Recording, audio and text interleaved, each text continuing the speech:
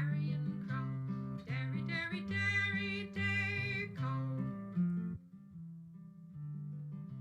The old saw died and the bells did toll, dairy, dairy, dairy, dairy, co. The old saw died and the bells did toll, the little pigs prayed for the old sow's soul, sing hi ho, carrion crow, dairy, dairy, dairy, dairy, co.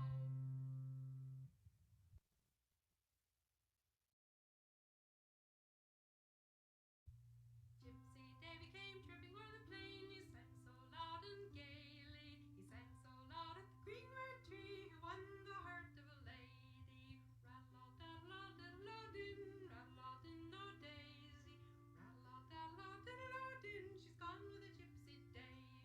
The lord of the castle came riding by, inquiring of his lady. The servants gave him this reply, she's gone with a gypsy Davy.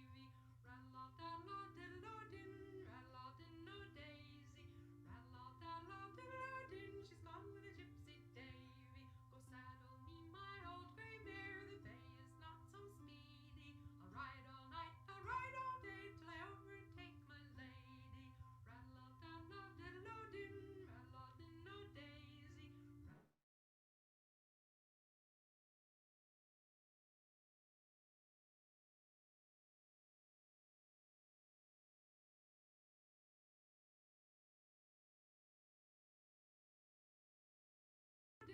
Rattle-a-din-o-daisy, rattle-a-daddle-a-diddle-a-din, she's gone with a gypsy Davy. Oh, would you leave your house and home, or would you leave your baby? Would you leave your wedded lord and go with a gypsy Davy? Rattle-a-daddle-a-diddle-a-din, rattle-a-din-o-daisy, rattle-a-daddle-a-diddle-a-din, she's gone with a gypsy Davy. Oh, yes, I'd leave my house and home, oh, yes, I'd leave my baby. Yes, I'd leave my wedded lord and go with a gypsy Davy. Rattle-a-daddle-a-diddle-a-din, rattle-a-din-o-daisy, rattle-a-daddle-a-diddle-a-din, she's gone with a gypsy Davy.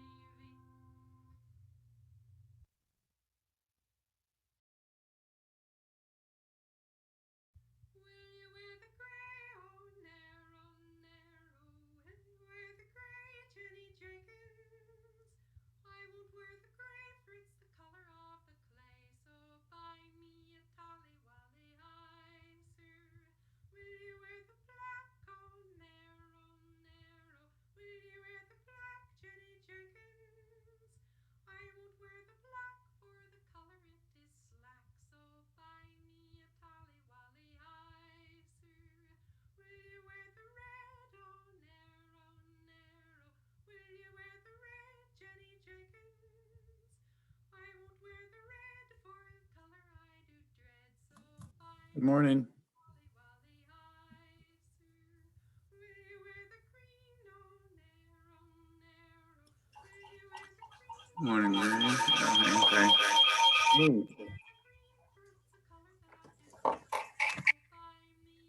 that was a funny echo. Yeah, I have my phone going here. Ah, okay. How are you doing today? Pretty good. How about you? I'm pretty excited. Yeah, thank you. We do have Jenica sitting in, so hi, Jenica. I Oh, don't great. think there's a waiting room option for this.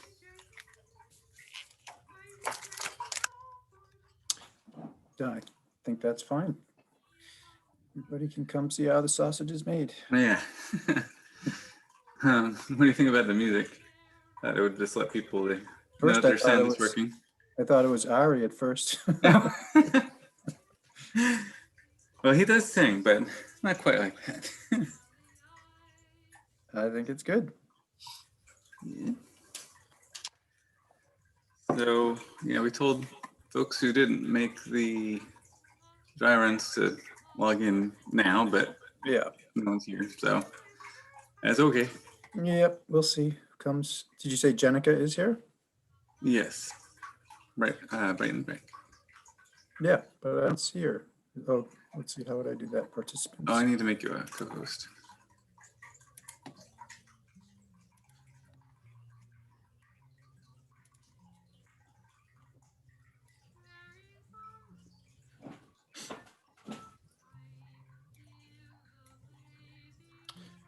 So will the participants, do they get to see everybody who's here too or not?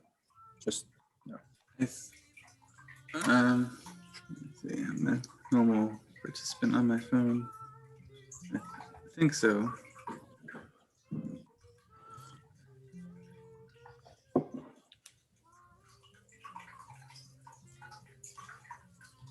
No, maybe not.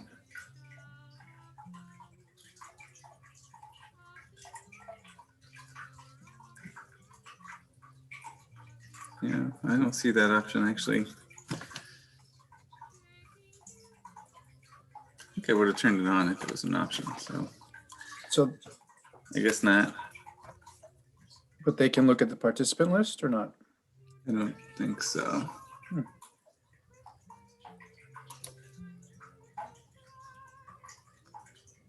That's too bad.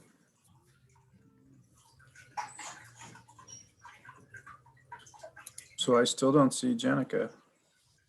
Well, if you're looking at participants, you should have a attendees tab. Yep. Okay, but I don't get to see anybody. But you and me? Just the panelists? Under attendees. No, I see the names, but I mean, the images. Oh no. I'm gonna promote Becky.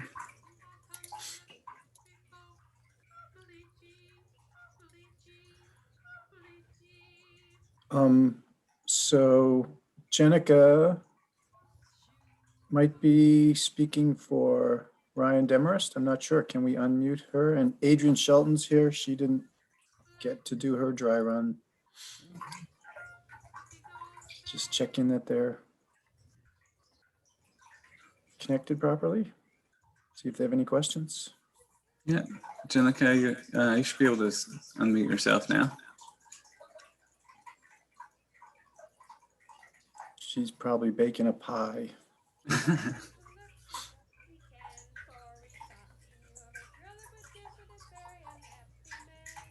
And Adrian, you should be able to unmute too, because you're a panelist now. Yes, I can unmute. Good. Do you have any questions about how it's going to go? I don't think so. I think you'll just let me know when I'm up and I'll unmute and open my video. Yeah, and you'll catch on from watching everyone ahead. The tricky thing is just a quick next, because Nevin's controlling the slides. Sure. Yep, no problem. And before we start, I'll actually demote you back to attendee. I'm just going to do the chunks of speakers at a time. So during the first break, since you're in that next chunk, I'll re-promote you. Okay, yeah, no problem. And then if you can just, probably figure this, but just have your sound and video on just while you're speaking. And yeah. Otherwise. Yeah, I'll turn it all off. Sounds good. All right, thanks. And your video came through fine on the YouTube thing? Looks good? Okay, good. Yeah, I haven't checked the link, but I don't know how those things work. Yeah, yours has a lot of visits. It must have been up there for another purpose, I take it. Yeah, we made it for all of these. There's been a lot of these webinar conferences, so it's going on all of them. Good. Great to have you. Yeah, great. Looking forward to the day. Thanks, guys. And Jenica, are you there yet?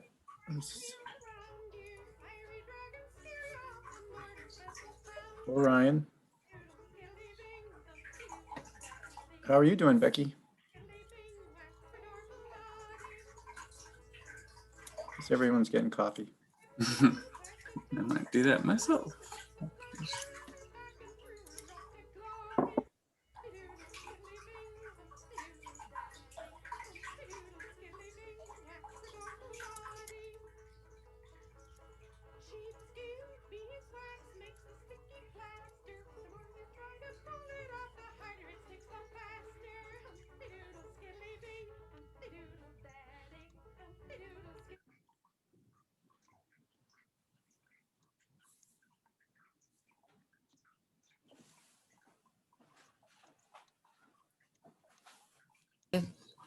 I'm fine, Vern.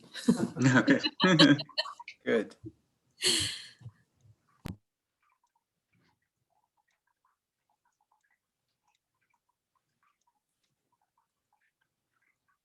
Well, if nothing else comes out of this event, a number of growers will now know how to make virtual backgrounds.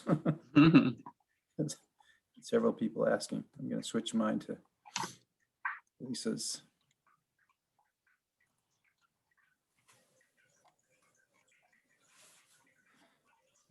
Vern, whose farm is that at? That's Lisa's, Oh, it is? I'm pretty sure. Oh, yeah, there's no weeds. It must be hers. Yeah. She's apparently going to have a virtual background herself, so we'll see. Probably a different field. She's been very diligent in keeping up with everything she's supposed to do.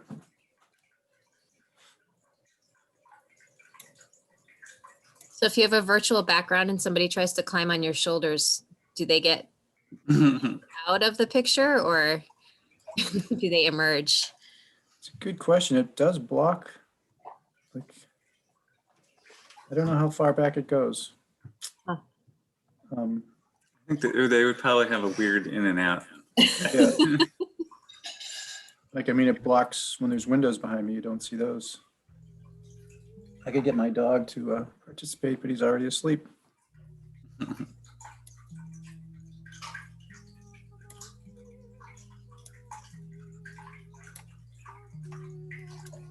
Well, I've had a bunch of people asking about the recording, so good thing we're doing that. Mhm.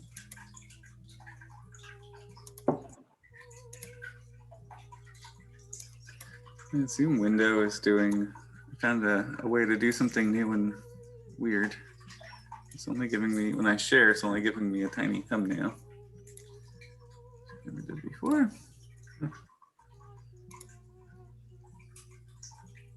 Are you recording already? Yeah, I can trim it. It's just, I didn't want to trust myself to remember to hit it later.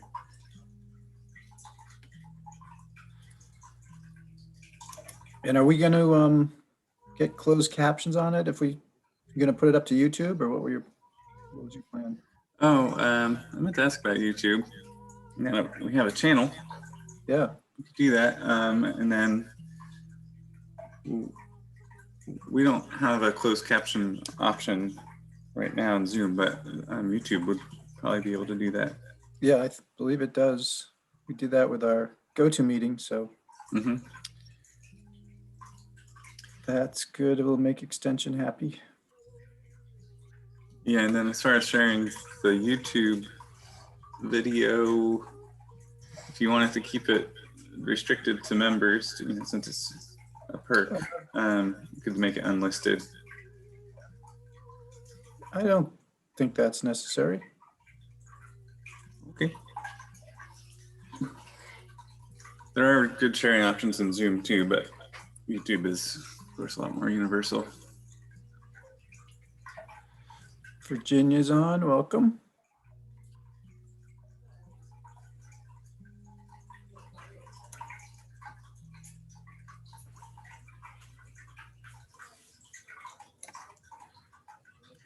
Never did hear from Carl or Paul Feenan, so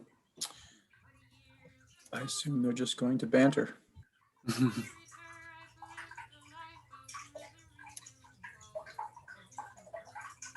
So in my little intro, I'm going to introduce people to the polls that we're going to do. Just one thing is to urge them to fill them out quickly so we can show the results pretty quickly too. Okay. But those should be fun. Yeah.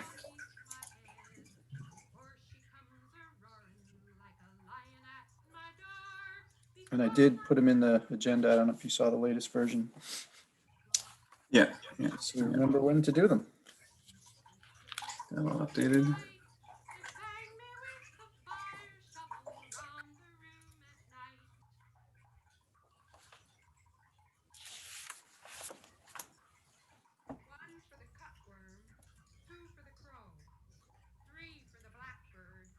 See, okay. Adam Houseman, Chris Callahan, Silas Branson, Tim. Which Tim is that? People don't type in their last names. We don't know.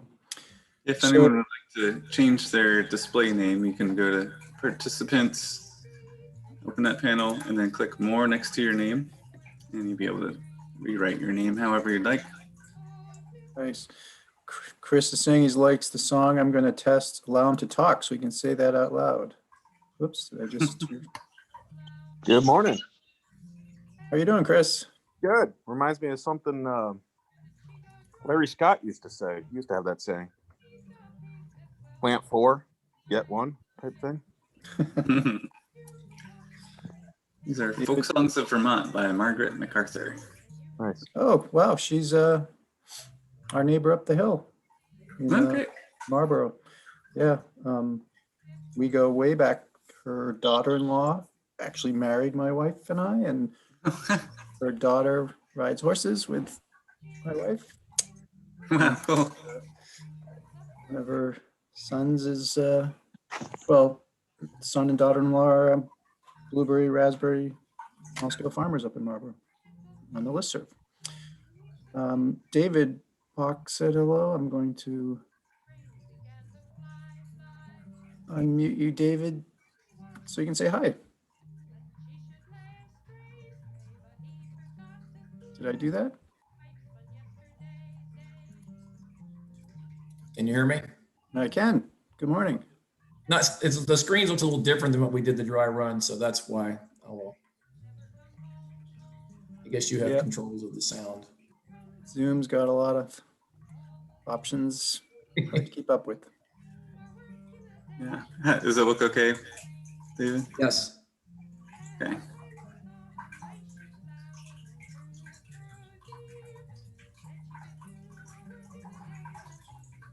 Okay, I'll mute you again just because I'm enjoying exercising my authority here.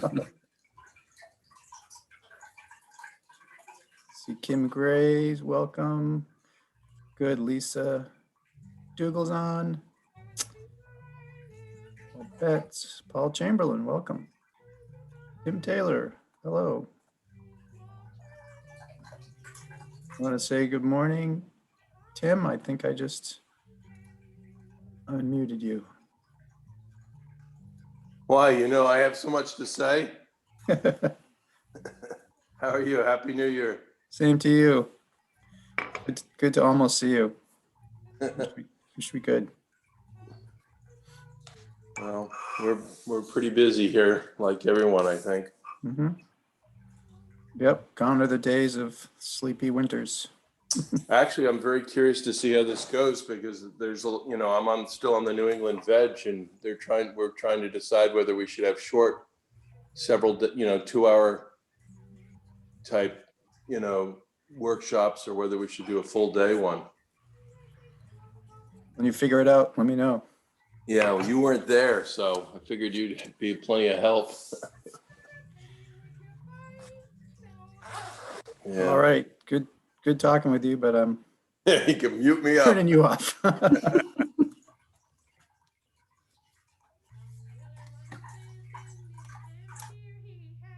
See Andy Jones, I'm muting you. How's it going, Andy? Hey, Vern. Good morning. Good morning. This, Illustrious I treasure. like it looks like you have some good vegetables growing near you. Yeah, it's well, I was telling people this came in handy. We're doing search and extension, so people could show their areas of work. I had vegetables, and the woman who works on Lake Champlain was able to turn around and say, and there it is. She had a Right. beautiful shot of it. Nice. All the little things you learn about the upside of Zoom. Yeah, for sure.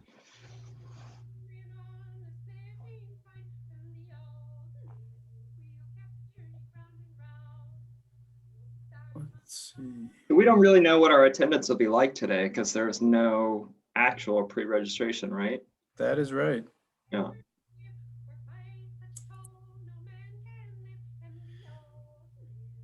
Big experiment. Yes. We're up to 20, so that's good.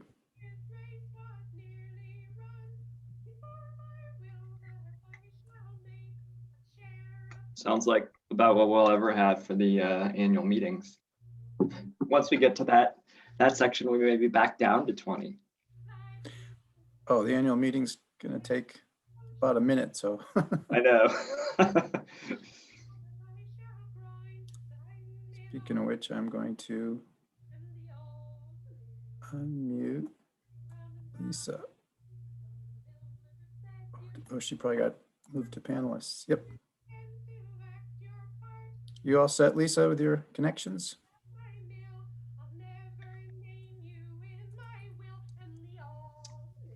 I think so. Good, we can hear you. That's important. Okay, that's it. Yeah, I think I chose a virtual background, so that was exciting. You can turn your video on and we'll see, unless you want to save it as a surprise for everyone. Okay. Woo! There you You are. see it? I do. Nice. That's some Butternut. good looking squash. Before it all died, yeah. So it goes.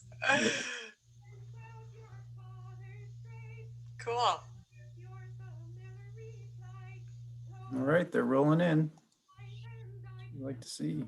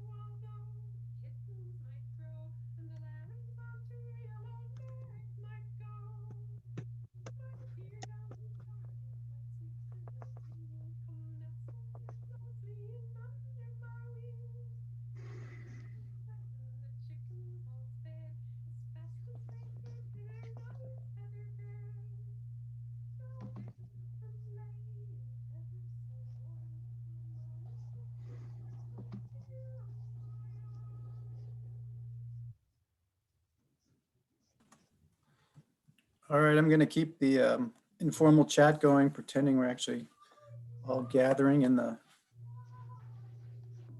lobby of the hotel at the conference.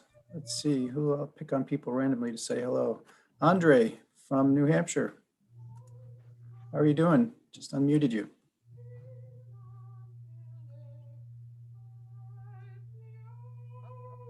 I didn't hit the unmute button. How you doing? Pretty well. Thanks for coming over the border, as it were. I'm excited.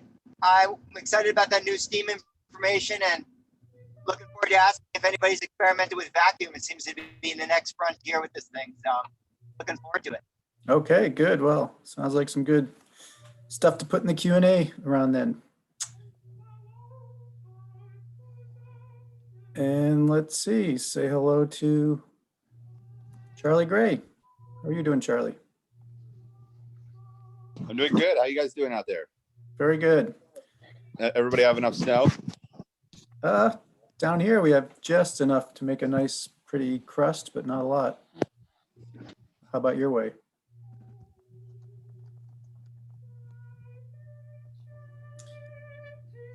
And let's see, how about up in Grand Isle?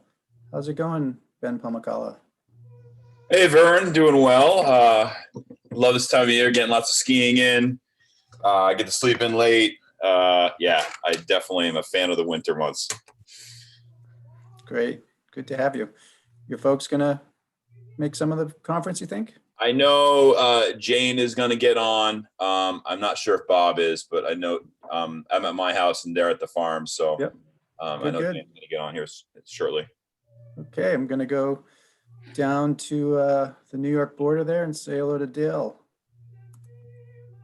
Oop, let's see, I just wanted to allow to talk. Oh, she's using an older version of Zoom, so I can't let her talk. Huh, that's a twist. How about, let's see, I just saw Gail. Gail MacArthur, how are you? Maybe it's Dan and Gail. Or... Yeah, we're both here. Great. Did you hear the reference earlier to the background music? We did. Yes, we're enjoying that, listening to it. Small world. I don't think Nevin had any idea. He's down in Maryland. He's a musician himself. Uh-huh. It's true. I just searched Spotify for Vermont and that's what I got. Well, just so you know, it was my mom singing about 75 years ago now. You can tell she sounds like a little girl, and she sure enough was when she recorded that. Wow. Oh, that's beautiful. That is a small world. All right. Oh, good. Let's see. I see Paul Thienan. You're here. Great.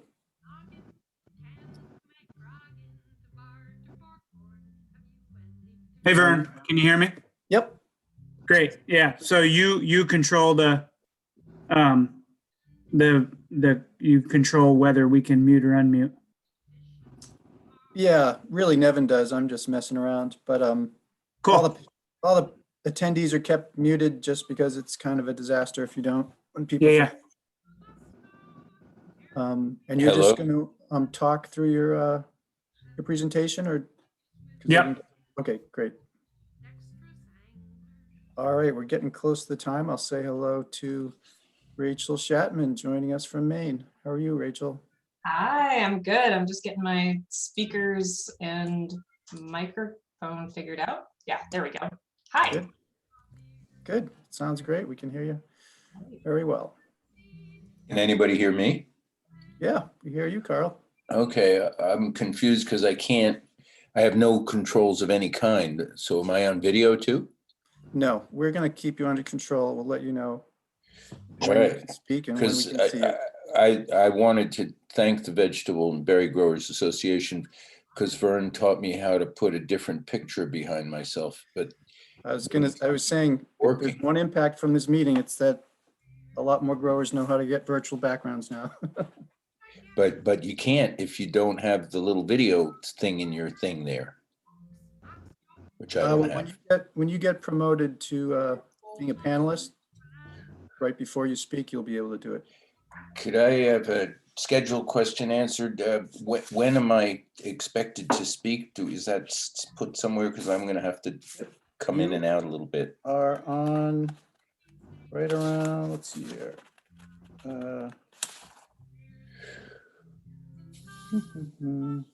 You are on at 11:55 to 12:05.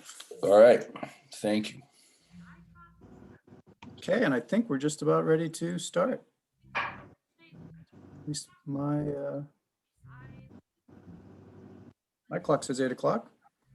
And we've got 98 participants, very exciting. So if you are ready, Lisa, I will just say welcome everybody to the Vermont Vegetable and Berry Growers Annual Meeting.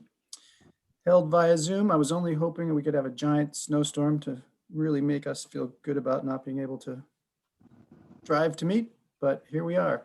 And our session kicks off with a welcome from Lisa MacDougall, President of the Association. Take it away, Lisa. Okay. Good morning, everybody. Thanks so much for attending this year's virtual meeting. Definitely a little bit different than in years past. I'm certainly going to miss giving you all handshakes and hugs up at the Lake Morian.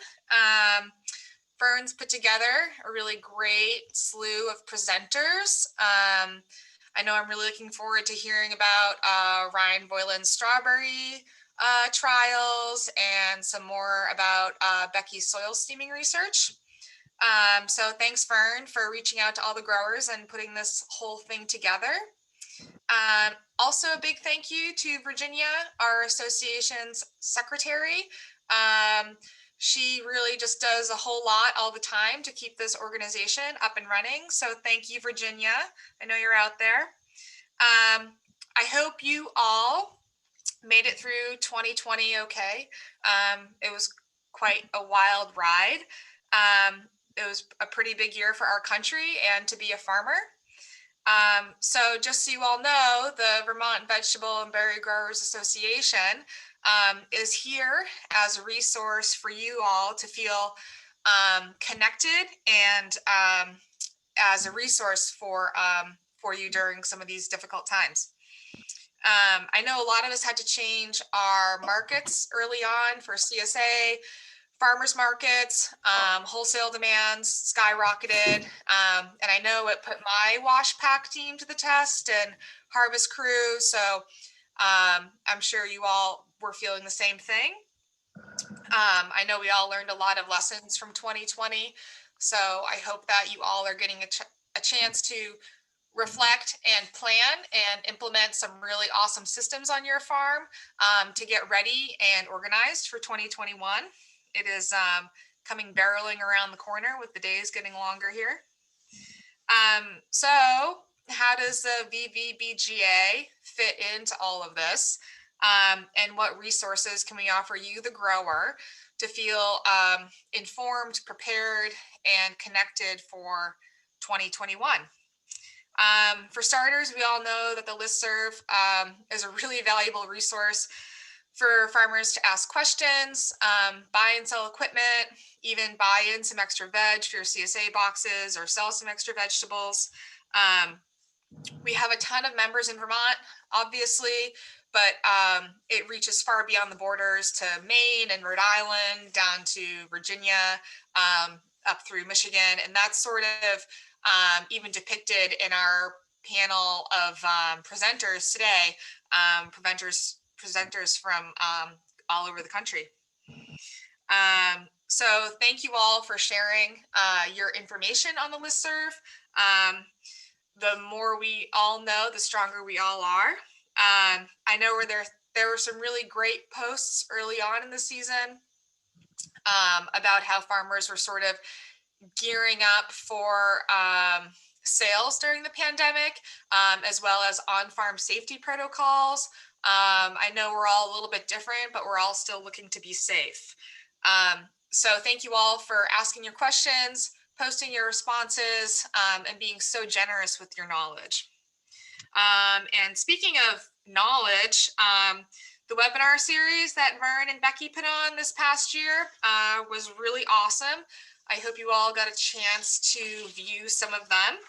I know I really appreciated the one on wintergreens and with aphids and disease that was presented by Cheryl and Ann Hazelrig. And also the fall cover cropping and Becky's soil steaming research, super awesome, which we'll hear about a little bit later on. So super nice to be able to watch these without leaving the farm. So if you missed seeing them, they are linked on the brand new Extension Veg and Berry website. So be sure to check them out, expand your knowledge, get stoked for 2021. The VVBGA also has a brand new website, which we've been talking about for a while. And Becky and Hans are gonna cruise through some of it later on today. So on there, you can update your membership, work on your CAPS plan, and also keep track of your soil amendments, which is helpful for nutrient management plans, as well as your organic certification. On the website, you can also make an optional donation to the VVBGA's Research and Extension Fund. So that fund gets allocated by the board of directors to specific projects. One of the projects that we allocated some money for this year for 2021 is field research weekly for monitoring insect pests for vegetables. So that's pretty sweet. We all know that a lot of extension work is soft funded. So any money that goes to the Research and Extension Fund helps out. And it's not just that fund. part of your membership dues also goes towards funding some extension research. So every little bit helps. The board has our annual meeting in the fall, and extension agents are there, and they report out sort of what they've been working on, and they reach out asking what projects are needed from growers, and the board gives some feedback, and there's a lot of brainstorming going on about what extension agents can sort of focus on to help further develop vegetable farming in Vermont and beyond. So a big thank you to all of the extension agents for all of your work. You're very much appreciated. I also want to thank all of our commercial members and sponsors who sponsored this meeting. We rely on your products and services, and we're super grateful for you. You can check out Carl and Paul, and then Vitalis Seeds. They're gonna say what's new and exciting from their businesses later on in the meeting. There's no trade show today, so be sure to also check out the VVBGA YouTube channel, and you can see what some of the commercial sponsors have that's new and exciting, so you can stay up to date on things that are coming down the pipe. And thank you to all of the farm members out there. Without your membership and participation in this organization, it's you that makes it all happen. So thank you so much. So thank you for attending today, and I'll miss eating lunch with all of you and conversations on the side. But I hope you all have a really great 2021 season. And without further ado, Vern's going to touch on how the meeting's going to work today, and then we'll kick it off with some presentations. So take care and stay safe, and we'll see you all soon. Great. Thank you, Lisa. So just really quickly, some housekeeping items. As you probably noticed, your microphones and videos are shut off just to avoid distractions because there's 125 of you on. Please use the Q&A at the bottom to ask questions of panelists as we go. You don't have to wait till they're finished. You can type in your question as soon as it comes to mind. And also, if you see a question that's in there that's a lot like what you were already going to ask, it'll be better to just vote for that one instead of repeating it. And that'll help me select the few questions that I'll be able to ask of each presenter after their sessions. We're going to have a handful of polls as we go through the day today. They'll be simple and pretty quick. Please try to answer them fairly rapidly so we can summarize the results, and then we'll show those back to you so you can see what your peers are thinking. You can come and go from this meeting as you please. You don't have to stay signed in. You can reconnect to the Zoom link if you want. And if you miss some of the meeting, it's all going to be recorded and posted on our YouTube channel. And I'll probably also post the slides sets individually and link them to the agenda. We will have an evaluation link just before the last discussion. Really appreciate if you fill that out. If you're not here, then we'll be sending that out by email. And just want to end by thanking our sponsors again. That's what allows us to have these meetings with no charge at all this time. And I also want to give a shout out to Johnny's, which came in as a sponsor a little bit after the deadline, so their logo didn't make it up there, but we appreciate that. Julie, fine if you're on the call. And with that, we're going to go to our first speaker, which is Lisa again. This is a panel of growers talking about how they pivoted their markets last year in response to some significant upheaval from the pandemic. So there may be a little lag till Nevin pulls up slides sometimes, but just wait for it. They're coming. Take it away, Lisa. Okay. Hi again. I'm back. So we all had to make changes probably for 2020 for the pandemic. We made a bunch of different ones. We dropped 2 farmers markets and saw a really large increase in wholesale for a lot of our small groceries that we supply. But then the biggest change that I'm just gonna talk about pretty briefly is our switch to packing our free choice CSA shares. Traditionally, for the past 15 years, we've just been doing market style CSA where CSA members come and they pick out what they want, and then they boogie. But for this year, we switched to using an online platform. We settled on Farmiga, which we've been really happy with. And so that was our biggest change. We were packing about 260 CSA shares a week. Lunch? I mean, your snack? Okay. We had 2 big pack days, one of 100 CSA boxes and one of 125. Then a smaller day of 35 boxes. Next slide.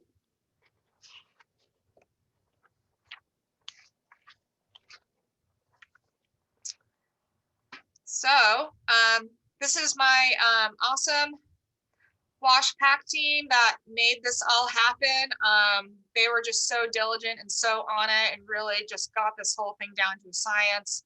It was a lot for them to take on at first, and they really just nailed it. So I'm just going to go over, I always just want to know like what something's going to cost me and sort of how it works out with the numbers.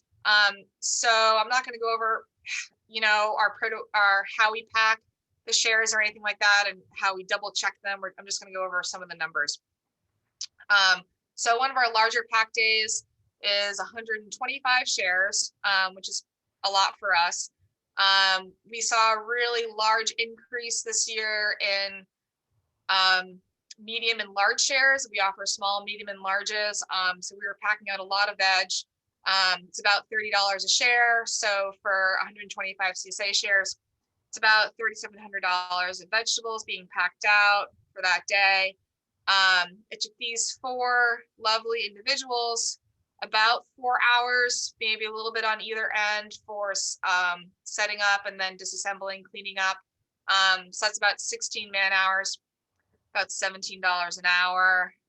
So it's about $272 to pack out those 125 CSA shares for that day, for that week.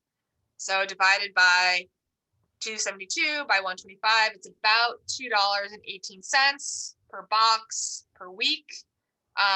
24 weeks, about $53. And there's a small fee for the software, which is pretty nominal compared to a lot of other software systems that I was looking at. So total cost per share for a 24-week period is about $70. And if a share is about $700, it's about a 10% increase in price in order to pack out, you know, custom orders, which I'm sure a lot of you were doing for 2020 for the pandemic. And that works out for us to about 4 cents extra per item, per head of lettuce or pound of tomatoes or whatever it may be. And then also, this is those green crates behind the crew there. Those are from Intercrate out of California. They're about 7 inches high. They're really slick. We really like them. We use them for a lot of different things. And they were really great for packing out CSA shares. Next slide.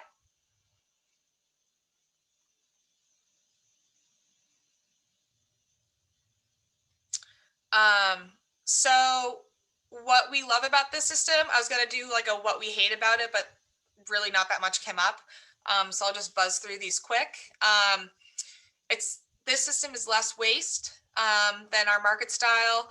It was always sort of a guesstimate what people were going to take. But with the software, you get a super clean pack list and, you know, what everybody's going to get, 37 bunches of radishes, 112 bunches of kale. Really safe way to distribute the produce. Members really appreciated, you know, the quick in and out for gathering their CSA share. The ordering platform, super slick, pictures. People fill their carts with their items, then they check out. Members could also purchase extra items, which we saw a lot of. People were really buying a lot extra. There's a lot of flexibility within the software for people. We were always really lenient and loose with people's schedules, so they can change pickup days, schedule vacations, they can double up, they can triple up a share, and that's easy for them to do. Setup for CSA was super easy, super slick. That picture there is in our wash pack shed. That was a couple weeks ago for winter. And so members just come in, get their contents, and then they leave. The online platform is also a great database for all the CSA member info. You can single out people and email them and keep track of financial stuff, accounting. We haven't gone the delivery route yet, but you can do a lot of home delivery routes. It's really, really user friendly. We'll keep this system for 2021 and beyond, for sure. That 2% monthly fee from the software, really pretty, it's just not that much compared to some other platforms I was looking at, and also just for total sales.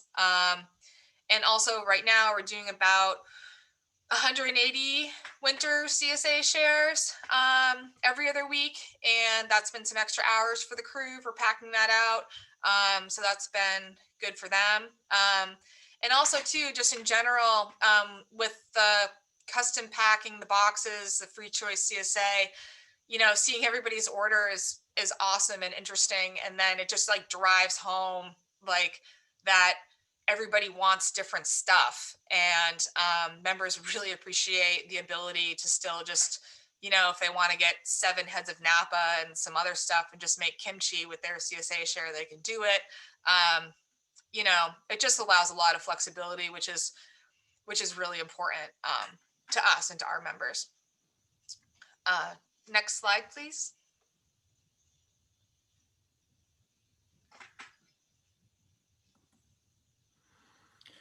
Thanks so much, Lisa. So rest up, spring is coming. Great set of information there. If folks have questions, type them into the Q&A. We'll have 10 minutes after this panel is over to ask panelists your questions. Next up is Ryan Demarest, Naked Acre Farm up in Hyde Park. Ryan's just been whipping that farm into shape over the last couple of years with Jenica. Take it away, Ryan. Great. Thanks, Brian. Hello, everyone out there that I can't see. It's kind of actually nice that I can. It feels like I'm talking to myself, which I'm pretty good at. Thank you, Vern and the association for having me and for putting this on despite obvious challenges. So before I launch into the thing, I just wanted to give you a little background on who I am and the farm. I have about 2.5 acres of organic vegetables in production, and Jenica has a separate business called Homefront Gardens, which is about an 1/8 of an acre or so of cut flowers and some nursery stuff going on. I'm going to expand in 2021. I have some area that I'm going to do in cover crops and fallow and stuff like that. So about 3 years ago, it was raw land, like really raw. We had no driveway. We had to drive through like 800 feet of woods to get into our field. So we've been, like Vern said, just building this place up from the ground up. Right now, it's one full-time employee, that's me, and I have a part-time, well, I had, she moved away, 16 to 20 hours a week, usually help with wash pack and some field stuff. I sell to some grocery stores, restaurants, obviously. That's kind of how I got my start. And I have a CSA, about 1/3 of an acre under cover, and a variety of new and kind of old janky hoop houses. And then this is my 3rd location in 7 years. So I'm hoping it's my last location. Jenica and I met, and 6 months later, we bought this piece of property. So that's kind of the background. Next slide, please. So in early March, when things started to get really weird, I received a frantic text from a chef who basically said that they didn't know what was going on with their restaurants, and it kind of caused me to be a little frantic as well. And so I decided to meet with some close chef friends that I've been working with since the beginning. There's one on the left up top there doing COVID protocol and sanitizing himself, I guess. And so I just had a frank conversation with them, asking them about, what they thought the future was going to hold. And they recommended that I expand the CSA, which had been a small part of my business since basically year 2, I think, but a pretty small portion of it. They had no idea whether they would open, and it was kind of day to day for them. And one chef, that chef to the left there, actually opened another restaurant, which was kind of crazy, I think, but he's doing well. So it was a cause for concern because my restaurant sales in 2019 was 70% of my total revenue. So I was a little concerned. But the pivot was actually fairly easy because, as everyone knows, the demand for local products and local food was pretty significant during that March and that spring. So I had to do very little marketing to increase the CSA because people were cold calling me. And I think what I ended up doing was I did one post on Front Porch Forum, and that was all that I needed to do. And people were cold calling me and asking about availability. So it was quite easy transitioning. And then the wholesale accounts, kind of grocery stores, smaller grocery stores, saw that similar increase in revenue too. And so I was able to add on a few extra accounts there, which was really helpful because people were obviously doing a lot of shopping locally. And then the restaurant sales started to dip because they were either opening slowly or not at all. So I dropped some of the smaller restaurant accounts that I had and kind of focused on the CSA and packing that out for folks. Next slide, please. So like I said, the demand was there, but for me, I felt pretty challenged pivoting everything. The increase in the CSA was a good fit for my scale because I am pretty small scale. We're not talking about hundreds and hundreds of shares here, so it was a good fit. But at the same time, with the uncertainty of the restaurants, I wanted to make sure that I had enough availability for them in case they were opening. So it was kind of challenging learning how to manage all these new CSA members and keep stuff for the folks that have helped me since the beginning, get my business going. So what I decided to do was cap the CSA, but I also didn't want to turn people away. So I created this CSA Lite, I called it, kind of program, which was essentially a weekly ordering system for the quote unquote partial members. And they would, just get basically an availability list like a chef would, and they'd place their orders, and we'd box it up and bring it with the regular CSA pickups. And I had a couple drop-offs in different areas, and would just leave it for folks there. But it was kind of a logistical nightmare. And so interested in any tips or tricks or anything that anybody has, because it was very challenging doing the custom order thing. So in the end, the big changes, the CSA revenue from 2019 increased 260% for me. That wholesale, like the grocery accounts, those increased 30% total revenue from the year before, and restaurant sales fell off 10% due to COVID. Obviously, them only being open half or quarter capacity hindered their ability to do business too. So, and then the total revenue increase was about 54% from 2019. So I was hustling pretty good this past year. And I kind of hope that demand stays with with everybody. It was really quite a great experience connecting with community members and, you know, having so much interest in what we do as growers. So final thoughts were, like I said, I really enjoyed doing the CSA, and it's definitely, because of this year, more of a consistent, it's going to be more of a consistent market for me, and it was really enjoyable. That's my thoughts. Great. Thank you, Ryan. Much appreciated. Next, we're going to shift to Pick Your Own in Retail up at Last Resort Farm, Eugenie Doyle.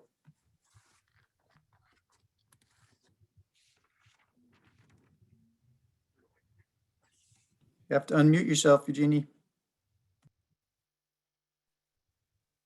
Great. Good morning.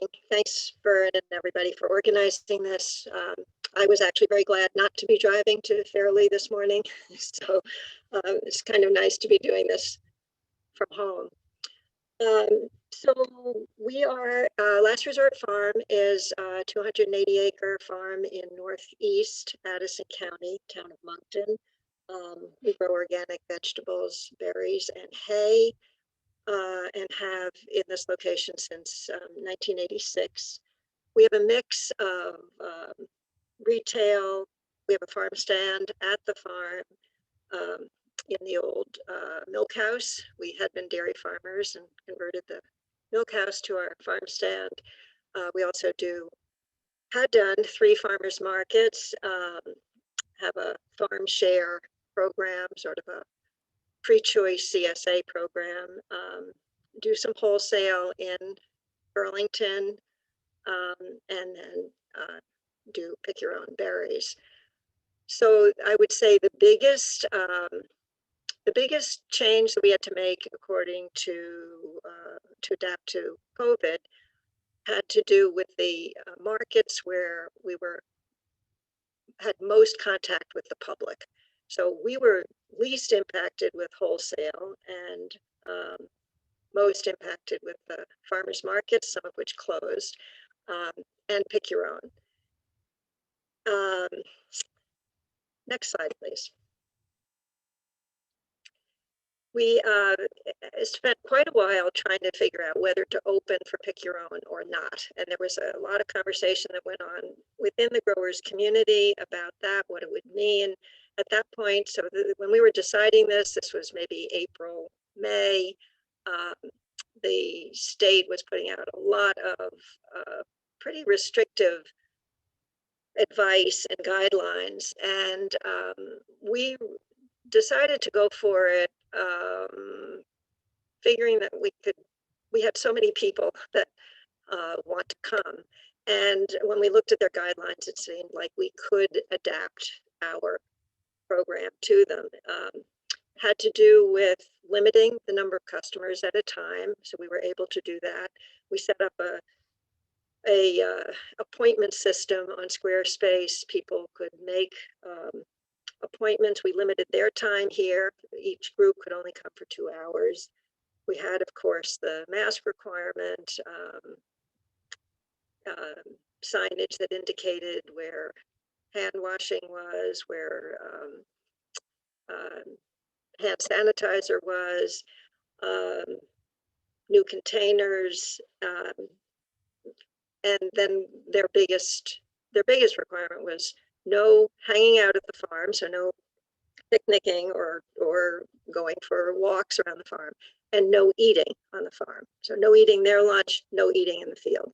Big change for pick your own. Next slide, please. This adaptation resulted in some increased costs. But I would say mostly the biggest requirement was for increased thought and preparation on behalf of us and our staff. The items, you know, having new containers rather than letting people bring their own containers, new signage, soap, paper towel, hand sanitizer, all that stuff. It was really not, those costs were not huge. figuring out how to make it work, how to map out our farm so that when people came, parking was very clear, where people would go next, where the sink was, where the check-in station was for people to get directions, where to go in the field and maintain distance from other pickers, where to come back, how to not hang out.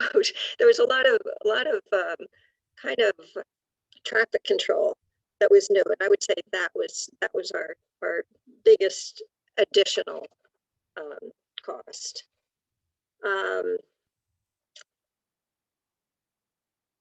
And some of the minor ones were really pretty well handled eventually with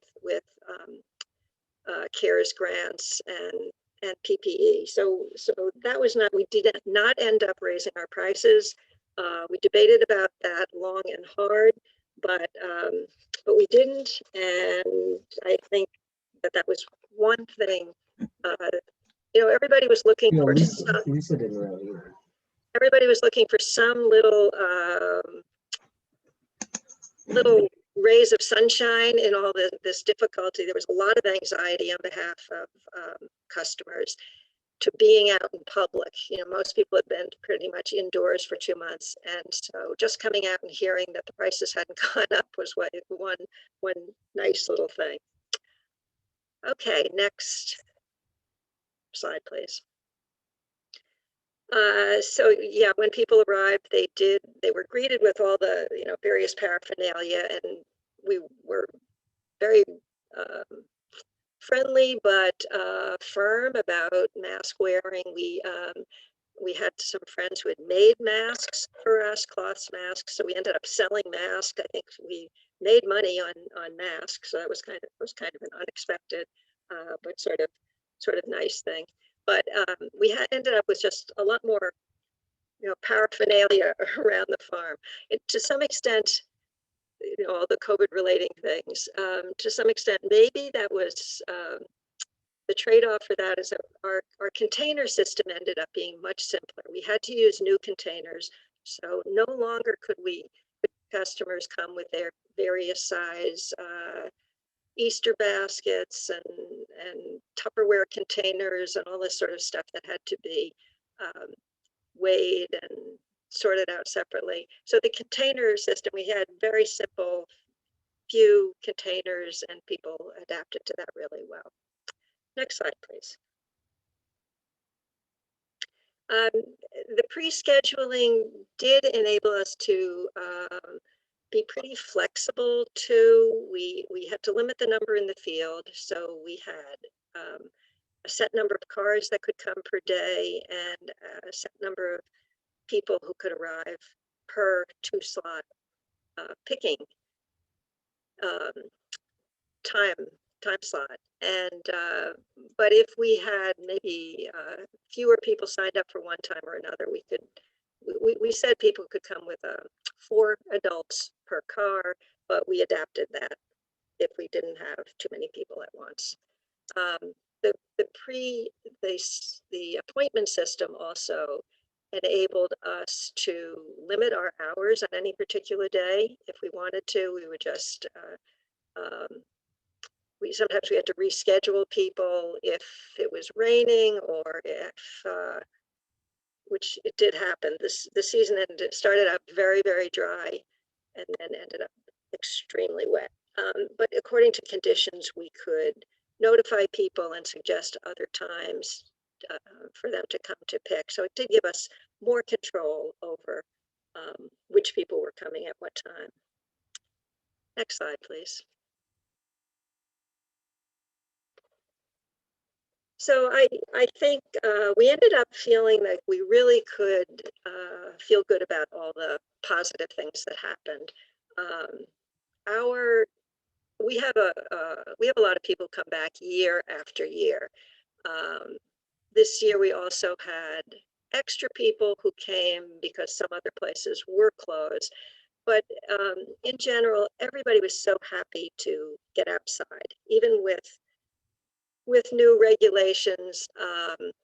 The spirit was just of overwhelming happiness and gratitude. And for the most part, the weather was very good. We, the big restriction about not eating resulted in fewer children. I mean, children were allowed, and many people, as you can see from a previous slide, kids did wear their masks, and parents were great about keeping them from eating. But most parents of young children realized that they couldn't bring their 2-year-olds and expect them not to eat in the field. So they just didn't bring their 2-year-olds. And that made for some really, really happy young moms who came in groups of other young moms, and they ended up picking so many more berries than they would have if they'd been there entertaining their little kids. So we're not hoping that goes on forever, but this system resulted in some happy people and an extremely clean field. We actually never realized how much damage and sort of collateral damage there was to having people eating in the field all the time. We ended up with, no partially eaten berries, fewer squished berries because there were fewer people at a time in the field. Easier for our pickers our crew to pick for wholesale because the times were limited, so we could put them in there without having our pickers get in the way of pick your own customers. And yeah, pretty much people were not, they didn't come with the idea of cheating, well, these berries are expensive enough that I should eat a lot. There was none of that sense, which I think sometimes happens. Next slide, please. So all in all, we're pretty pleased with the way things worked out, and are prepared. We had hoped that was a one-year situation, but I think if we have to do it again, we will. So please send in any questions that you have. Thank you. Thanks, Eugenie. You'll notice most speakers have put their contact info at the end of slides. So if you don't get your questions answered, you can get in touch with them later. Christa Alexander from Jericho Settlers Farm is up next. Take it away, Christa.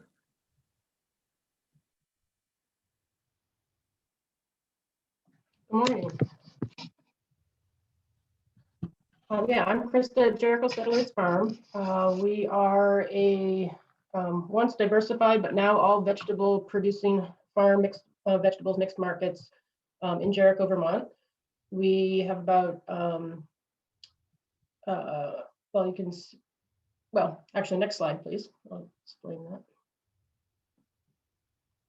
We have about 30 acres in mixed vegetable production, certified organic, almost 2 acres in hoop houses. We do have, for years, have had a year-round CSA program, year-round wholesale, and a year-round farm stand. So before COVID, our markets were fairly diverse with different, maybe, I think before COVID, we were about 50% CSA and farm stand. So 50% direct to customer and 50% wholesale. That did shift during COVID this past year. And a little more background, we have about 12 staff. 4 of us are full-time year-round, 4 H-2A employees, and 4 seasonal local hires. We did hire 1 additional person in 2020 to address our direct marketing needs as our CSA and farm stand sales expanded. One of the biggest challenges early on, even though we had all these markets established and we had systems in place, was trying to get a sense of where things were going to shift. Like, we knew restaurant sales were going to be down, how much were they going to be down? We didn't know that. What were the grocery stores going to do that we sell to? We are in the greater Burlington area, so we have about 40 accounts in that area, plus we sell to some larger distributors who take product out of state. Some of those distributors are direct to consumer based, some are more restaurant or diverse restaurant grocery based, so we didn't know where those were going either. And so our biggest questions early on was, what do we do about production? Where, are there things we should be growing more or less of? Are there things we should be dropping in terms of what crops would make the most sense for our sales in that given year? Because we are, fairly good size, we do have some flexibility there. We weren't field-based constricted. We had plenty of growing space to move in if we did need to expand in certain things. So that wasn't a concern, but just trying to understand early on what those production needs were going to look like was challenging. And we kind of winged it and hoped it would work out. And we knew CSA sales were up, so there were certain crops that we knew were popular in CSA that we were going to grow more of. And we knew in general restaurant sales were going down. And so there's a few crops that we grow specifically for some restaurants, for some longtime partners in that area. And we knew some of those crops probably weren't going to be as desired, and some of them aren't as versatile to like throw in a CSA every week. So we had to make some shifts there.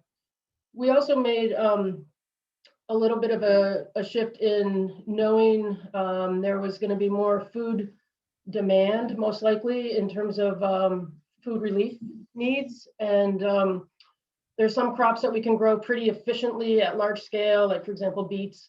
And our carrots, and we're fairly mechanized in the production of those crops. And so we said, well, can we just throw in a few extra beds or and have some produce available for gleaning or donation that can help out. And we already do donate many thousands of pounds of product every year, but we donated close to 16,000 pounds in 2020 through gleaning and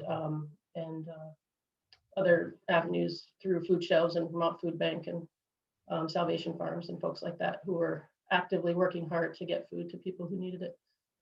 We also sold some product through those programs too, to the farmers, to families, food box programs, and having some crops available in large volume that we could produce fairly easily and move off efficiently was nice to be able to partner with those programs. Next slide, please. So we had some shifts to do in the farm stand. We have a very small sort of attached shed to our barn that is our farm stand. And it's always been a self-serve setup. And we found that was very attractive to people because they didn't have to interact with anyone when they came to the farm stand, unless another customer happened to be there at the same time. And our farm stand has never been our main focus of our retail sales. Our CSA is a bigger focus for us. But we found our farm stand sales increased tenfold. And so we had a lot of, we paid a lot more attention to it. We made sure people were getting the information they need in terms of customers, making sure we were following the rules being set out by the state, and also tried to make things easier for customers in their purchasing and in their time spent there. Next slide, please. So a couple of things we did is we got rid of our scale. So people didn't have to touch produce, they didn't have to weigh it, they didn't have to figure out all the math. We pre-bagged items and made them so they were round dollar numbers for sale. So they could either, maybe buy 4 things that are $5 each and drop a 20 in the box, or they could pay by PayPal, or we set up a Square kiosk also that they could use to pay by credit card. We, like I said, have always been self-serve and had some security cameras in place, and we upped that just for increased traffic flow. But actually, and just increased risk of someone not being honest. But in general, actually, it was better this year, I think, just because we had more customers than in past years where things can be quiet at times and someone sets up a pattern where they try to rip us off every so often. And we didn't have that happen at all this year. Sanitizing, we were sanitizing frequently touched surfaces on a regular basis. And so a little more work for us and our crew in terms of making sure things were staying safe for our customers. And then just lots of information, mostly, want to encourage people for safe practices, but also to let them know what we were doing for safe practices, and also just ease of finding us and knowing what's available. So we had signs in the farm stand, we had blogs on our website, and we do a fairly frequent newsletter to a large mailing list. And so we kept up to date in there as well. Next slide, please. Our CSA, we used to be mixed, where we had both like a market style selection when people would come to the farm, but we also pre-packed some shares that we would deliver to certain locations around the greater Burlington area. So with COVID, everything went to pre-pack. Even folks who picked up on farm were now getting a pre-packed share. And we did it as like a drive-through, basically. We have a loop drive that comes up to our farm stand and around behind the barns and exits a separate driveway. So we were able to have traffic flow right through the farm, you know, but around the main hub of the barns. And that worked smoothly. We did, yeah, found, as Eugenie mentioned, people were very grateful. They were very thankful. You know, some nervous. We were always masked and gloved for safety, and some people would just take their share through the window. Others would pop their trunk and we'd put it in the trunk, and some would come up with a sign that said their name and not even open their window, you know. So it was, for me, that was hard, like that, because the CSA is so much about social interaction and getting to know our customers, and we understood the need for it and people's concerns, but it was sad in a way to like not have some of that interaction. But a lot of people would say, oh, this was my, you know, 30 seconds of saying hello to someone else today. They hadn't even left their house, you know, if they were working remotely or whatever, and they were really happy to get out and come to the farm, even if it was for a brief moment. Next slide. And as Eugenie mentioned, we also had concerns about our U-pick garden. This has always been a component of our summer CSA, where folks can pick their own flowers and herbs and a few other crops that we provide in a U-pick situation. And we weren't really sure what was going to happen with that early on, if we would be allowed to do that or not, or if it would be safe. And but we figured, well, we're going to throw the flowers in the ground anyway, and if worse comes to worse, we will, you know, we will pick them and have them available for members if for some reason we can't do it. But we were able to, and we did have some additional time and cost there in terms of signage and having someone actually attending the CSA U-pick area every pickup day, so that like nippers were being sterilized. We encourage people to bring their own scissors, but sometimes people forget, so we had tools they could use, and we'd sterilize them between use, and making sure folks were staying separated. And we yeah, we did figure out, like, capacity wise, how many folks we could have in the field at one time, and the way we staggered our CSA pickups, we were pretty confident that we weren't going to go over that number. But the attendant did know that what that number was, and if needed, could ask people to wait if there were too many people out in the field at one time. But we never reached that. And we did stagger the CSA pickup, so folks who were doing the drive-through, they had an hour time slot that they could arrive in based on the first letter of their last name. That's how we did the sort, just to start out. And then we, you know, told people, if your work schedule or whatever totally prohibits this, that you need to be in the 5 to 6 o'clock pickup time, because that's when you get to work or whatever. We allowed that flexibility, but we assigned folks from the get-go based on last name, and then said, you know, let us know if you need to come at a different time. And that ended up being so few people, we finally just said, if you need to come at a different time, just come at a different time. It won't matter. But in general, people were pretty good about keeping spread out, and that helped with the traffic flow, so they weren't waiting in line for their share.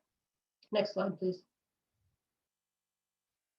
And then, of course, crew safety and customer safety, both in terms of just sanitization. We did move to, we've always worn gloves when we were handling like raw eaten leafy greens in our wash and pack, even before COVID. But we went to gloves on all crew all the time that they were handling produce, from harvest to wash to pack.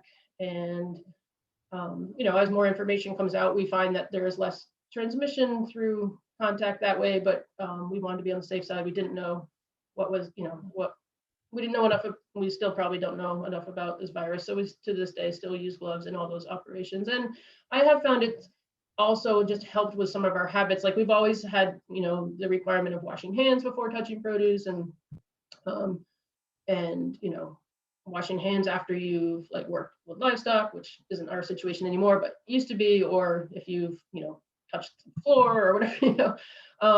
But I found with the gloves on, people were sort of more conscientious of our within our crew of what they were doing with their hands, and so that awareness was raised that way, despite the waste of gloves, which is part of the deal.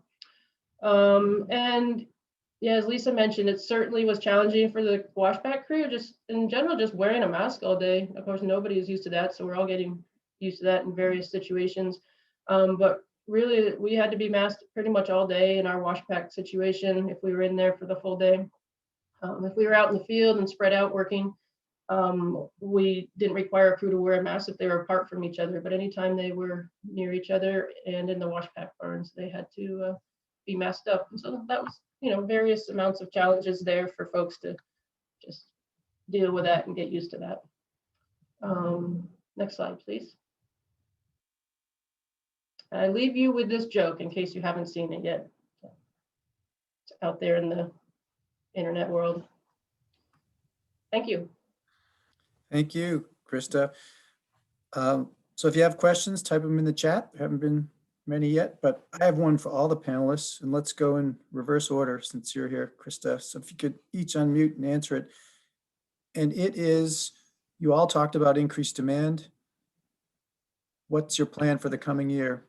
You shooting for the same level of increase, less, more? What are you thinking? Nobody knows, but you have to plan, right? Yeah, good question.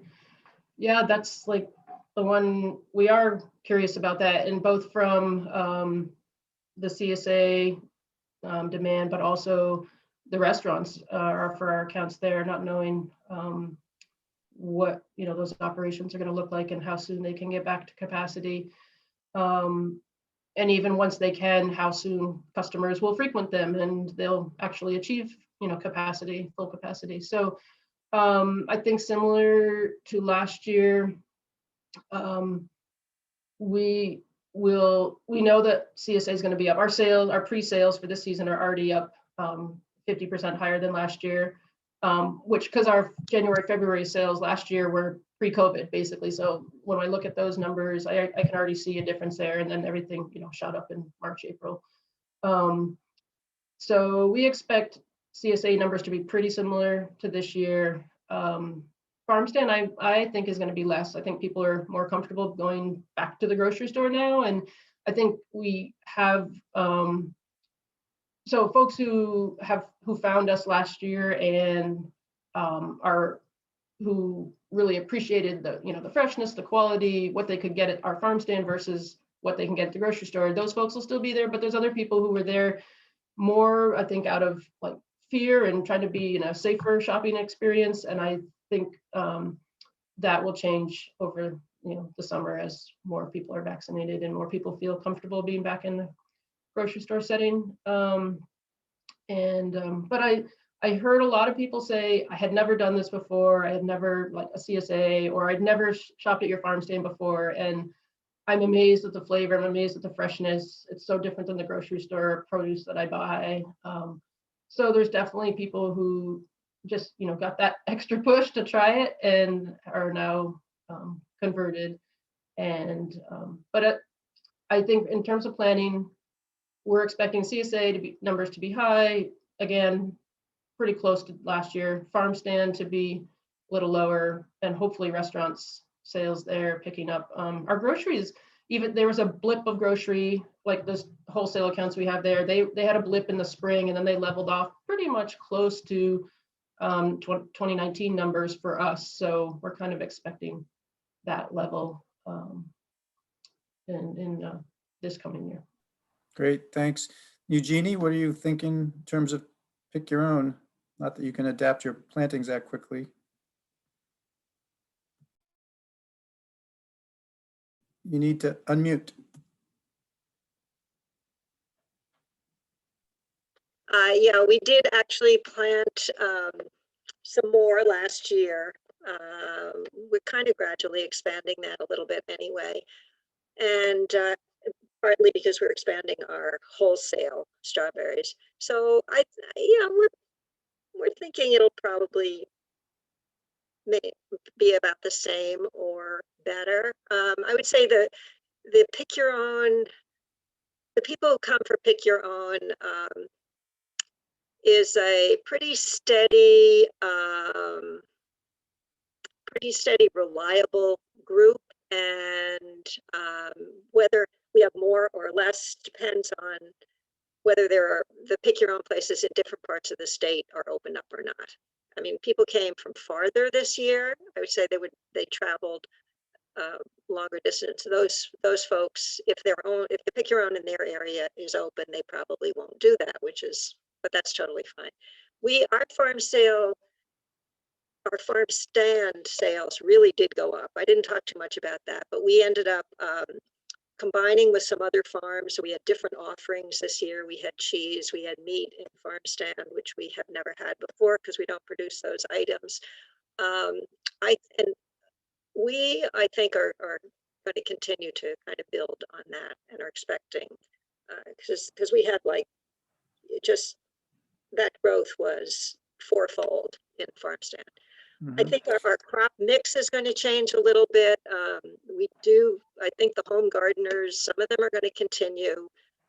So, mid-season lettuce sales are never going to be big as long as those home gardeners are doing that. Same with maybe cucumbers, tomatoes. The crops that we grow that are a little odd, we're growing more of. The berries, people start off growing strawberries and then they kind of give up because it's kind of hard.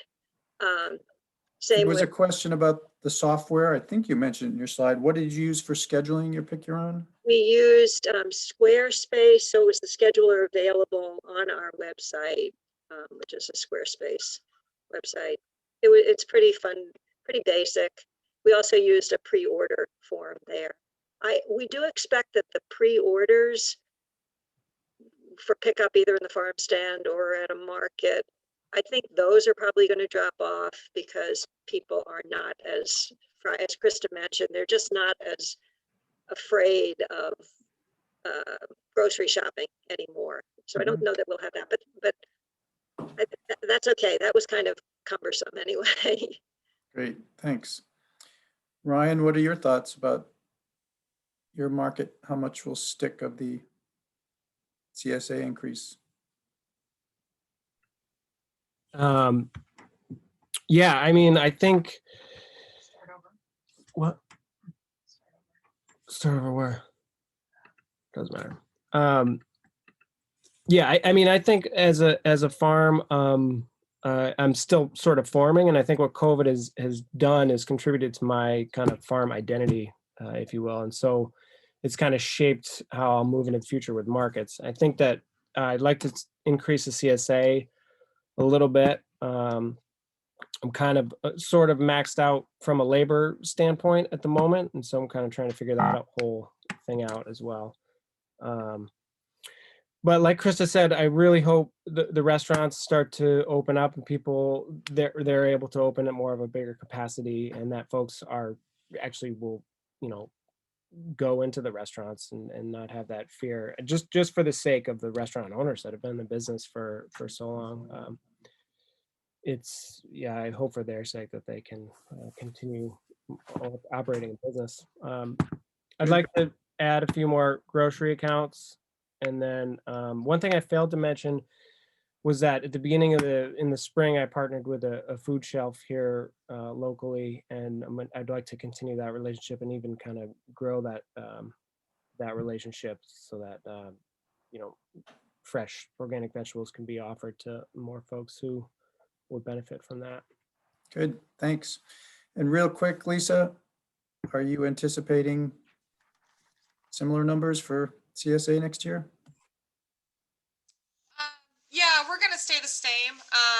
Where CSA memberships opened up on January 1st, and we've sold about 75% of the shares available.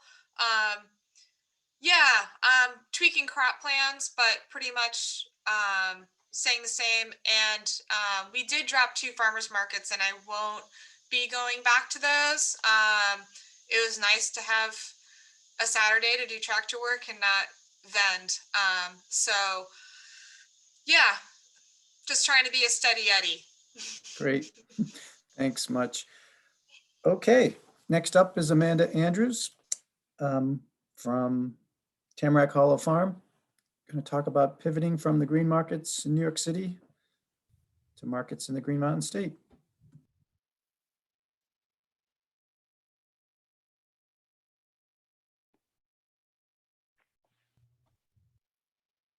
Thanks, Vern. My name is Amanda Andrews.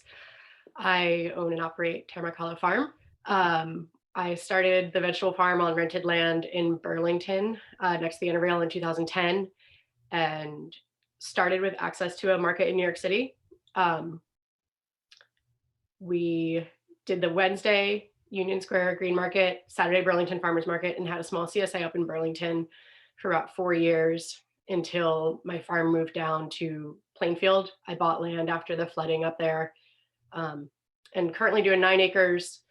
I have about 300 laying hens on 20 acres in Plainfield, Vermont. The year that I moved, I was given access to the Saturday Union Square Green Market. So at that time, we dropped all of our Vermont markets and just switched to Wednesday and Saturday at Union Square. So at that point, we were 100% based, our marketing base there. And so obviously in 2020, that switched. Next slide. So the Union Square Green Market, just to give a little bit of context for folks that have never heard of it, Green Markets is the system of farmers markets in all 5 boroughs of New York City. They operate 56 markets. The Union Square one is in downtown Manhattan, and it's the flagship market, about 120 vendors peak season. Only 10 or so of us were organic, with more organic farms being added every year. But it was a pretty small number of farms, of the Vermont scale farms, a lot of bigger conventional farms.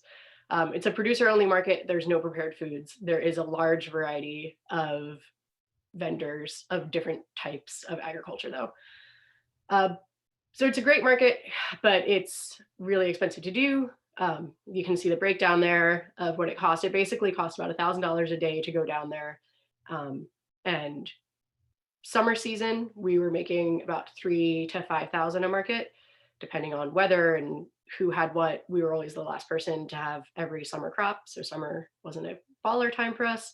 And then fall, September through Thanksgiving, we were making $5,000 to $7,000 a market.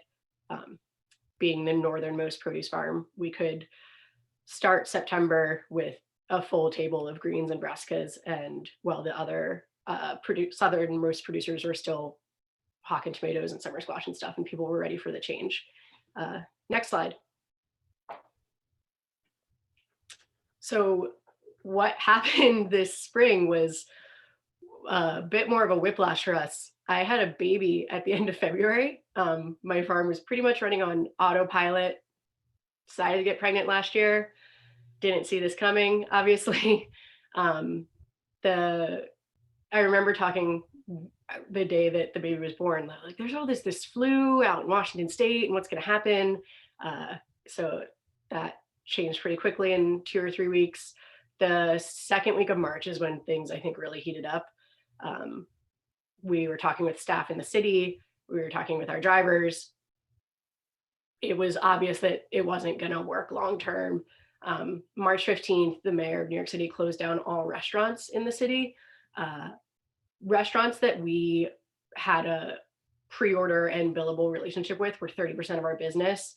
And then the Wednesday, particularly Wednesday market, is a huge chef cash and carry market. It's probably another 25% of the business we were doing on Wednesdays. So when restaurants closed down, we stopped going. We had started doing N95s and hand sanitizers and everything before then, but when the restaurants closed down, it just was not going to be worth it to go down. So that first week of March 15th, that things were really bad. We had a truck full of veg ready to go down when we just decided to pull the plug, that it wasn't worth the risk. I cold called everyone I'd ever sold anything to ever, and moved a truckload of spring greens and root crops to mostly local co-ops. We started selling to Hunger Mountain, and they stayed a on again, off again vendor for the summer. The next week after that, we started selling to Bread and Butter Farm in South Burlington and Farmers to You, which is down here. They just moved to Middlesex this summer. Both of those businesses saw huge increases in their sales this year. Corey, I had known Corey. I'm Stuart Farnham. I had known Corey from when we were up in Burlington, who owns Bread and Butter, and just made like a brief text exchange about what she needed, and went from delivering spinach 2 weeks in a row to her CSA going from like 50 or 60 members up to 200, and a kind of panic text of like, are you going to be able to sell us stuff all year? And me just being like, yeah, Corey, go for it. We'll sell you whatever you need. And so that partnership became really essential. It was obvious we needed more than just those 3 partnerships with Hunger Mountain, Bread and Butter, and Farmers to You. They were taking it was great partnerships, but you know, we had other produce that we weren't selling, and we had no name recognition up here. So people weren't reaching out to us. No, we don't have a sign at the end of our road. We don't have road frontage. We've been pretty private. So we couldn't really launch a CSA, but what I did see all over the internet was people doing these $25 produce boxes. So we started doing those the first week in April. And just, we would put a box together that equaled about $25 worth of produce, put it up on Front Porch Forum and Facebook, got people to repost it, and had a PayPal link on our website. And that's kind of what got us through the spring. Next slide. All right. So we had to decide what crops we were going to grow and what top crops we were going to drop. Like Christa was saying, some of the super specialty crops that we grew for restaurants in New York City, we just immediately dropped. That wasn't a lot of field space, but it was regular weekly sales of things. The tougher decision was kind of the unusual crops. Like, were people going to want the weird colored carrots and radicchios and stuff? We dropped some, we kept some others, like green cone head cabbage, didn't grow green ball head cabbage, thinking the market's probably gonna be pretty saturated in that, and what can we do that's different? I think that was mostly a good decision. We got in with some wholesale accounts like Farmers to You and Hunger Mountain because we had something different they could put on their shelves that were being stripped pretty quickly. We did increase our hardware crops, kind of like orange carrots and potatoes. That was probably a mistake. We have a huge number of orange carrots still in the walk-in, and we lost 100% of our potato crop this year to that really high heat wave in June. Next slide. So this is the $25 produce boxes that I was talking about. So you can see right in here, like we launched, we sold 65 or something the first week, which with no name recognition was great. And then we were just selling more every week. So like beginning of May, based my budget on selling 80 a week of like, oh, this is great. We have these wholesale accounts. We did planning with them, kind of knew what they might be looking to buy. These produce boxes are going well. If we can sell between 70 and 80 a week, our budget will like be okay for the year. And then that dropped off really quickly. The feedback we got was just, as other people have said, everyone put in a garden. Some people signed up for CSAs or had already signed up for CSAs and were just doing this before their CSA started in May or June. So that panic definitely set in of, oh crap, you know, at the end of the season there, selling 30 a week was not great. So we bit the bullet and just told people they had to sign up for the CSA for the fall, that we weren't going to be doing weekly sales anymore. And it worked. People signed up. We started the fall CSA season with 70 and ended it with 85. And then our winter CSA sold out at 100. We capped it at 100 for the winter. Next slide. So here's where the rubber meets the road, I guess. This is what our year looked like. On the left there, the 2019 income, the 5% grants we had were from USDA reimbursements from a well and a state food safety grant to put up deer fencing that the payments, last payments of those came in 2019. Green market, that 65% retail at the stand, 35% wholesale, or 30% wholesale is restaurants that were invoice-based accounts. Yeah, not a very diverse marketing stream. 2020, a lot more diversity. So the 33% grants is something that obviously needs to be replaced. We're looking, our wholesale partnerships are all growing for this next year, and the CSA will fill out more. People are already really excited about the summer and the spring. So we're anticipating keeping that 100 share number for this year, as opposed to the 30 boxes a week that we had going at the summer last time. And Hey, then Amanda, was the total gross about the same? no, I think at the bottom, sorry, I keep having to move this box around. So at the bottom there, you see the gross sales. Including grants, it was about the same. Yeah, the grants basically covered the difference of what we lost. Does that answer your question? Yeah, thanks. Yeah.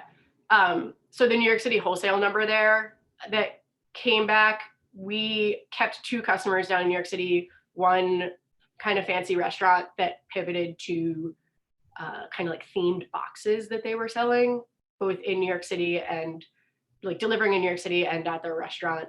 So they bought some produce throughout the summer that we shipped down via Myers Produce. Thank you, Annie Myers.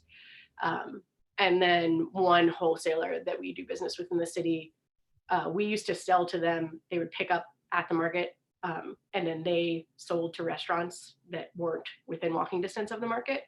They switched to home delivery boxes and were able to keep buying from us. But we basically had none of those sales May, June, July, and then they kind of picked back up in the fall as they were able to pivot their businesses. So it was like pivots upon pivots upon pivots. So yeah, the gross receipts were about the same year to year. The grants we were able to get made up for the lost sales.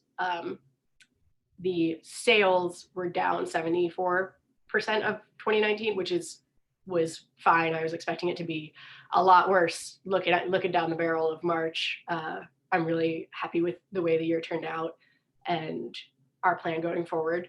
Our expenses were also way down. Our payroll was about 2/3 of what it had been in the past without having the market drivers and all of that additional staff that the markets demanded. So if we can get our expenses a little bit down, which we'll be able to, or we're projecting to be able to, and get our sales a little bit up, I think we'll be back on 2 feet again. Next slide. There's a video there, if that works.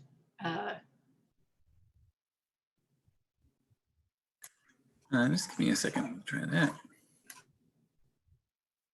Ooh, greens bubbler. Oh, you lost it. Well, so we got a NOFA grant at the beginning of the season to build a greens bubbler because that was one thing that all of the accounts we were selling to at the beginning of the year were buying as many greens as we could provide. So we applied for a NOFA Vermont emergency grant to build a greens bubbler to switch off from triple washing greens. It was way faster. Highly recommend the greens bubbler for people in that in-between space looking to speed up their greens production. For anyone that doesn't know what the greens bubbler looks like. It was also a thing of at the beginning of the season wearing these masks and gloves and gowns back at that time, thinking everything we touched had the virus on it, and we've learned more about it since then. But triple dunking greens in like a gown and gloves and a face mask and shield was just not working. This is so much easier. You just dump everything in there, turn it on, walk away. You're not pulling a bunch of greens up to your face and then moving it over to the next one. It felt a lot safer and it saved us a lot of time. So you can see with setup time of the triple dunk, sanitizing all the tanks, filling them all, moving them through the triple dunk. We were doing about 40 pounds in 2 hours. That might be wrong. I was trying to remember how fast we're going. We're now doing upwards of 200 pounds in 4 hours, including the setup time for the bubbler, which is a long time to set up, but we can run a lot of greens through it pretty fast. And we bought a green spinner also, so we're drying it afterwards. Next slide. That's the baby. We also got a grant from the Working Lands initiative. Thank you very much. They were awesome to get this pneumatic bagging table to bag custom bag greens for those accounts. So the greens go in that top part. The pneumatics there, you see the green and red buttons hold that bag in the chute. That scale at the bottom is connected to that top display. And you can set that top display to quarter pound, half pound, whatever increment you want, or ounces or grams or whatever. And it flashes a green light when you are at your weight. And you can set it to be, like if you want to do a half pound bag, you can set it to 0.48 to 0.52 tolerance. And it'll be red light, red light, red light, green light when you're within your tolerance zone, red light if you go over. So we're still fine tuning it. It's definitely designed for higher weights. It takes a minute to adjust to adding a leaf, taking out a leaf. But it's pretty great, and we'll report more on that as we use it more. We also, with the Working Lands grant, got a bunch of U-boats, which really helped sorting to having all of these different accounts, the CSA, different wholesale accounts. We used to just, everything came in, came in gray bins, everything got washed, everything went into green bins that were labeled with what it was, and it went on the box truck. It was one account gone. A lot more complex management system. So these U-boats we got are great. We can write right on the cart in chalk marker what the account is and if it's ready to go or not. Made product management simpler, and everything on wheels is great. Next slide.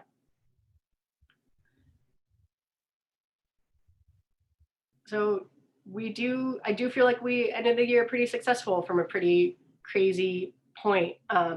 We capped the winter CSA at 100 shares, and that sold out and had a waiting list. We've started selling spring shares already. We haven't opened up our summer share, but probably should from what y'all are saying.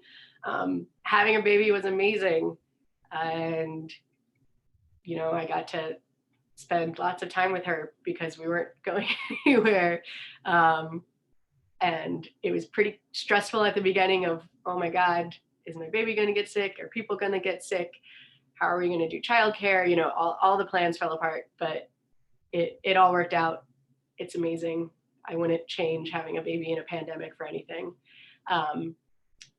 And really big success of the year was that I was able to buy the farmhouse that was historically connected to my farm fields. I bought the fields in 2014. That house was built in 1830 by the family and has been continuously occupied by the family that settled it. And I was able to buy it this year. It was in works for a couple years. It seemed extremely stressful in the middle of the summer to make that decision when our sales were dropping and I wasn't sure what was going to happen, but I have a great relationship with my lender and they believed that we were going to rebound, and the sale went through, which is super exciting since it already started growing the family. With the grants we got, we were able to pay off a lot of short-term debt. I had some credit card debt from a business transition a few years back that was hanging over my head, and was able to pay that off with our grants, and that saved us, means that, you know, we're going to be able to continue stronger. And we're not driving to New York City all the time, which is the best part. Last slide. So that's the crew massed up at fall harvest. Looks like a great album photo. And biggest thanks is to all of them for being safe, wearing masks, wearing gloves, social distancing, except for this photo, and sticking with a crazy season. Thanks so much, Amanda. Ton of great info, and really awesome that you were able to pull that pivot off with so much going on. There are two quick questions in the box for you. One is, you mentioned funding for deer fencing. Could you say what agency that came from? That was the state food safety grants. I think that I got that in the 2019 round, or Is that maybe a, 2018 round. It was the $5,000 round. The produce safety improvement grants? Yeah, yeah. And we have a lot of deer pressure. Our farm is an old orchard, so there's tons of apple trees, and we're surrounded by cornfields. So we have a ton of deer. We bought deer fencing. It's great. And another question, the make and model of that custom greens bagging unit? Oh, I got it from, it wasn't custom built. We bought it from a place called Allard Equipment in New York. I would, if you shoot me an email, I can look up the number and get the contact for anyone that's interested. Okay. It was pretty expensive. I was glad we had a grant, but my email is tamarackhollowfarm@gmail.com if anyone has questions about that. All right, and any other questions, they can email you. We'll also have an open session at the end of the day for those that stick around for that. So let's move on to the last marketing talk in this session. And this will be Stephen Sunshine Vortigern, some of our furthest flung members of the VVBGA down in West Virginia. I think Steve Fulton, who moved to Finland, has you beat. He's our furthest flung member, but good to have you from West Virginia. Take it away.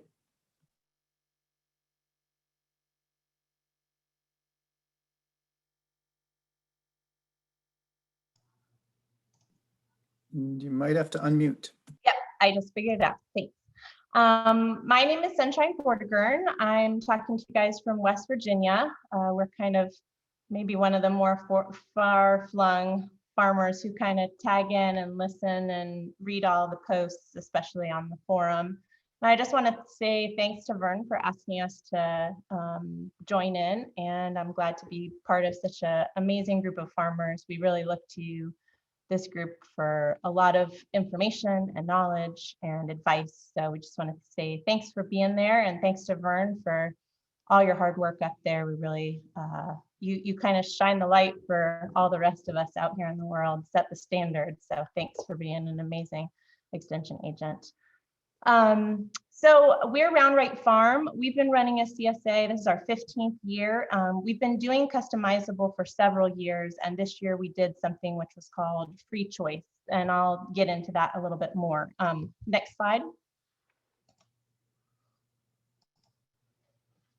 So basically just a little bit about who we are. You guys can read right there a little bit about the philosophical approach that led us into how we run our CSA. For me, any discussion of a CSA farms approach has to first be grounded in their customer base. Balancing the needs of that customer base with the capabilities of the farm are key to finding solutions that are sustainable for the long term.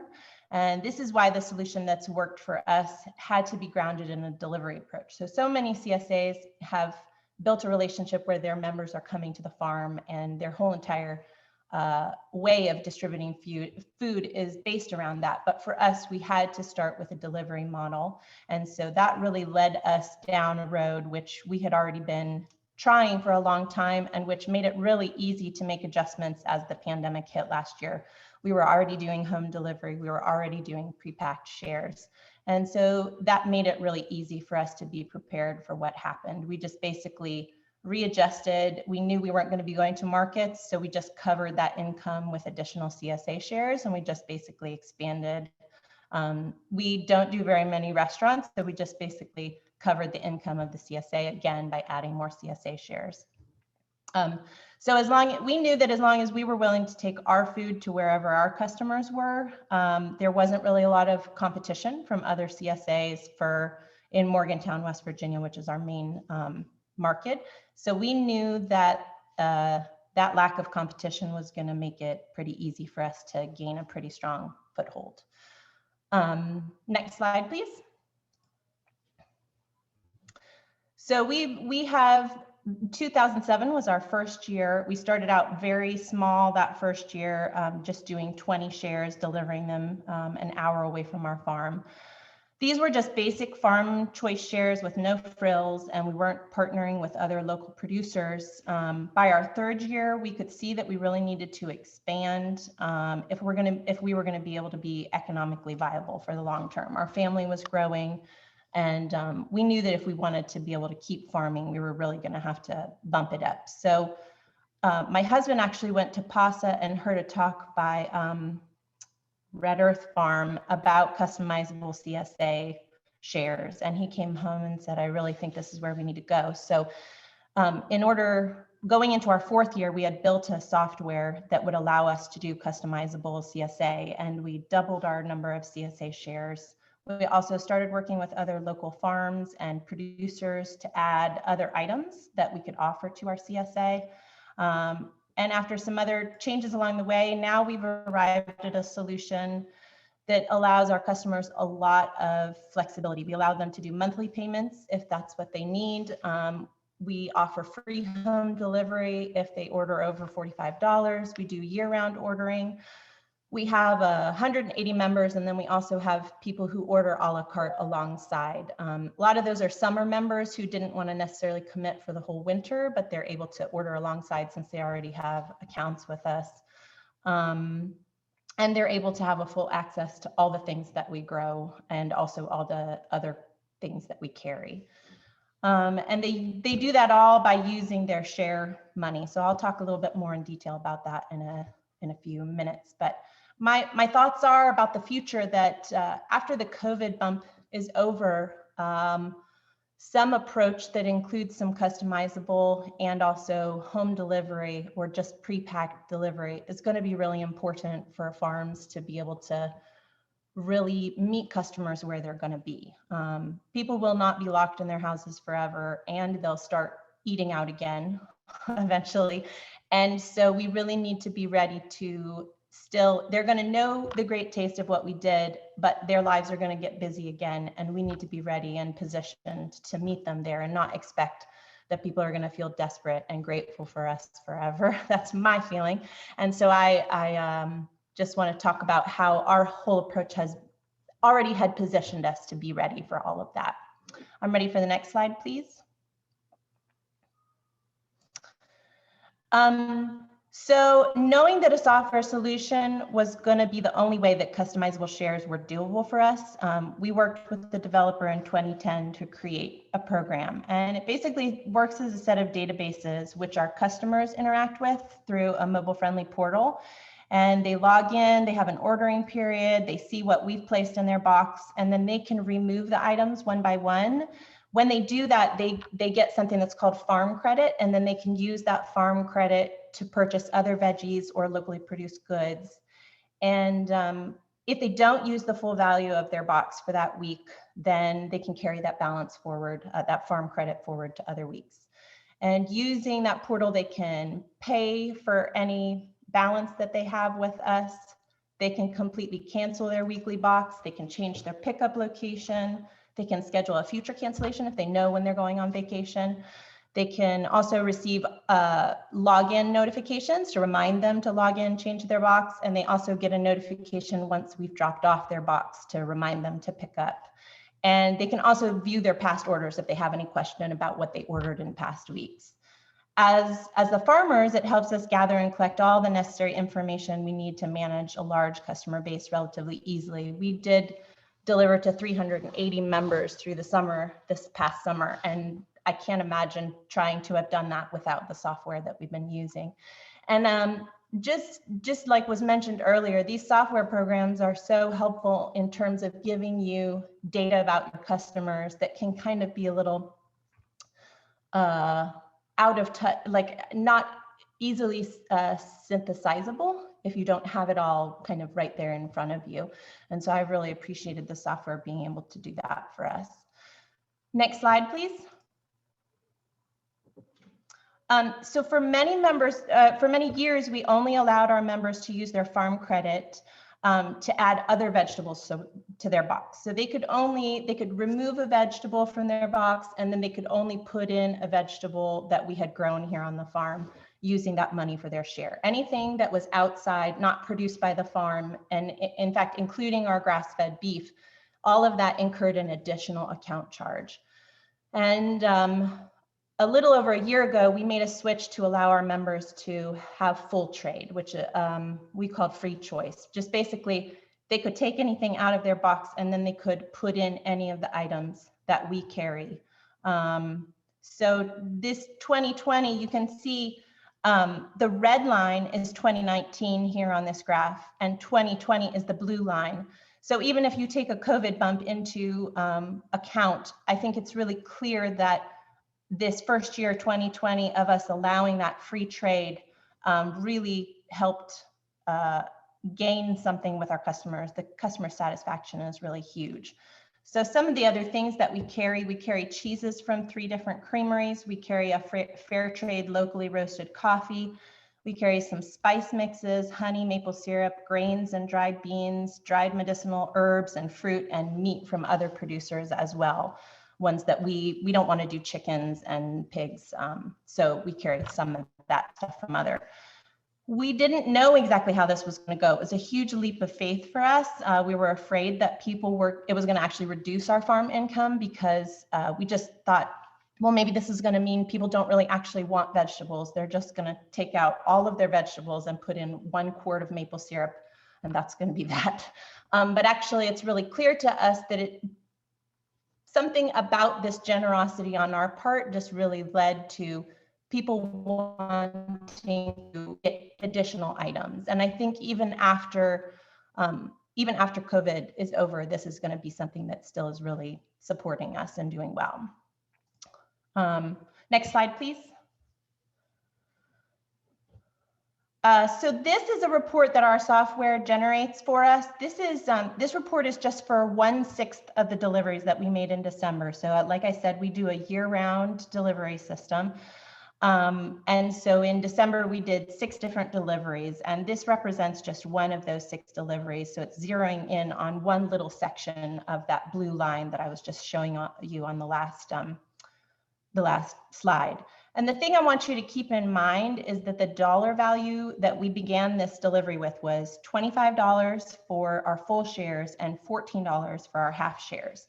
So if we were just doing a typical farmer's choice approach to CSA, our sales for that delivery would have only been close to $1,600 for the number of members that were receiving deliveries on this day, which was 85.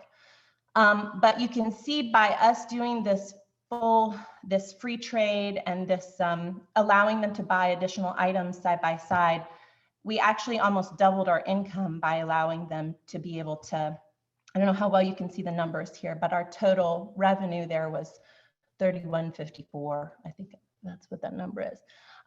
So it really helped us. It's really helped us increase our income over this past year. And next slide, please.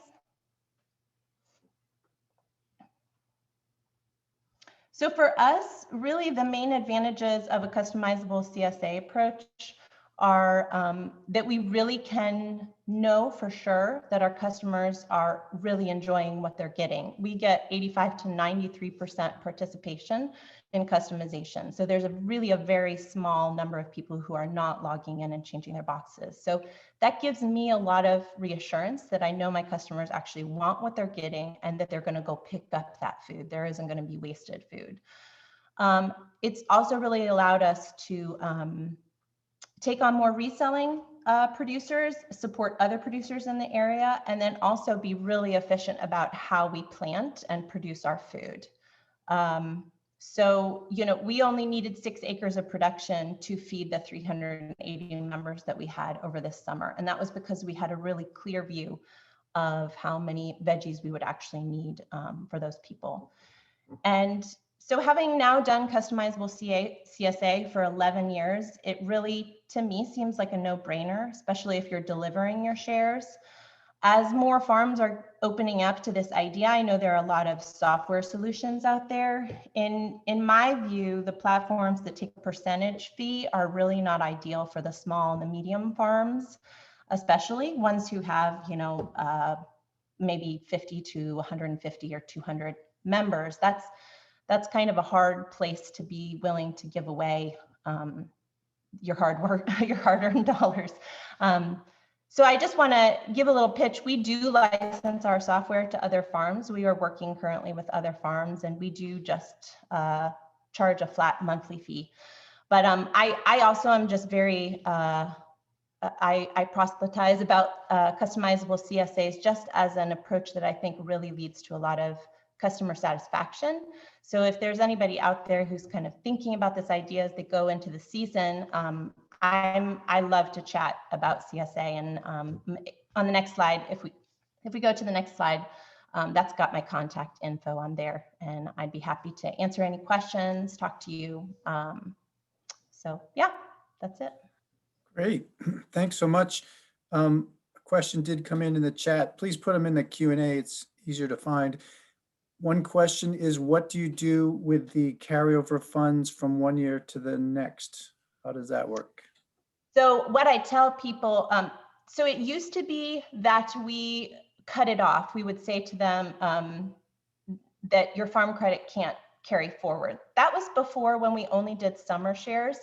Now, because we do year round, I just basically tell people you can order extras during the winter time. So we did definitely have people who during the summertime, we ended our summer season and they still had farm credit left in their account. They were allowed to come in during the fall and the winter and make orders and use that amount up. We do set a limit about how much they're allowed to carry forward. So that's in our software, that's set by the administrator, but we have set it at $50 for our CSA. So it's not like it can carry over that much. And we do also make it super clear that our farm credit cannot clear an account balance. So we won't just credit their account. You know, if they've charged a lot of extra things, but then they have a lot of farm credit left, they can't cancel each other out. And so we're very clear about that policy. And so people generally understand and just know that they're going to order some extras to work that farm credit off. Thanks. Couple questions about how much are you marking up the products you buy in? We generally have a 20% markup, but sometimes our markup is set by, like for instance, we work with a goat cheese creamery that has a local storefront. And so in that case, their wholesale price is very low compared to their retail price, but we don't feel comfortable undercutting them because they have a retail space quite close to us. So we match their retail price. So for instance, the markup there is set by them rather than us. And so in that case, it's more than 20%, just simply because the wholesale price they charge us is so low. But that's our general markup price. And that's just to make sure that we're covering our inventory. But one thing I should say is that we really found that our profit margin was very similar between the resold items and our veggie operation, because veggies is such a, especially the way we do it, is so human-based, and so labor costs a lot in terms of our labor. So we really saw that it wasn't a matter of us, you know, we were basically making the same profit margin. So as long as we were supporting the local food system and also supporting our farm, it didn't feel like a loss in the long term to us. Great. Thanks again for all this information. And next, we're about to have our first poll of the day, where we're taking the pulse of our community about what's going on with your marketing. We've got 3 quick polls. And so the first question is asking you to just select 2 of these that were the highest in gross revenues for your farm last year. And when you do that, we'll tally them up and show it back to you. And there's actually all 3 questions there for you to answer at once. Okay. So that's the first question. The second question asks about how much you pivoted to try and give an estimate of the percent to which your market outlet types changed and your change in gross sales. And all of this is anonymous, if you were wondering.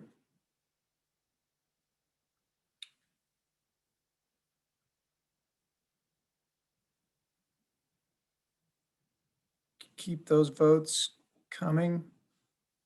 The Electoral College meets in 3 minutes.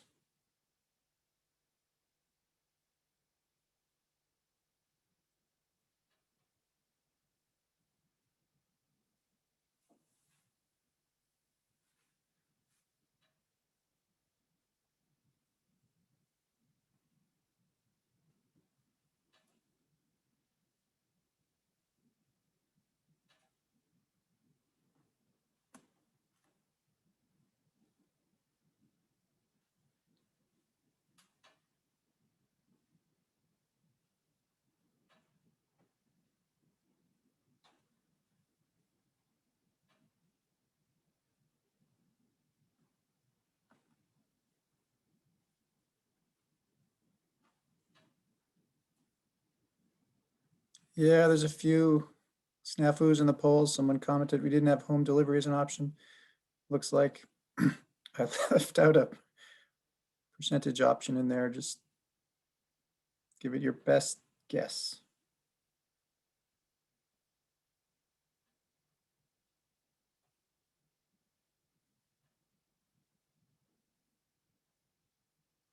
Got about 70 people completed the first poll. About half working on the second. Give it another few minutes.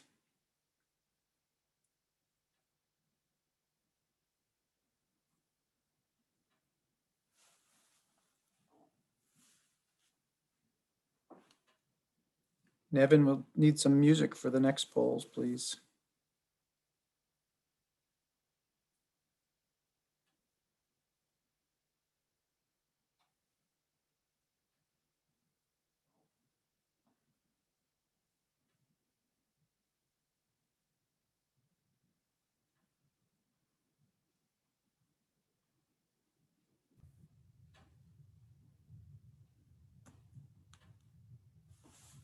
All right, not seeing a lot of voting still going on.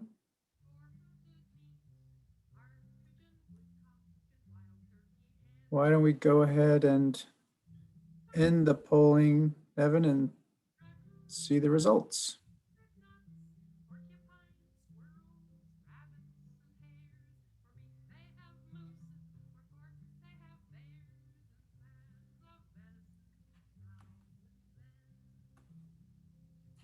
Someone said they didn't see the second poll. You have to scroll down.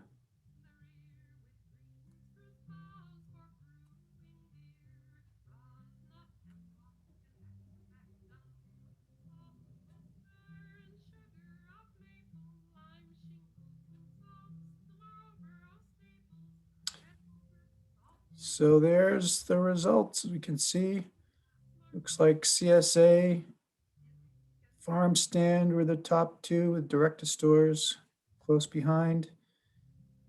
And people pivoted. It's about well, 25 to 50% was the most frequent. Fair number stayed the same. And only 3% of people said it was 75 to 100% of a shift. And gross income, starting from the bottom, few people to, let's see, we've got six people voted that they had a decline. And the vast majority looks like a somewhere to a 10 to 50% increase. All right, thanks so much. Now it's time for our morning break. We will resume promptly at 10 o'clock with 2 talks on steaming high tunnel soils. See you then.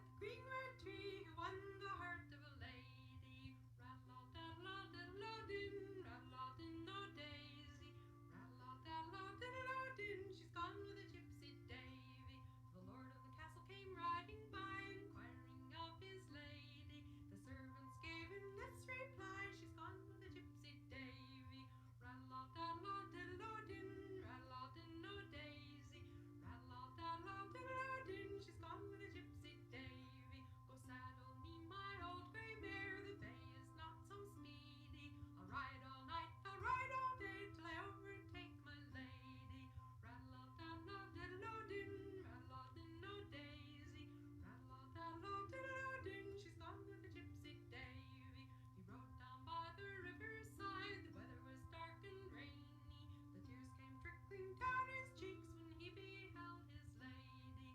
Rattle-off-daddle-off-diddle-o-din, rattle-off-din-o-daisy. Rattle-off-daddle-off-diddle-o-din, she's gone with the gypsy Davy. Oh, would you leave your house and home, or would you leave your baby? Would you leave your wedded lord and go with the gypsy Davy? Rattle-off-daddle-off-diddle-o-din, rattle-off-din-o-daisy. Rattle-off-daddle-off-diddle-o-din, she's gone with the gypsy Davy.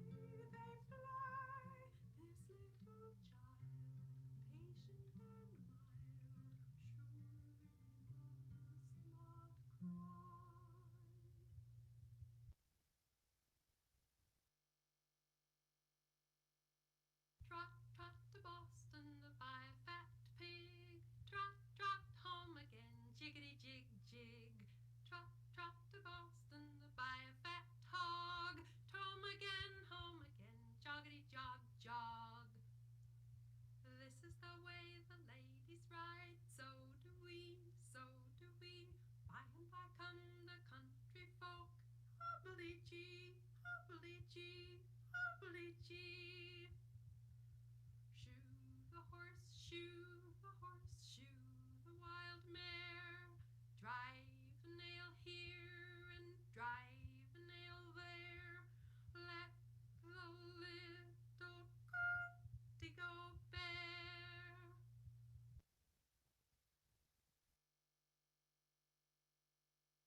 This very unhappy man, one day he had a new idea. He thought he'd go and take him a wife that some folks called a dear. So he dressed himself in his Sunday best to look as well as he can, for he thought he knew of a girl that would do for this very unhappy man. He went to the door, all blessings and smiles, this maiden did appear. Oh, Mr. Sir, pray do come in, I'll call my father dear. Oh no, he cried, pray don't do that, for you I have a plan. I wonder if you'd be the wife of this very unhappy man. Oh, Mr. Sir, she fell all into a fit. She tumbled over a chair or two, I thought she'd lose her wit. Just then her mother appeared at the door with a broom and mop in hand, and her father appeared at the other door of this very unhappy man. I took my heels to the other door, if this be the way of life. I'll live alone as I lived before I'll take a wife. Just then the dog took after me as I stretched out over the land. The dog took after the tail of the coat of this very unhappy man. I yelled at the dog, but he still held fast and heard my mournful cry. I tumbled over a hornet's nest and nearly lost an eye. I lost the tail of a brand new coat, a sight you'll have to stand. I can't begin to tell you the half of this very unhappy man.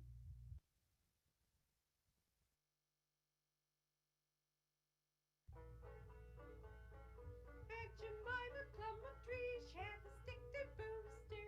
There she sat a shelling corn for our old bobtail rooster. Humpty doodle skilly bing, humpty doodle daddy, humpty doodle skilly bing, wax for Torvald Lottie. Corn cobs will twist your hair, cart wheels around you, iron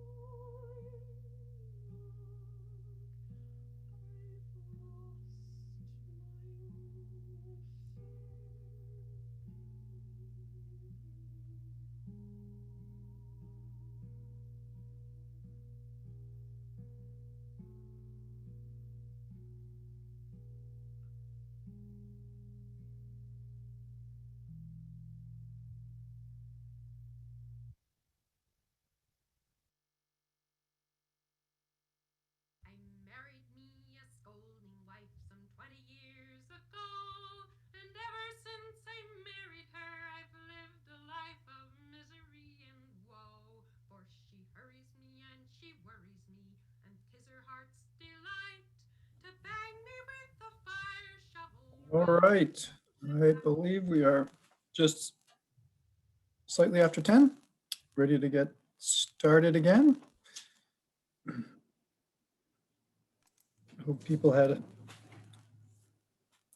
good bit of a screen break. I know it's tough to stay glued to it for this many hours.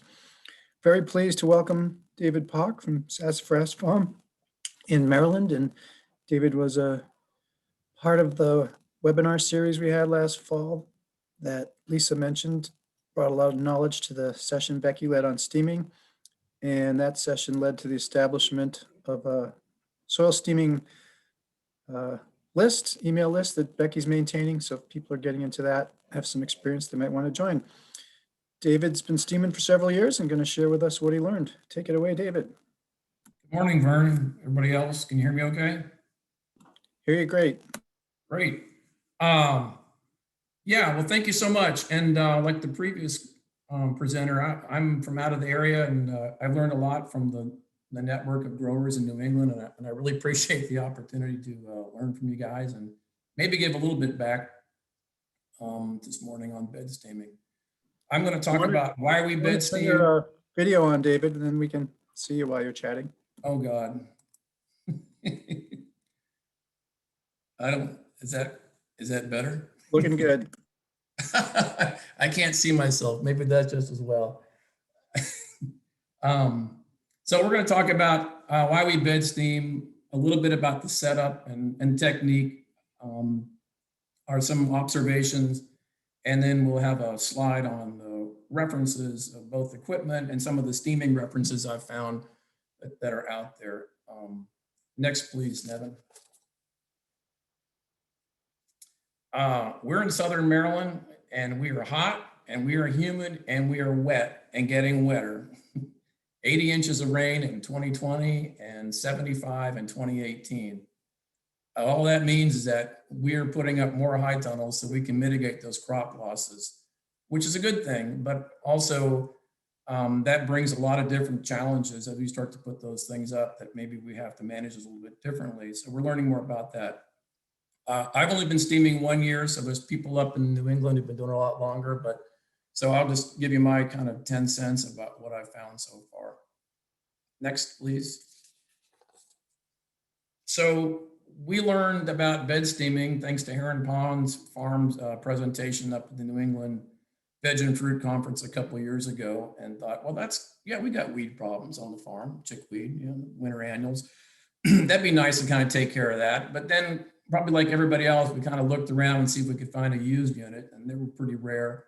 And then the new ones weren't in the budget. So we just sort of said, well, we'll just put that piece of equipment on our wish list for future reference, and then kind of leave it from there. And what happened on the farm, it wasn't much longer after seeing that presentation in December that we started seeing some problems in some of our tunnels, especially the oldest ones. And that first manifested itself in root knot nematodes on a bed of baby carrots. That was our oldest tunnel.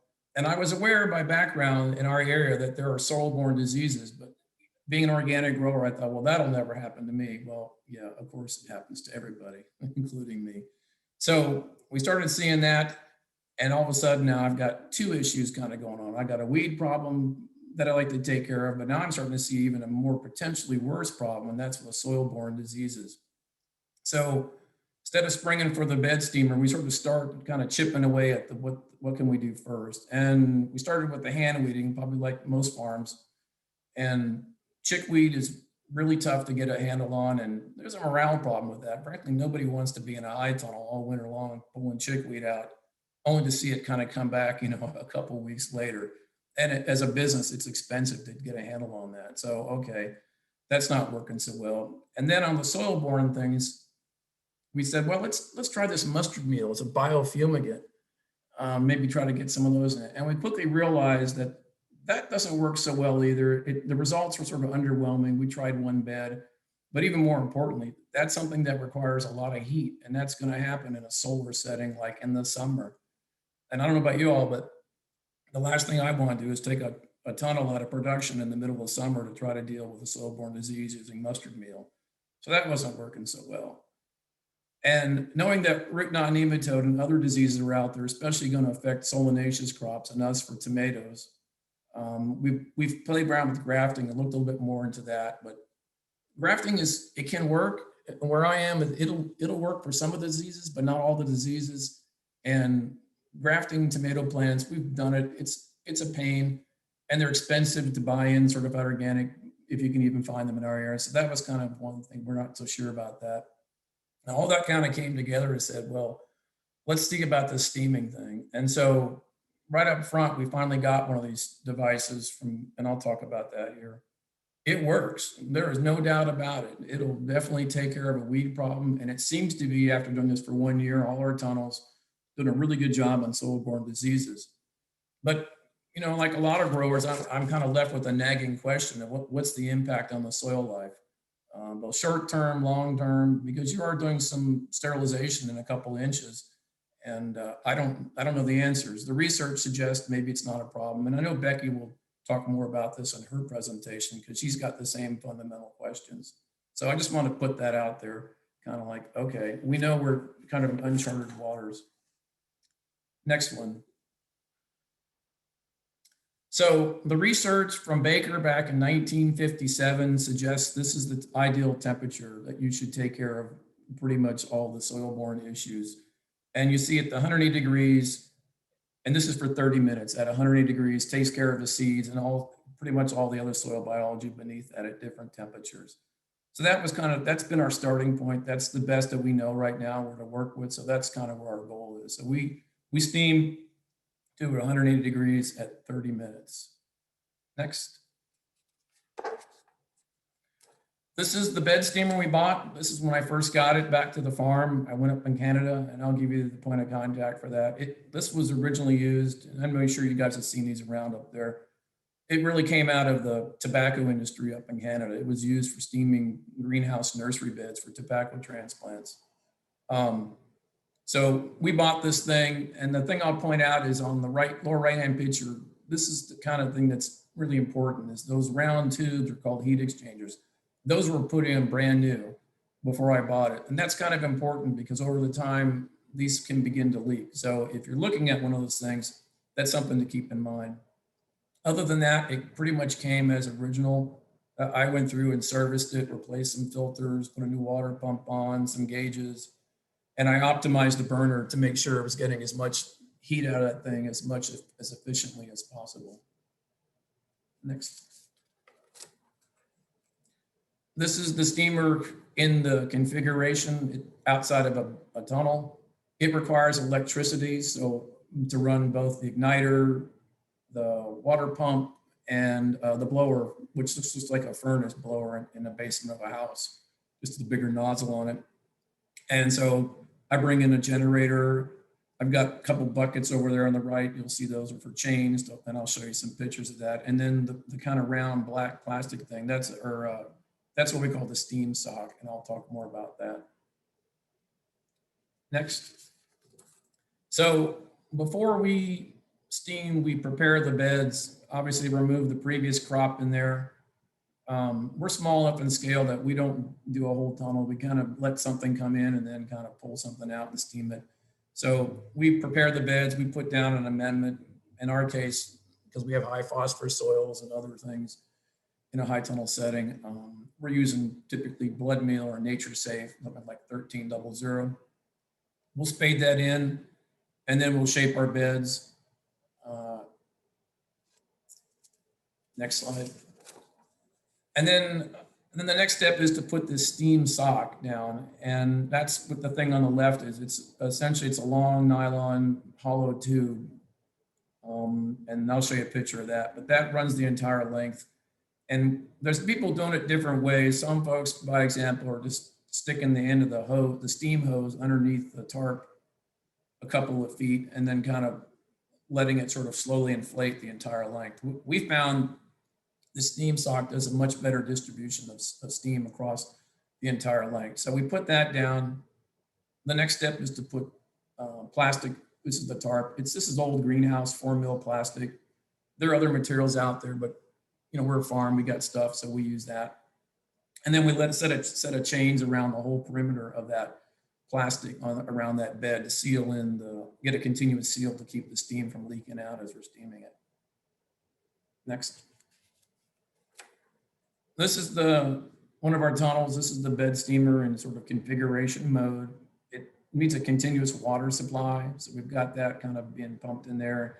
It'll on demand pump it in and shut it off when it's full. Burns diesel fuel. We use off-road diesel. And there's the burner assembly. It takes about 20 minutes from a cold start to start producing steam. And the thing I'll mention is that this is low pressure steam. It's 15 PSI. All the devices, the controls on the machine are set up that if it exceeds 15 PSI, it shuts down. And so when you first fire this thing up, it's kind of intimidating. There's a lot of energy going into that burner assembly. And, but you then over time become comfortable with it and you realize there's lots of different fail-safe. There's at least 3 different devices that'll shut this thing down. If the water drops off, the fuel drops off, the pressure gets too high. And at the top of that thing is a fail-safe valve that'll blow at 15 PSI. So even though it seems like it's a lot of energy, it's actually relatively safe. And those are important features to have in place, even as old as this one, and it does. So next. So here's a photo on the left of what I call that steam sock. And I just showed a picture of it before it was covered, looking on the right. But as I mentioned, this thing runs the entire length. This material is called nylon protective sleeve. It's what you would see, what I see on our tractors, on the front end loaders. The hydraulic hoses have this protective sleeve around it, so it keeps them from getting damaged. So it comes in different sizes. We're using 2-inch on that. We just connect it through standard irrigation fittings, plug it at the end. So that's what it looks like steaming. You can see it pretty much does an even distribution. And then on the right, you can see the plastic starting to billow up. What happens is over time, it takes a while for that steam to kind of go down into the soil. Initially, maybe as long as 45 minutes. Not a whole heck of a lot happens, but as that steam begins to hit some resistance in the soil, it starts to then kind of come back out and it'll inflate that tarp. And that's why you have that chain on there, because believe it or not, over time, that steam will actually could lift that tarp right off, and then you're going to cook the salanova right next to it or something like that. Once it's fully inflated, this is what we learned, which is that picture on the right.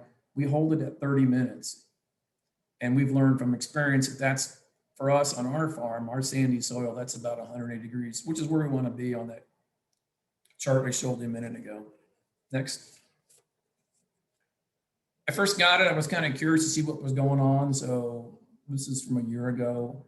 This is after steaming for 30 minutes. We had just a compost thermometer and stuck it in at different temperatures. And on the one on the left, 2 inches, you can clearly see we reached the 180 mark, 190. And so we're taking care of all the weeds and of course, all the other soil biology underneath it. A little deeper, drops off quite a bit. I was surprised to get a 40-degree difference from 4 inches down and then even more down to 6 inches. But if you're chasing nematodes, which is one of the things we're working on, that's probably where we need to be at 6 inches. And those typically are taken out at 110 or 120 degrees. Next one. More recently, I was just kind of curious to see what the distribution of steam was across the bed. Our beds are every bit of 5 foot wide when you include the pathways. So I did use a data logger and I stuck the probes in, 2 of them both at 2 inches. And I wanted to see what was kind of going on. So I had one of the probes at the center line of the bed. And then the other probe was near the shoulder. It was still underneath the plastic tarp, but it was near the edge of it. So as it turns out, and this is a passive device, so you don't really know what's going on until you download the information. Both hit the kind of ideal temperature at about 180, both for about 30 minutes.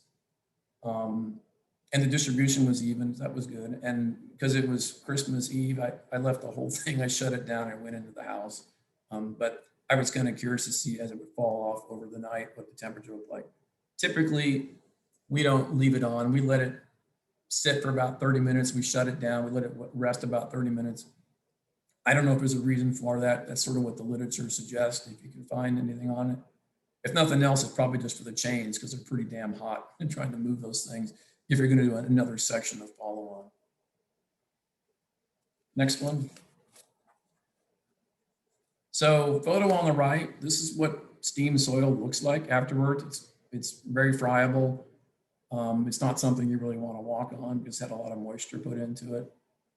We typically apply like root shield on it after we're done. We rake it in. I'll be first to tell you, I don't know if it makes a difference or not. I can't say I have any evidence that it does, but it makes me feel better. And then we either the direct seeding in this thing about 2 days later, or we're doing transplants a couple of days later. We've done is literally the same day transplant. I don't recommend that, even though the soil's warm. I feel like maybe it might promote some dampen off a little bit. So my recommendation is just to do it about 2 days later. I would say that in our observation doing this now for a year, things really take off in steam soil with a lot of vigor. I don't know why. Maybe Becky can talk more to that, but maybe it's a release of nitrates. I don't know. I've also seen follow-on crops not really seem to be impacted by this. And I was going to mention, we typically steam, we're doing right now is once a year and then kind of going through and doing everything once again. So that's kind of been our protocols. I've not seen any sort of lasting effects of second or third crops after steaming, but I don't know for sure. It's not a fast process. You can sort of see we're able to do what we worked out about 275 square feet at a time. And for context, our tunnels are 95 feet long. So we're doing about half a bed at a time. And you can see it takes a little bit, about 2 hours to get there. A little less the second half, because maybe it's not quite the full half of the second part of the bed. And the steamer's already up to temperature, so you've already got steam built into the machine. As far as cost goes, I mentioned earlier, we're running a 4.5 gallon nozzle in this thing. That's pretty big. Typically, just for comparison, a homeowner boiler assembly might have a 1.2 or something like that. So it's putting a lot of fuel into this burner. I went through and optimized it. I borrowed some equipment from a HVAC friend of mine to kind of make sure we were in the optimal thing. So I feel I've got it as well, working as well as possible. To do the math, that's off-road diesel fuel approximately, and extrapolate 5 beds. It's about $225 per tunnel. I think that's a fairly good purchase. I think that's a pretty good thing, and it's not too expensive considering getting a lot of results that are favorable. I will say one of the goals I have to do is to sort of figure out if we're getting the weeds under control, which needs to be at the higher temperature, and the soil-borne pathogens are at lower temperatures. Maybe we don't need to steam as long, and maybe we don't need to steam as hot. I just don't know. It's kind of more research need to be determined about that, because the longer it takes, the more fuel you're using and the more time you're tied up. Next one. Oh, but it does so much more, like the salesman says. But seriously, we sterilize plug trays. What we typically do is we kind of get the steamer out. It's a steaming day, so we'll have a bunch of plug trays that are cleaned, but we want to sanitize them. So we'll just set them on a pallet. We'll put them outside the high tunnel and just kind of put a tarp on them and just kind of steam them. So I think it's kind of a neat little footnote of something else we'll do. Next. This is my last slide. As I said earlier, the thing works. It works quite well. The resources on here, you can call this guy up at the top. He's where I got mine from. He goes around and finds these things, and we'll get them refurbished. I don't know how many he has, but certainly he's something to reach out to. Sioux Industries makes new ones.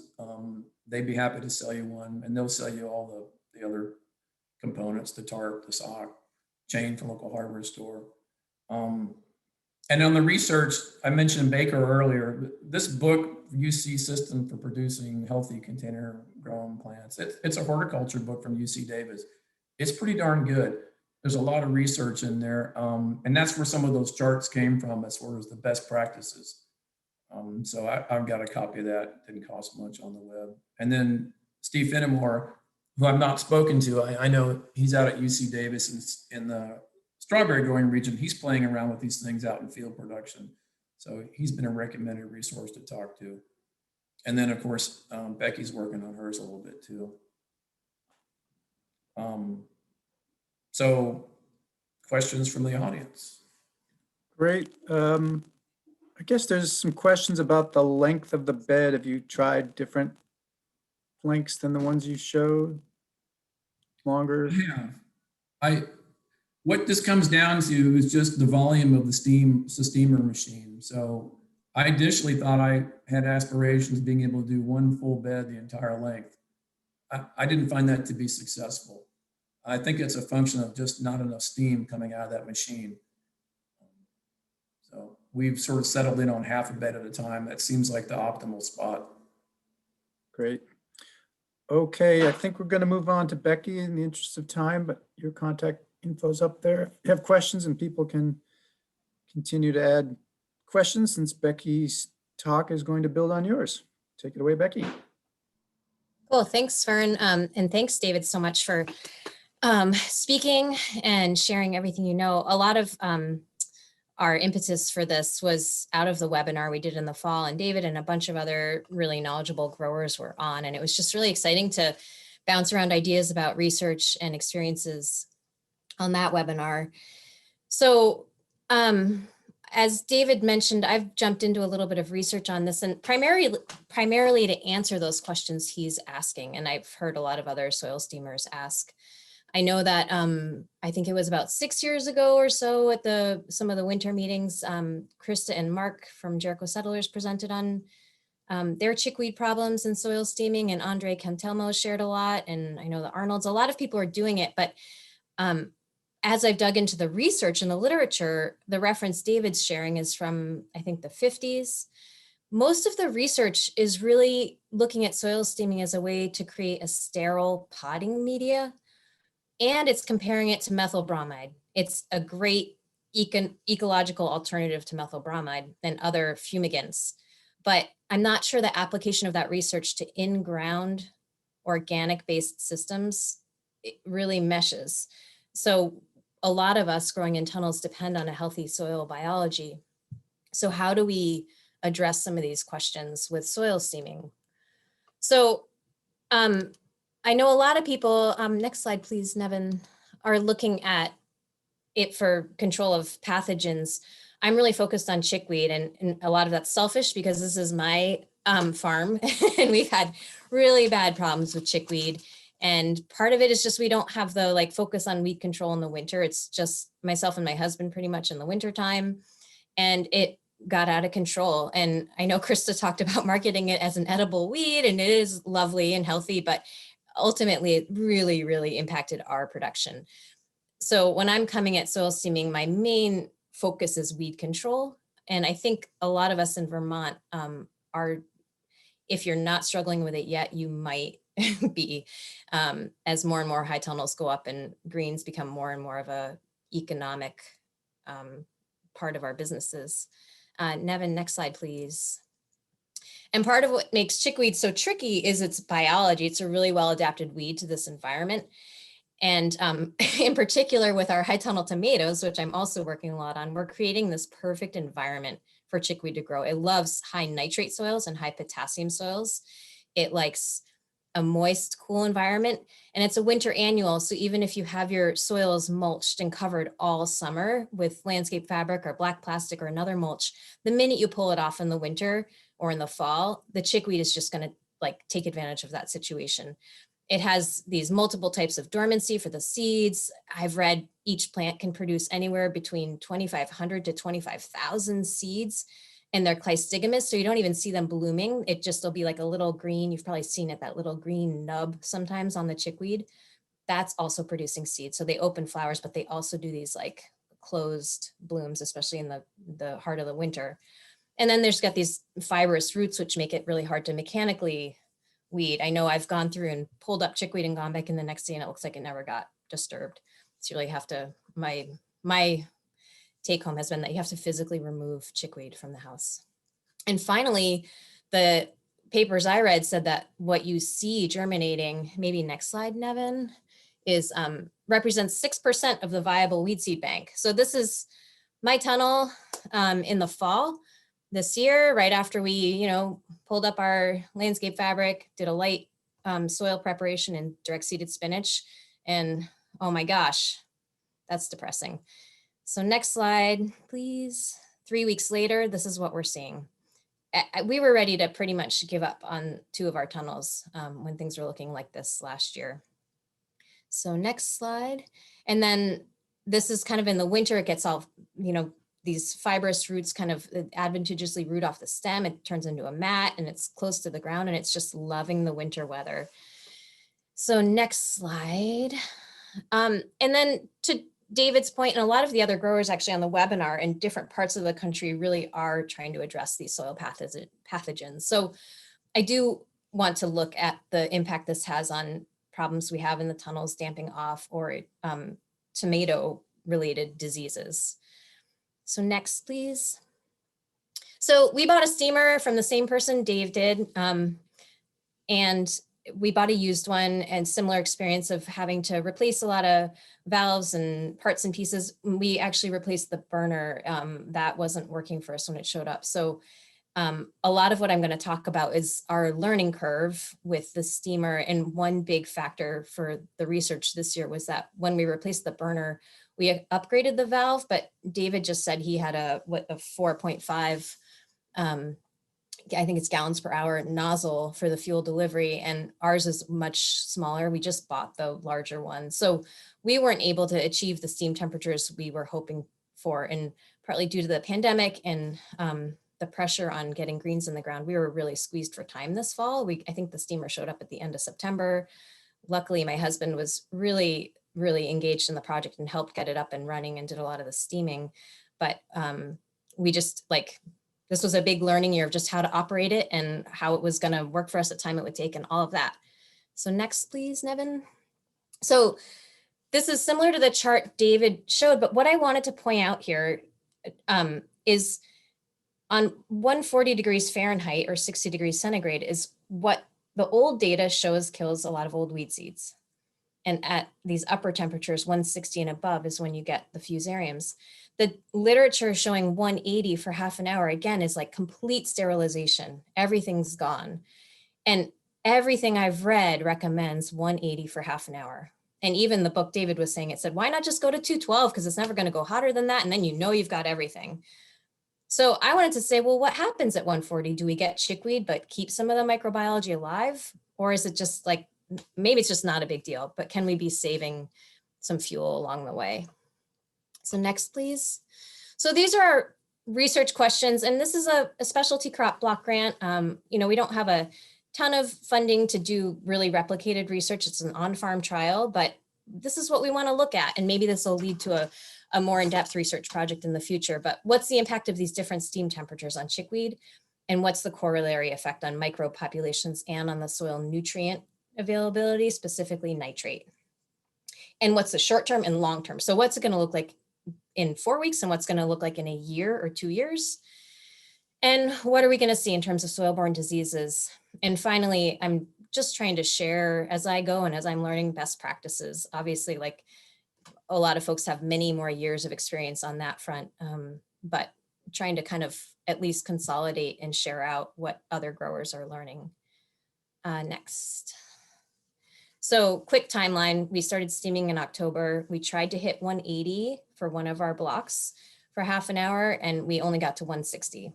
We did go to 2 inches, just like David, and soil sampled this fall, and then I'll take more at 6 months and a year from steaming. We're tracking costs and yields and the weed populations it's a 2-year project.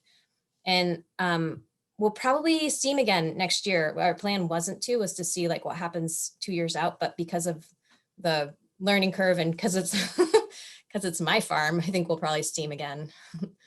Next. So quickly, we did about the same square footage, 16 by 16 blocks. And part of that was for the trial layout, and part of that was for the delivery. We fooled around with the steam sock, but ended up just blowing it in. And we did a pre-inflation and then blew in the steam. We'd like to refine that process. And yeah, we data logged the temperature. I think we can go to the next slide. And this is just an example of us trying to get to 180. The blue and the red line are the soil temperatures at different corners, and the dotted black line is the air temperature. So when I did try to get to 180, I think we were steaming for about 2 hours. So again, it just has to do with that valve and replacing that to really achieve that high temperature. One thing I am looking at on these charts is like the cool down. Commercially, some really like high-tech steamers do like a rapid cool down too, but I think from my perspective, I'm just wondering what happens when it lingers between 120 and 140 for multiple hours. Is there something going on there too? So just kind of a question we're looking at as well. Next, I did talk about the challenges a little bit, but it is a big learning curve. I'd give yourselves, if you're getting into this, some time to learn the system and allow yourself a lot of time for the actual steaming. And that flip from greens or tomatoes to greens is already a little bit stressful. And this just adds, an extra couple of days in there. And also just acknowledging that because this is an on-farm study, we didn't really have the controlled, I might've gotten kicked out of my home if we had a true control actually, which was the plan. And when we saw what was happening, it was like, oh, so our controls for this experiment, and the control being just something you don't steam, were really areas that were accidentally left unsteamed, either on the edge or like kind of got skipped between tarpings. So just want to acknowledge that. Next, please. And I also wanted to point out this calculator that Chris Callahan built, and online, there's a link to it. And I'm happy to post that in the chat after my talk. But David's question of the question that came up after his talk of, well, what square footage are you able to steam? This calculator will get you there. You basically just put in the capacities of your machine, and then you can calculate how big of an area you can steam to your desired temperature and depth. It's really slick. And it seems like it's very accurate for at least our experience with steaming. So thanks to Chris for his wizardry. So the good news, I've talked a lot about kind of like my learning and all of this, but the great news, like David said, it totally works. Look at this. This is only at 130 degrees. And we're like, what a pain. And we were just all frustrated, like, using all this fuel and blowing steam everywhere. And oh my gosh, a couple weeks later, we've got a pretty clean bed of spinach with great germination. So that's exciting. And this isn't even close to what temperature we thought we were supposed to be getting to. Next, please. And then at 140 degrees, and this is the same tunnel where we were just monkeying around trying to figure out the steamer. This is what it looks like now, pretty much, the unsteamed area versus the steamed. And a very, very dense stand where we steamed. And partly that's because we're so used to damping off that we overcompensate. We see it almost twice the rate that we should be because we're so used to losing a lot to damping off.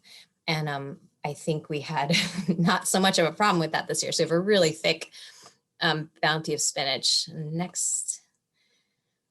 And I tried to look more closely at that. In this 1 square foot, I think even more than 25% of the spinach damped off. I only counted 8 spinach in that square foot that wasn't steamed, and 341 chickweed seedlings that I tweezered out, which is pretty crazy. And the next here is where we see that same area over time. And you can kind of see that tiny piece of string where I did pull the weeds. It stayed kind of clean in that one little block, but all around it, I wasn't going to tweezer all of that out. It was nuts. So next question is, well, what happens if you just hand weeded that? And next, we looked at that, and I estimated it took about, next slide, please, Nevin. 5 minutes for a square foot to hand weed chickweed. Any of you who've done it knows it's like really pretty tedious. And that also, I estimated we had about 50% stand there. And these are rough numbers, but just trying to figure out what's happening with our, if we were to just like put people to it and hand weed. I think, roughly speaking, we would expect £1 per square foot, depending on the size we're harvesting at. But at 50%, we're looking at $4.50 crop value and spending $1.35 on labor. The value of that spinach is about $3.15. That's just the net with those things. And next slide, looking at the steaming costs, we're doing a lot better. I think we're getting a lot more yield per square foot and less money spent. And on the next slide, I also calculated costs. I included the cost of the steamer, just I guess because we bought it this year. And I was like, well, that was kind of expensive. What if we amortize that over 10 years and say we're going to do 3 tunnels a year? And that's just kind of me throwing some numbers at it to try to capture what it's really costing us. Because you guys all know when you buy a expensive piece of equipment, it's a little bit of a like, oh my gosh, is this going to pay off moment? So with the cost of the steamer, I got to closer to $500 per tunnel. But that's like 18 cents a square foot, if my math is correct. So not bad. And like David said, totally worth it. Next, in our other house, I did a little better job keeping track of temperatures. You can see on the edge of the 120 area, we did have a lot of chickweed come up, but at 140, we had great control. And on the next slide, you can see 160, also great control. One thing we noted is the woman who transplanted these seeds was a little bit like digging more than normally we would like. And I think she brought up some soil that hadn't been impacted by the steaming. So I don't know how deep she was going, but definitely more soil disturbance than we would have liked. And we saw some emergence right around the base of those transplants. It's something to think about. So next, I'm just gonna quickly brush over how we're measuring the microbe communities. And big thanks to Deb Neer up at UVM, her lab, and a grad student named Anna Brown who helped me figure out, I was like, how do we measure microbes? You know, what do we use? And these eco plates are a kind of a layperson's way to understand what's happening in the microbe communities, myself being a layperson, not a soil ecologist. What it's doing is basically measuring the utilization of carbon substrates by microbes. So the little plate on the left with the purple dye is, they have 31 different substrates in there replicated 3 times. And then when it turns purple is when that stuff gets eaten by a microbe. So on the next slide, what we're really measuring here are 2 things. The metabolic response is how much is being consumed, how much activity is happening. And then the community diversity is what diversity of microbes exists in that soil at a given time. So what did we see? As the literature and everybody would expect, it plummets. The activity of the microbes plummet after steaming. And it doesn't seem to matter so much what temperature, it just goes down, and it's starting to creep back up at week 4. I stopped sampling at week 4, and I'm gonna start again in a couple of months in springtime and see if it's resumed back to who knows what level. So we'll see. And it's also, that's when it's getting colder. So my guess is that in the incubation, the cold wouldn't really matter, but there are some things to think about. The next slide shows the community diversity. Interestingly, that went up from its original, and a couple theories exist on that. One is that we're sort of jumping along the succession of the community. If you think about forest succession, if you were to just speed that ahead, there might be less diversity at the beginning. We're jumping into the middle of it with the steaming. And the other might be just that we released different substrates through the heating of the soil, so they were able to eat different things. So anyway, that was interesting. And just moving ahead, so we really don't have much data. We started this in October, and I started sampling at the end of November and just got the data back in the last month. But I think the big messages here is like the steaming is awesome. My impression is that it's a great tool, and I'm really curious about the microbes and curious how to manage those. Like, so do we have targeted inoculations we do? Is compost good? Is just putting transplants in that are in a Vermont compost potting soil enough? Like, what is going to happen? This is a pretty confined environment, the high tunnel. It's not a field soil. We're not thinking about the big picture of soil health. We're really thinking about like crop driven soil health in a tunnel. And also just to note, like David was saying, that burst of growth, I also experienced that. And I don't have all the nitrate data back yet. I only have 1 tunnel, but it definitely jumped a lot, like tripled or quadrupled from what it was. So when you're killing microbes, you get a burst of nitrate. So likely that's what's going on. And I think that's it. Any questions? Great, thank you, Becky. There are some questions and I reopened some that came earlier. I realize presenters can type in their answers since we don't have time to actually take them verbally, so we can stay on track here. And there aren't a lot about the steaming right now. So I'd say if you have questions, put them in there. Becky, David, and even some previous ones are in there to Ryan Demarest earlier. So go ahead and answer those, ask and answer.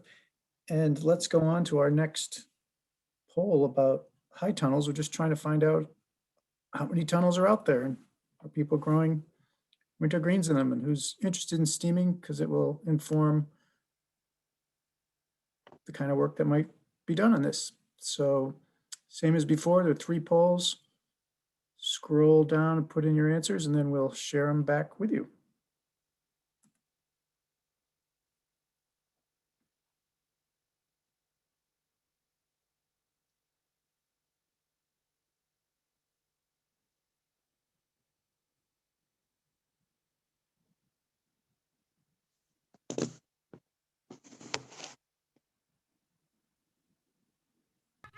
Time to think she has me on the floor, for she hurries me and she worries me, and 'tis her heart's delight to bang me with the fire shovel round the room at night. I believe that's the Vermont Hillside Chickweed song we're hearing. 1 for the cutworm, 2 for the crow, 3 for the blackbird, and 4 to grow. Almost half of you have voted. Keep those votes coming. Wimblebow, Womblebow, Ironbow, Timothy, Lilicky, Lalicky, and you shall have half of the whirligig.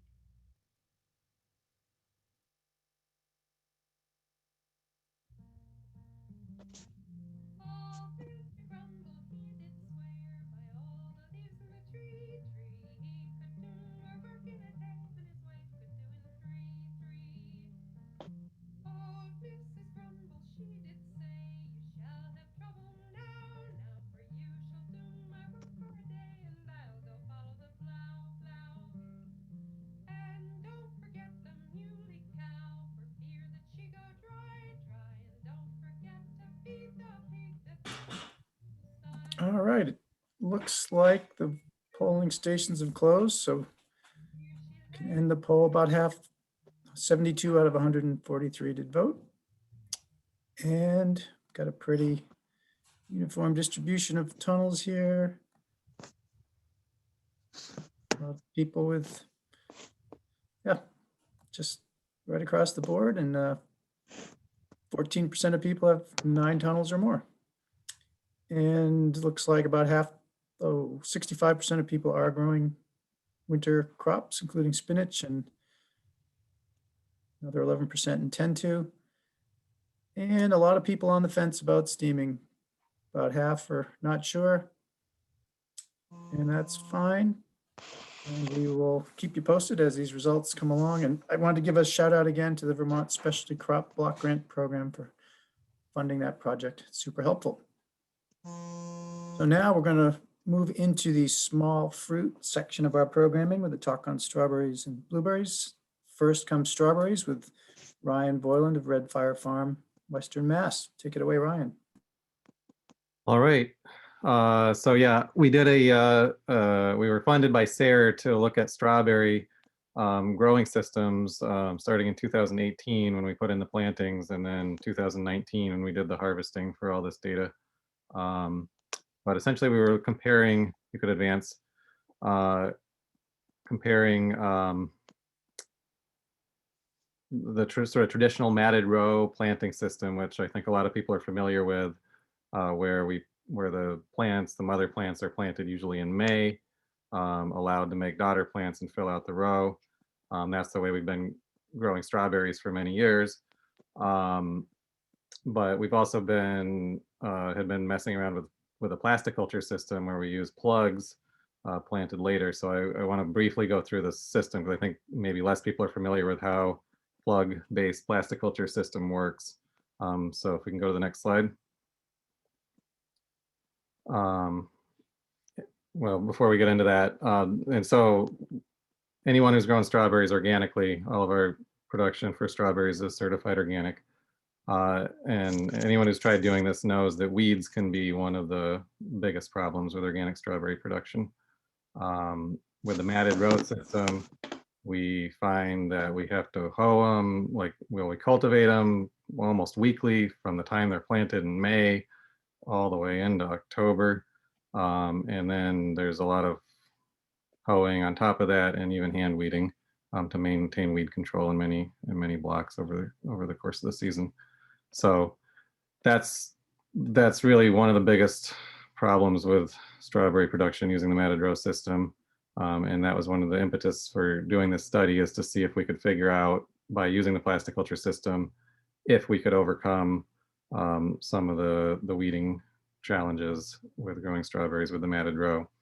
And we knew we could, but one thing that we had found with our informal trials using plasticulture before we did this study is that the plasticulture berries would ripen sooner. Sometimes they would start very early for us and our farmers in Western Massachusetts. And we'd start getting ripe berries with the plasticulture system by mid-May, a lot of seasons. But we would also see the tail end of the season finishing by mid-June. And where we are, customers really expect the strawberry season to be, starting early in June and continuing. We usually try to get till at least the 4th with having strawberries available for both for our pick your own customers and for sale at our farm store and farmers markets. Next slide. So the whole idea of the SARE study was to see, well, can we do the plasticulture system, but are there things we can do to manipulate the ripening timing by either using different varieties or otherwise manipulating the growing system so that we can push at least a portion of the harvest so that we could get plasticulture berries to be ripe during the second 2 weeks in June. So plasticulture strawberries are started usually from plugs, which are usually planted for us, we find, the last week in August or the first week in September to be the best timing. If you plant them any later than that in the fall, there may not be enough time here in New England for them to build the crowns to the size we want before they go into winter dormancy. A tricky thing though, and this, if you're further south, you can plant later. In the mid-Atlantic, they might be planting into September, late September, even October, from what I understand. And a lot of the plugs that are grown and produced and sold to growers are grown with that mid-Atlantic or southern timing in mind. So in New England, if you want to do this, getting plugs that you can have ready to go in the ground for the last week in August seems like it can be a little bit challenging. To get plugs from growers or tips for that schedule, you're getting the very first of what they have available, and they want to be pushing it back usually. So getting the timing is hard. Next slide, please. So we've found that one way that helps is to buy the tips directly from these nurseries in Canada that propagate the tips and cut them off the mother plants, and then they will ship them in the middle of the summer in July. And rather than buying finished plugs, you can buy these tips that aren't yet rooted. And then we have a lot of extra greenhouse space usually in the middle of the summer at that point. A lot of the other greenhouse stuff has scaled back a lot, so we have extra bench space, and we can we've been able to set up a misting system, and that timer on the upper left there is a very specialized timer that we can set to let the mist out in just 10 seconds every 5 minutes or whatever we want to set it for. And then the mist is not like, it's a very fine mist, and when we first put the plugs into the cell trays, those plants don't have any roots, so the leaves can't be allowed to get dehydrated and wilt. or the plants, are at risk of dying. So it's really important that the mist system is working. We had the power go out once during the critical misting time in the summer. And that was, we had to get the generator up and running real fast to make sure the water kept coming because we didn't want to lose all the plugs. Next slide. So this is what the plasticulture plants look like as they're getting into the fall. Those are plugs that were planted probably first week of September. In that picture, one thing I'm a little worried about is the amount of runners that have started to grow.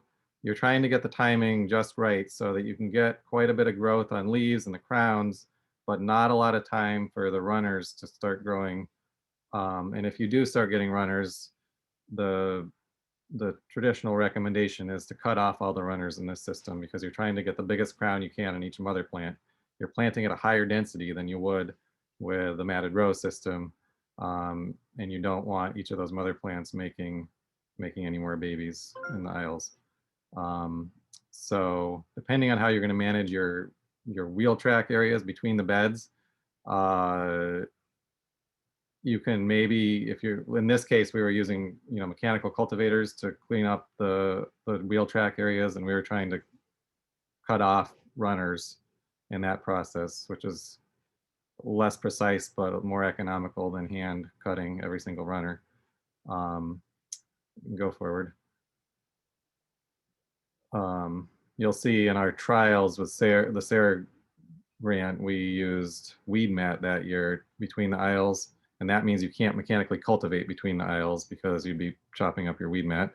So our only alternative to manage excess runners in that case was to use hand removal with knives and scissors, which is very labor intensive and probably worth trying to avoid if you can figure out a way to do it, which is one reason why we have moved away from using weed mat in the aisles on this system in more recent years. With the plasticulture system, most growers are using row covers in the winter rather than straw mulch.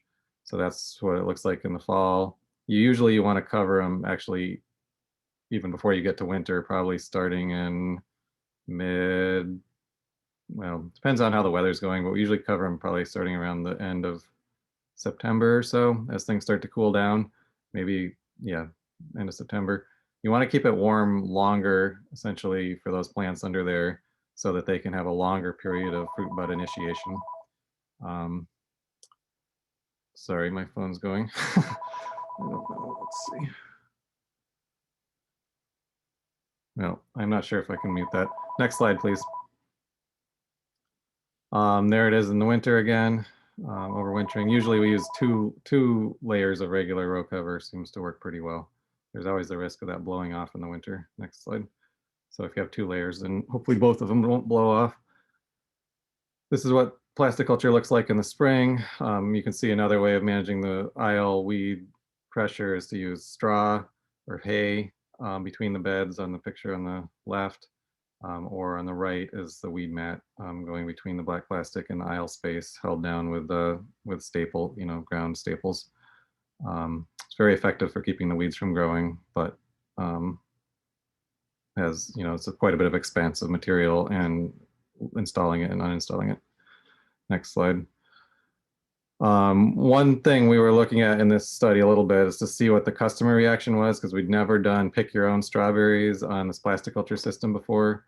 And in 2019, we had the first crop where we turned pick your own customers into a field of ripe strawberries that was all, weed mat, plastic beds with weed mat in the aisles. And, we were worried if our customers would be concerned about all that plastic that was quite visible. And really, we found that most people, including this tour of politicians, were not there. They didn't seem that concerned about the plastic. They really like it when there's a lot of ripe berries. And as long as there were good ripe berries, the vast majority of the customers seemed satisfied. So it didn't seem to be a turnoff in terms of that. All right, next. So the study we did looked at how can we push back the ripening, because we could get early, all that row cover, all the plastics warming up the soil. We get lots of early berries with the plastic culture system, maybe earlier than the June bearing, or with the earlier than the earliest we could get with the matted row system. But could we figure out how to manipulate this system so that some of the berries would ripen later, bloom later, ripen later? So we did a lot of things. And one thing we did is a variation on the plastic culture system, which I think this bed is a picture of, where instead of using plugs, we used bare root plants that we purchased from Norse, but they were planted in mid-July through the plastic to establish the beds. So a somewhat later planting system, trying to see if that would, well, that was sort of one of the trials in terms of whether that impacted ripening and costs. Next. So we took a lot of data on all these 3 different things: regular matted row, plastic culture with plugs, and plastic culture with the bare root plants, establishing those beds. And you can see all the details of this if you go to the SARE study report website, but I'm not going to talk about them all right now. But we essentially did enterprise budgets and looked at every cost of inputs and labor for each of these different replications, or each of these different methods of growing strawberries. Next. And after we plugged it all through, I was kind of surprised to find that the matted row was quite a bit less expensive than the plastic culture to establish and take care of per acre, significantly, even with all the weeding headaches that come with the matted row strawberries and all the labor that goes into that. The extra cost for the higher plant population with the plastic culture made a big difference. And then in our trial, we were using all that weed mat in the aisles on the plastic culture systems, and that added quite a bit actually to the cost, as well as the plastic beds themselves, the cost of the plastic mulch and the row cover and so on and so forth.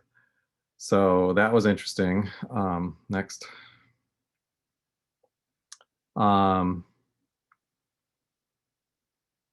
So another part of all these replications were to look at the different varieties and see if any of them would ripen later just by being a different variety. So there were 12 or so varieties at least that were part of this trial. Next. Some of the varieties, we had the same variety such as Flavorfest in the matted row system and also Flavorfest in the plastic culture system. There are some varieties that theoretically lend themselves better to plastic culture, varieties that make a lot of fruit, or either by having bigger berries, more weight per blossom, or more blossoms per mother plant. Varieties that the yields are coming, like varieties that might work well with matted row, where there's a lot of plant population because you have all these daughter plants, and you have enough plant population that each daughter plant is making a berry or two. They might add up to pretty good yields. But if you take that variety and put it in plastic culture and reduce the plant population and to just the mother plants, you might be, those varieties might not have the yield potential because they don't have that much potential to make that much weight per mother plant. So, but there are some varieties that are used in both. So Flavorfest is one, Chandler is another one that I think had both ways. So these are other things we did in addition to varieties. We tried silver plastic instead of black plastic on some beds. We tried white plastic. We tried manipulating when the row cover was removed in the spring. Some, removing it first thing in the spring versus leaving it on for a while to warm things up.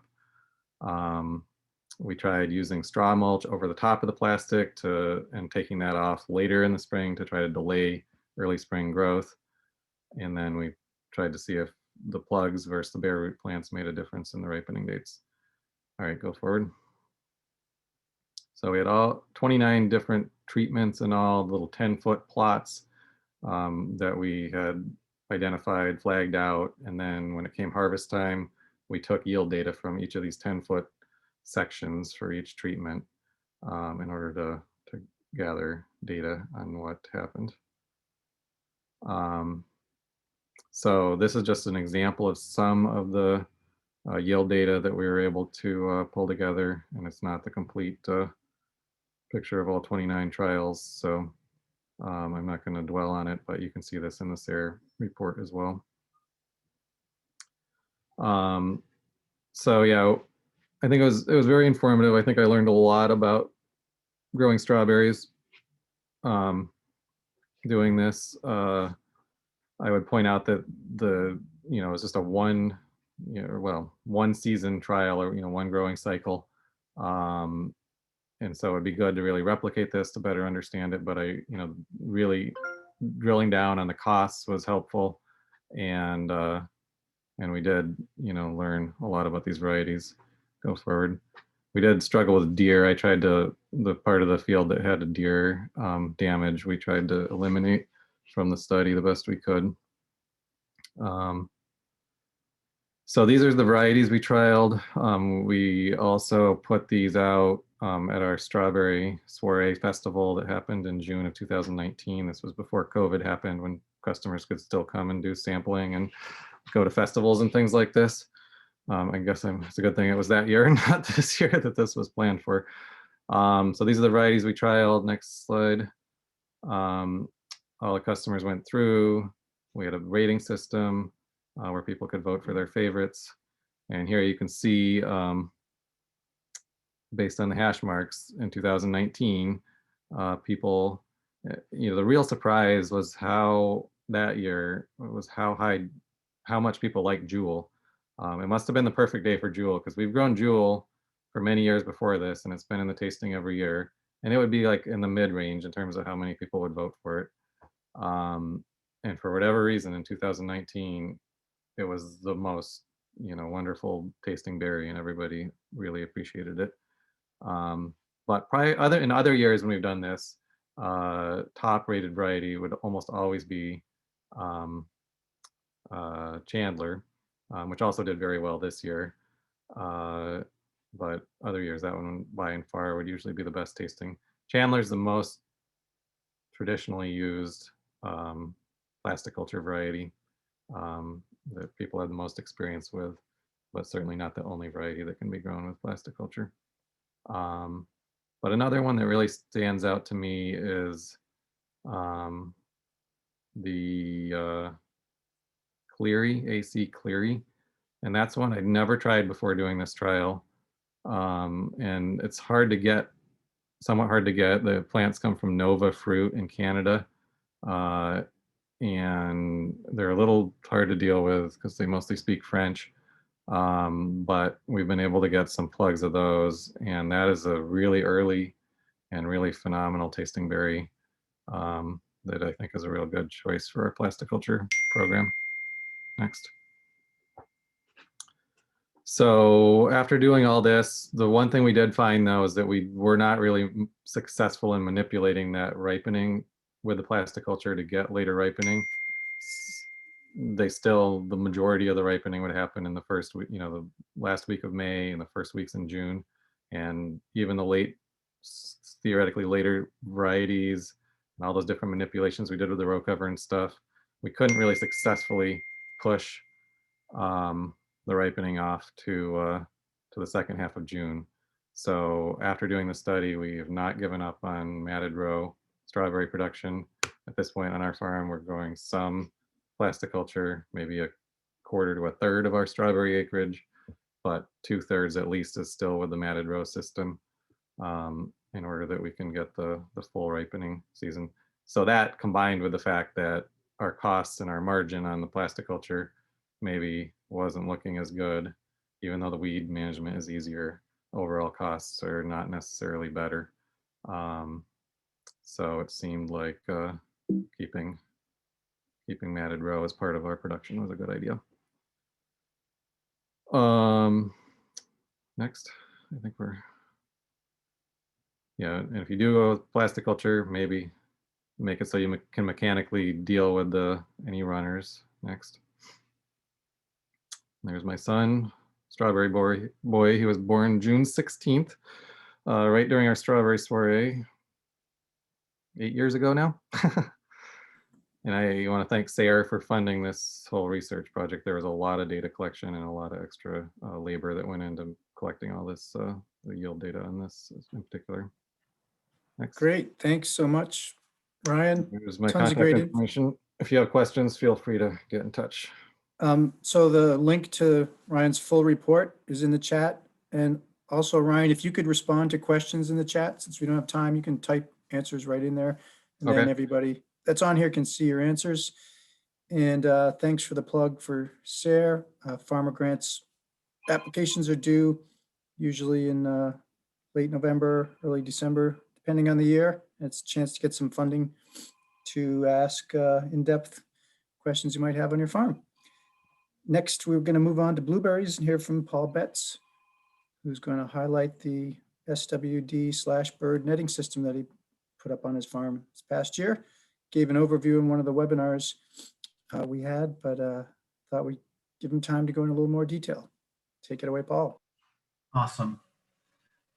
So I may have to shut the video down in case my bandwidth crashes, so I apologize in advance if that happens. But I wanted to say first, thanks to everyone who has contributed to the work of making this day possible in the shared space.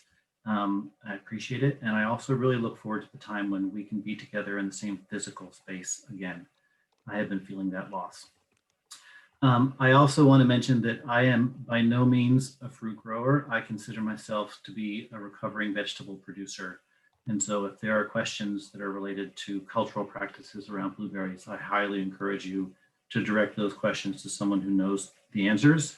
I'm really going to talk mainly about the evolution of SWD and our planting. So next slide, please. So this is the location of the farm in Woodbury, Vermont. We're south of Hardwick and north of Montpelier. It's a classic hill farm. It's hard to get a sense of the topography, but I often describe us as being very rich in the resource of gravity. And when we were establishing the farm for vegetables, we knew that there were going to be challenges in terms of getting everything that we needed from the farm, and planting this side, this hillside to blueberries was always part of the calculus for us. And so the current planting is located in this blue circle. We had wanted to plant kind of over a number of seasons and ultimately plant out that whole hillside. To the left of the blue circle, you can see a pond. And below that pond, there's a contour where it drops off pretty severely and really wasn't going to be an adequate place for mowing or having any people be on that hillside. It's a beautiful location though, and it has great air drainage, and we felt it would be a great spot to have a planting. So in the fall of 2010, we laid out the patch and removed sod where the bushes were going to be. We added a lot of peat moss and some compost and sulfur and let it set over the winter and planted it in 2011. And that fall I went to the Oregon Tilt Conference, and everyone there was talking about spotted winged Drosophila and as a new and emerging threat to the soft fruit industry in the PNW. And I think anyone who's a fruit grower followed with interest and watched them migrate across the country. And at that time, we had a full plate just managing the vegetable piece of our operation. So we just walked away from the berries entirely. We felt like we didn't have a lot of investment in them and couldn't take on another piece. So we decided that people, again, who are much smarter than us in this crop type would find out a path forward, and then we would choose if we could bring it into the farm or not. And so it seemed like they were an occasional visitor, and they had varying times that they would arrive, and sometimes were worse and sometimes were better in terms of their presence and pressure. And so in 2018, we decided to spend some time, reinvested in the planting, weeded them, started mowing them out of the side hill again. We fertilized them, we sulfured them, we added some fertility, mulched them, and spent time with them and let them know that we were excited to have them be a part of the farm again. And that summer, we got a bunch of berries, and by no means was it what I would call a commercial yield, but we had enough berries that we could fill handfuls and stuff them into our mouths. And anyone who has that experience knows that at that point, there is no turning back. And so we were hooked. And then the spotted winged Drosophila came and it was over. And so we felt that loss as well. One day I went up kind of towards the end of the summer and with the intention of just stripping off the plants and bringing the berries down to our hens, almost just kind of out of spite. And I watched as a fairly substantial flock of turkeys was leaving the patch. And it didn't even occur to me what was happening until I got closer to it, and all the grass around every plant had been trampled down and they had stripped the entire patch. And so at that point, we knew that we would have to do something, or between the SWD and the turkeys, we would never get another berry again. And so I had seen a presentation around exclusion netting, and then saw the email from Dale Isla and the berry patch, and that ordered some of the netting, and we ended up building this structure. Next slide, please. And so it's approximately 56 by 160 feet tall, long. It's about 6.5 feet tall, and it encloses about 9,000 feet. I had seen and read about people who were using old greenhouse bows and constructing an enclosure that used those as a resource. But one of the things that we really wanted to do was make this be available to the general public. And knowing how civilians might navigate a farm setting, and having pipe that would be at varying heights and intersections of both made me really anxious. I felt like I could see the future of people walking into them and banging into them. And I just didn't think that that was going to work. So I wanted something that would feel really organized and not distracting as well. So next slide, please. So we built this basically on a 10-foot grid. It's all the pipe is 1.3 purlin pipe or top fence rail that you can get at the Home Depot, which is where I sourced most of this off the shelf. We cut all the pipes down to 8 feet and then marked them at 18 inches and just drove them into the ground. I was careful to make sure that they were all plumb so that they wouldn't be kind of migrating off the hill because there is some slope. And there's an amount of variation in terms of highs and lows, but you can kind of make the pipe bend a little bit, and the fabric is certainly compatible with those little bit of bends. It's all bolted together with end rail clamps or T-clamps. They're bolted, and they also have at least one tech screw drilled through the clamp into the pipe to kind of hold it and keep it together. Next slide, please. We did make a point of putting tape on all of the sharps. I didn't want the fabric to be abraded in a season or two. So again, all the clamps are taped, all the tech screws come up from the bottom, and all of the bolts around the outside of the frame are all facing in, so all the tails are inside, which is pretty standard greenhouse construction. Next slide, please. All of the edges are secured with C-channel and wiggle wire, which was a fairly significant expense in this project. The top piece of catches both, the top rail catches both the top piece of the fabric and the side fabric as well. There's plenty of room in there to capture both pieces and run 2 pieces of wiggle wire. We did use wood. Next slide, please. On both the top and the bottom. And it may be someday that we would switch to pipe. The wood's certainly going to rot, but it went up a lot faster. It was also a lot cheaper. And while it is prone to splintering, I do have a palm sander that I run across the top edge and knock down any sharps that have happened over the season. So I haven't had any problem with the fabric being torn by any splinters. Next slide, please. So here we are inside the structure. And one of the things that I love about this is that you can walk into it and quickly get a sense for how it's constructed and how you need to navigate through it. It's also, it's 6.5 feet tall, so it's not super expansive, but it doesn't feel claustrophobic. And because it's a uniform structure, there's no places where you're crouching, there's no places where it's more expansive. It's just really easy to kind of get a sense of how the place works. I've had some people come through there and they're actually struck by it, and you can kind of walk into it and get a sense for it, and then kind of make your way, pick where you want to be. It does get hot in the heat of the day. The mesh does diminish the airflow, but the other side of that is that in the evenings and in the mornings, there are no mosquitoes or no CMs, any kind of biting insects. And having access to those times of day actually increases the amount of time that one would want to be here. The other piece that might be viewed as a downside is you can't get any kind of tractor or anything through here because the pipes are on the grid, and the grid is independent of the way the rows were laid out. So you have to push it, use a hand mower to push it. I personally don't mind. For me, it's one of those jobs that has a beginning and a middle and an end. And I like the way that it looks when it's finished. So I honestly don't mind hand mowing it. And next slide, please. And this is just a picture showing the top, how the two sides, the side and the top piece, are captured in the C channel.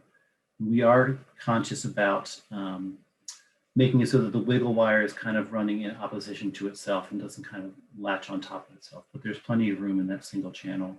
And then the picture on the right just shows a side view. It's a single 6.5 foot piece along the side. And one of the reasons I chose to do it that way was to really know that the dimensions that I was going to work with to maximize the width of the sewn pieces and not have to imagine bending them over the side. Next slide, please. Well, I should say it takes about 11 to 12 hours to put it up. It depends on the people, and a couple, 3 or 4 hours gets the whole thing enclosed in the spring, or before the SWD arrives. And so at the end of the season, we take the wiggle wire down, and for the larger pieces, they're 26 feet wide. We fold them into thirds and clip them every so often between the bows, and so that we can roll them up and put them away for the winter. Next slide, please. And so we built this frame that captures, it's a 14-foot piece of pipe, and on that pipe is a C channel that we attach the end to with a piece of wiggle wire. The handle is removable, and so you can use it. There's 3 rolls that we put together, and it goes really quickly. It takes about 2 hours from leaving the barnyard to coming back from the barnyard to have this piece all finished. Next slide, please. And so we can just drive it away when we're done, all neatly and bundled. And next slide. This is how we get it all back from the field. And then this is also how we deliver it back up to the field. And it just unrolls off the carrier. It's super convenient. The lid that's on the top piece points downhill, and that kind of keeps the pipe from meandering down the hill, because again, it's a pretty heavy slope. And so the next slide, please. So this shows the site again. And one thing that we have been thinking about as we plant further down slope is to take out some of this pipe and use it as we build the new structure. And so I think the next slide really gets to the question that everyone really wants to know, which is, what did it cost? And so I wanted to start by saying first that the numbers that I provided to Vern for the webinar on the SWD last summer were in error, and that was strictly my fault, and I apologize for that. I did some math error in terms of the square footage. So it's a little bit more expensive than was originally quoted. It's closer to 88 cents per square foot. That said, it's grossly overbuilt. And I think it could very easily be the grid being 10 feet, you could cut it down to 14 feet on the long direction of the fabric and maybe even 20 foot or so in the short direction relative to the length of the fabric. I don't think it would contribute to like a loss of structural integrity. I think that the fabric weighs absolutely nothing when it's spread out over its whole length. One of the reasons that I built it as strongly as I did is because the site is subject to some very high winds, and I didn't want the structure to take that wind in a bad way. But I don't know that I really thought through the fact that this is a net and the wind moves right through it. And so if it was a greenhouse, I would totally be down with this, with the way that I built it. But because it's a net, it is grossly overbuilt. And so when I move this structure and continue the structure down the hill, it will be a lot lighter in construction. And I neglected to put my contact info. Oh, there it is. Thank you, Vern. Paul at highledgefarmbt.com. I'm a processor and often wish that I had asked that question a couple days later. So please think of me as a resource for anything around this project. I'm happy to help. And I would also like to extend an invitation to anybody who wanted to come and be on site and be in and walk around this structure as well. And thank you so much. Thank you, Paul. Some brief questions we have. Can you name some of the blueberry varieties you have? There's some Blue Ray and there's some Blue Crop, and then there's another one that I can't remember. There was some That's a cultural question, actually. some concern that things might get to the 6.5 feet, but I assume you would just prune them too. I'll prune them back. The 6.5 foot was designated, or basically the fabric was available in a 13 and 26 or a 6.5 foot size. And so I used the smaller size to drive the size of the walls. And a question about how many pipes in total? Oh my heavens. I'll have to do some math and I can provide that. Okay. Okay. And where did you purchase? What type of netting did you get and where did you purchase it? I got it from the Berry Patch. It's the one that Dale Isla recommends for SWD. They're down in New York. And she was super sweet, really great to work with, and made it so easy. So Berry Solutions, I think, is the netting side of her company. And Dale, you might type into the chat. I think there's some different widths available recently too. Question here, how do you mow the perimeter without damaging the net? Well, the net is above the base of the ground. And so I weed whack it before I put the net up pretty aggressively. And then I mow with the tractor around the outside, and it hasn't been a problem.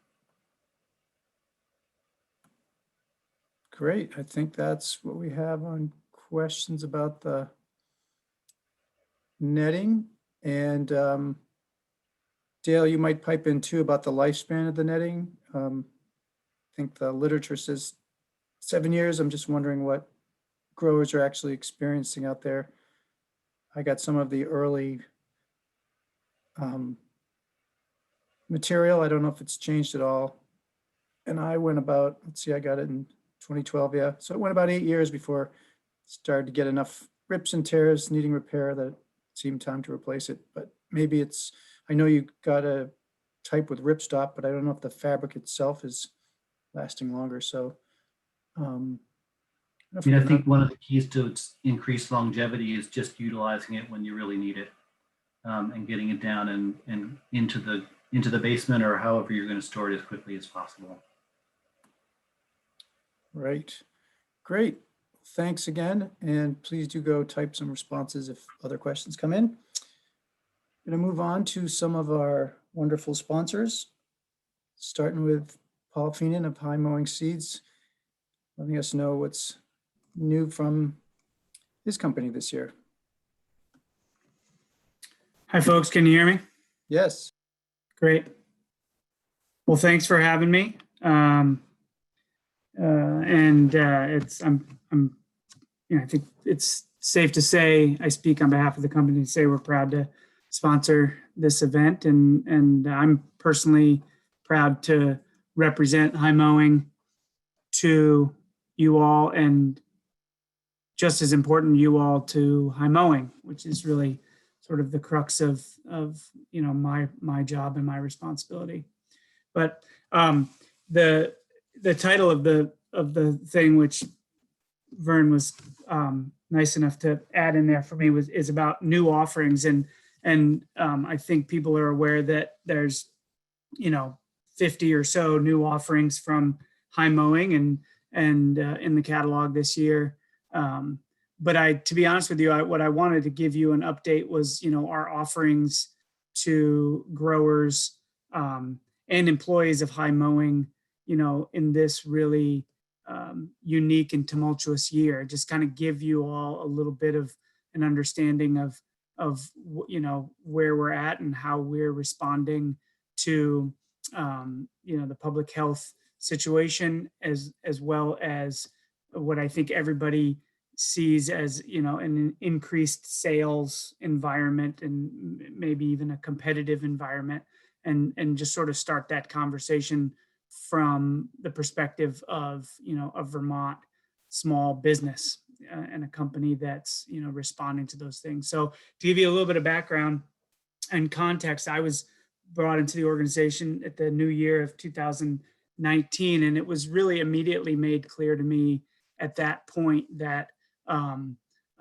that the company was clearly focused on improvements, inter and interdependent departmental improvements to procure and move seed through the company and to growers in a high quality fashion. And, you know, that was a clear and present day-to-day goal of the folks around me. And as a new employee, that was made really clear.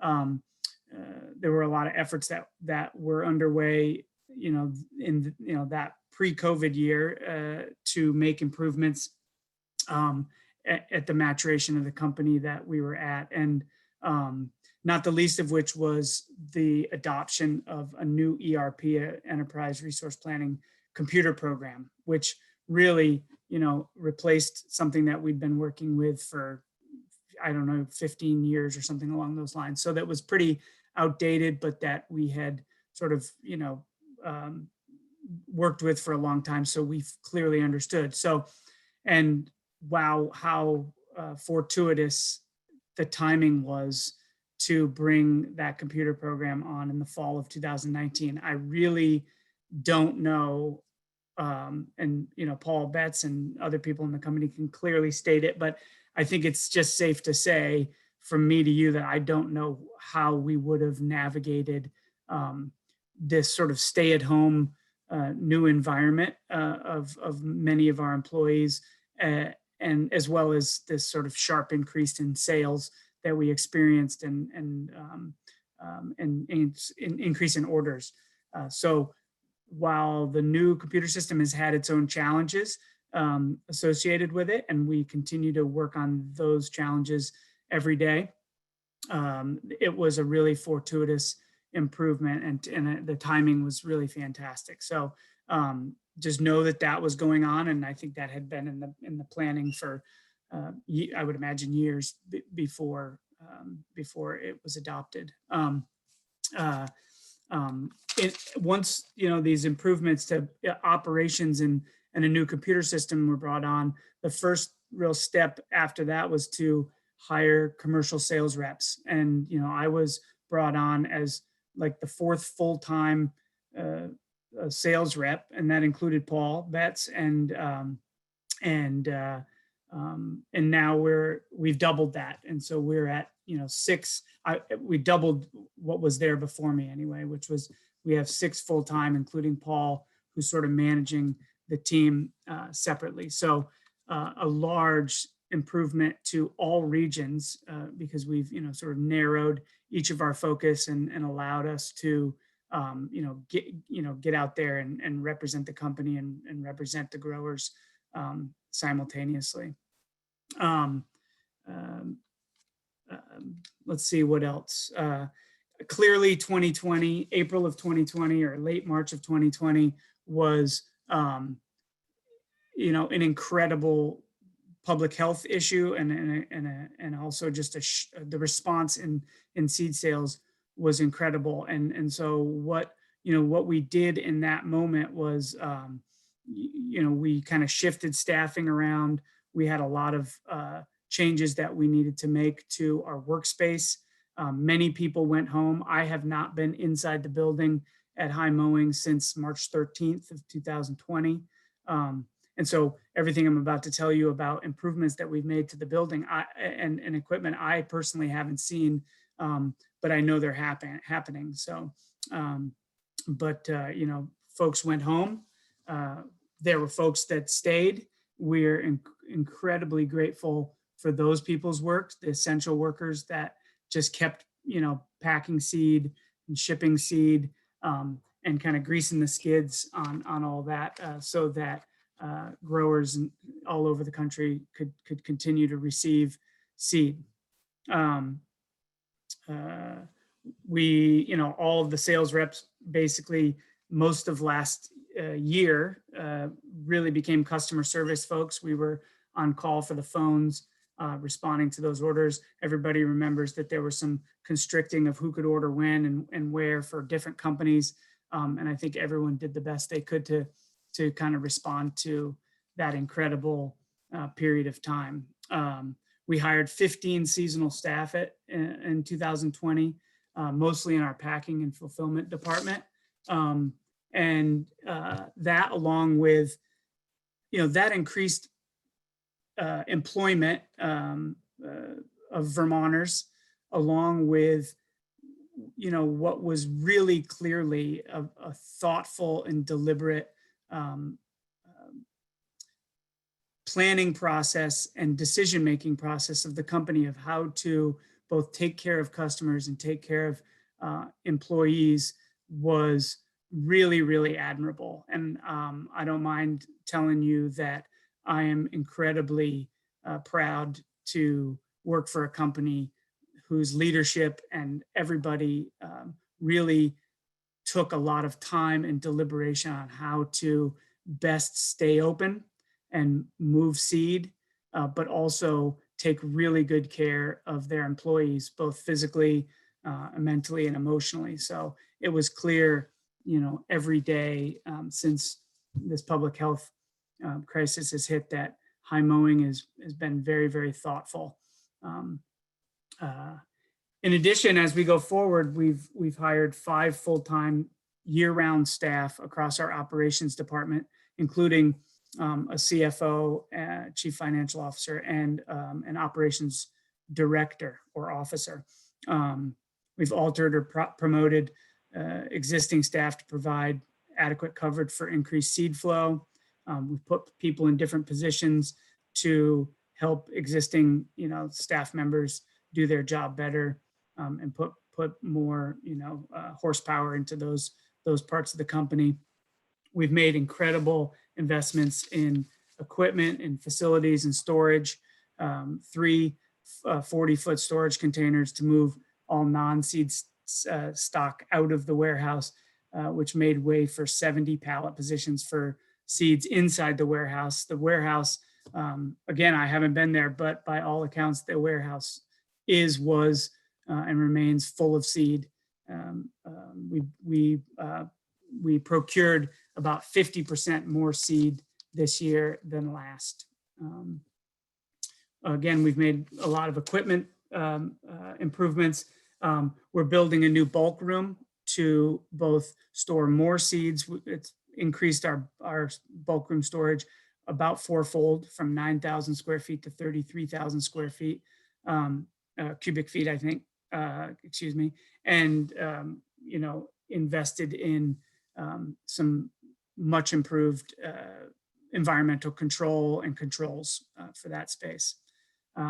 We continue to engage outside experts on, how to store seed better, how to make improvements to storage optimization and material handling, so that we can be prepared for years to come. And we've increased and improved our website capacity. So lots of changes, lots of offerings to customers, in addition to just seed. I know people are concerned about seed inventory. There are out of stocks. Some of them have to do with increased sales and somewhat related to COVID. I don't think I don't think it's safe to say that there are COVID related out of stocks but there are out of stocks and there are back orders, just like in every year, and likely a little more than most years. Increased sales, and so then increased, focus on packing seed and moving seed through the door has definitely impacted all seed companies this year. There's no doubt about it, as well as it has last. So my recommendation is to if you don't know your sales rep, who is me, don't hesitate to reach out. That is the single best way to solve problems of varieties that are not available or may not be available until a little later in the season. And I'm glad to help you make those decisions. And I'm not bashful about, to be perfectly frank, where I send you. I want to sell you guys seeds. I want you guys to be successful, but I want you to be successful. So I won't be bashful about how to best do that, in my opinion. So that's what I have. I'm glad to talk about anything else. I know we're a little short for time, a little bit behind. So I'll pause there and Vern, let you make a decision about how to move forward with questions and answers. Well, I'm looking for questions. I don't see anything specific coming in for you yet, but people can put those in the Q&A box anytime it comes to mind. Great. I put my email and website in there. Don't hesitate to reach out to us. I'd love to hear from you. Great. Thank you so much, Paul. Vern, I see you one about back order dates from Susan Mitchell. Oh, okay. Oh, it's up above the netting. Threw me off.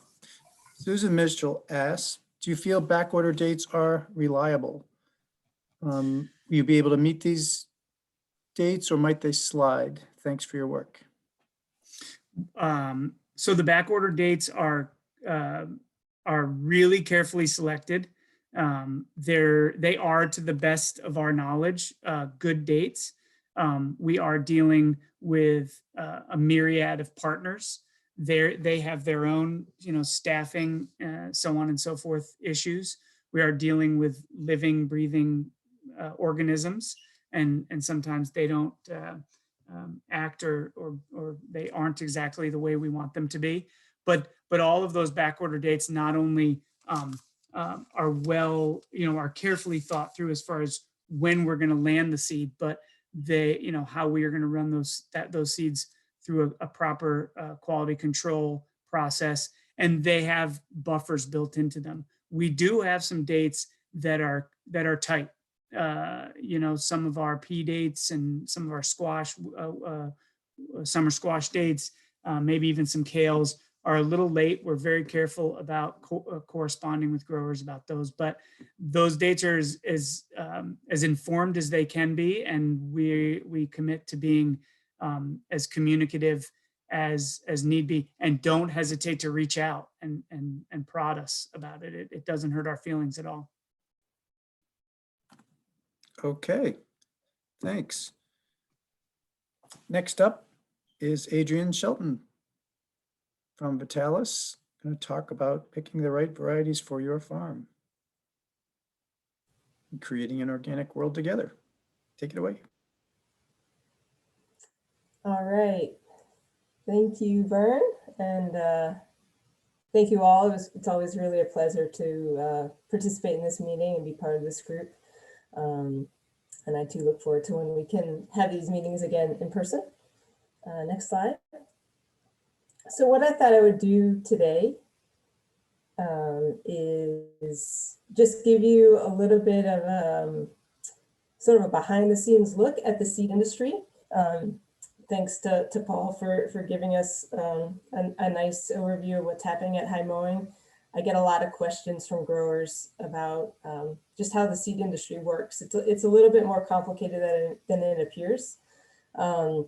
So that's what I'm hoping to share with you today. And I thought I'd start with a little bit of history, just because I'm always interested in history, and the vegetable seed industry has actually been around in the former United States for quite a while. One of the oldest corporations established in the United States was a seed company, Landreth Seeds, in 1784.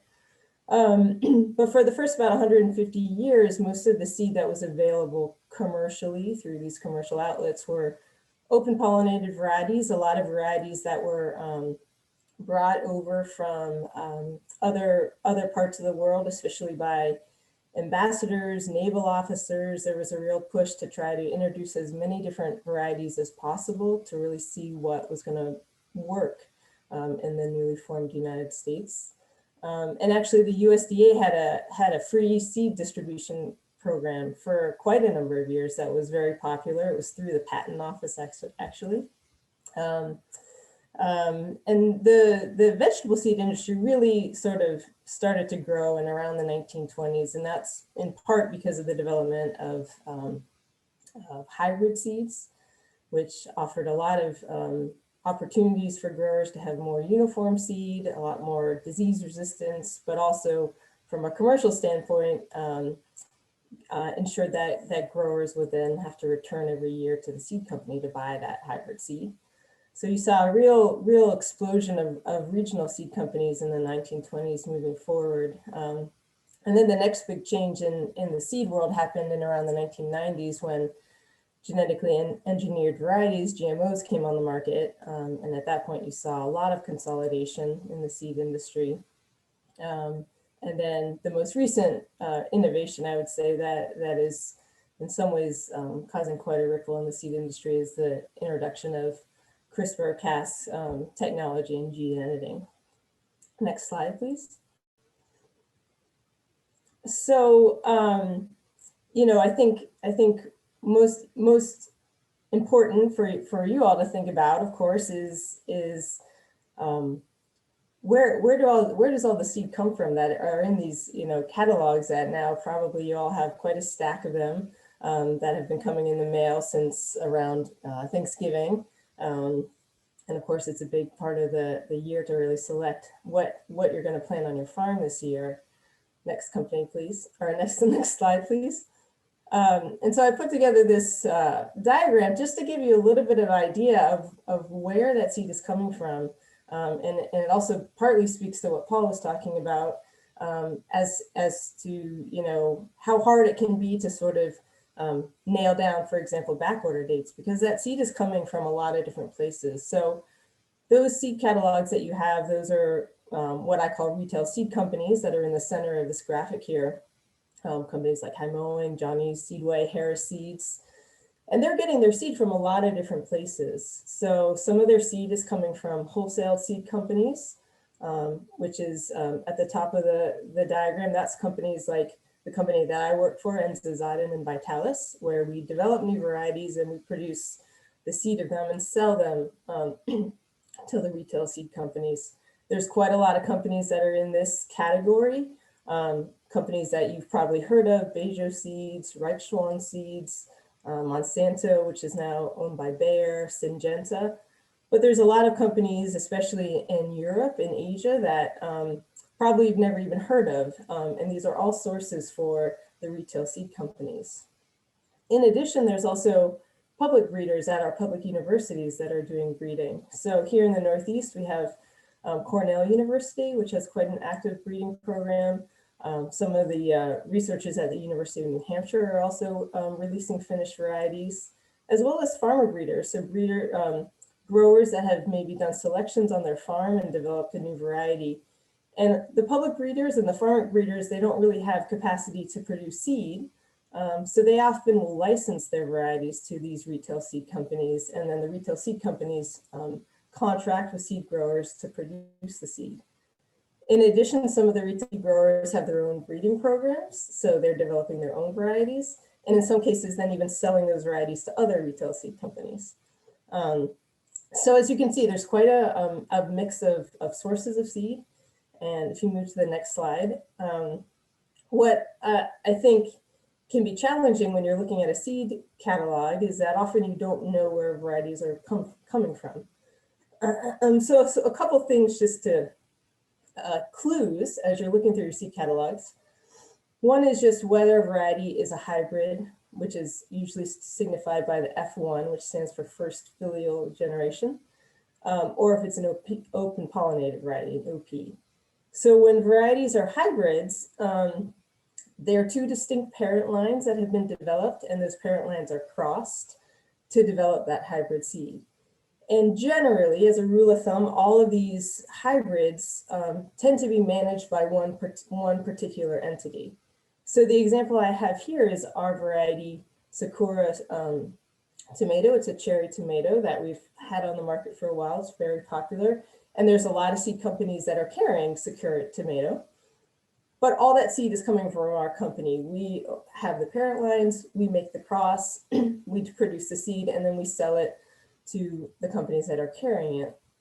So when you're buying a hybrid, regardless of what seed company you're buying it from, it's pretty likely that although that seed is coming from the same source. So you're not going to see differences in how that variety performs, depending on where you're buying it from. And also there's USDA seed laws that prohibit the duplicate naming of a variety. So no one else can develop a variety, a cherry tomato, and name it Sakura. We've sort of captured that name, and that's a way to protect growers from making sure to ensure that you know what you're getting when you're buying a variety. Next slide, please.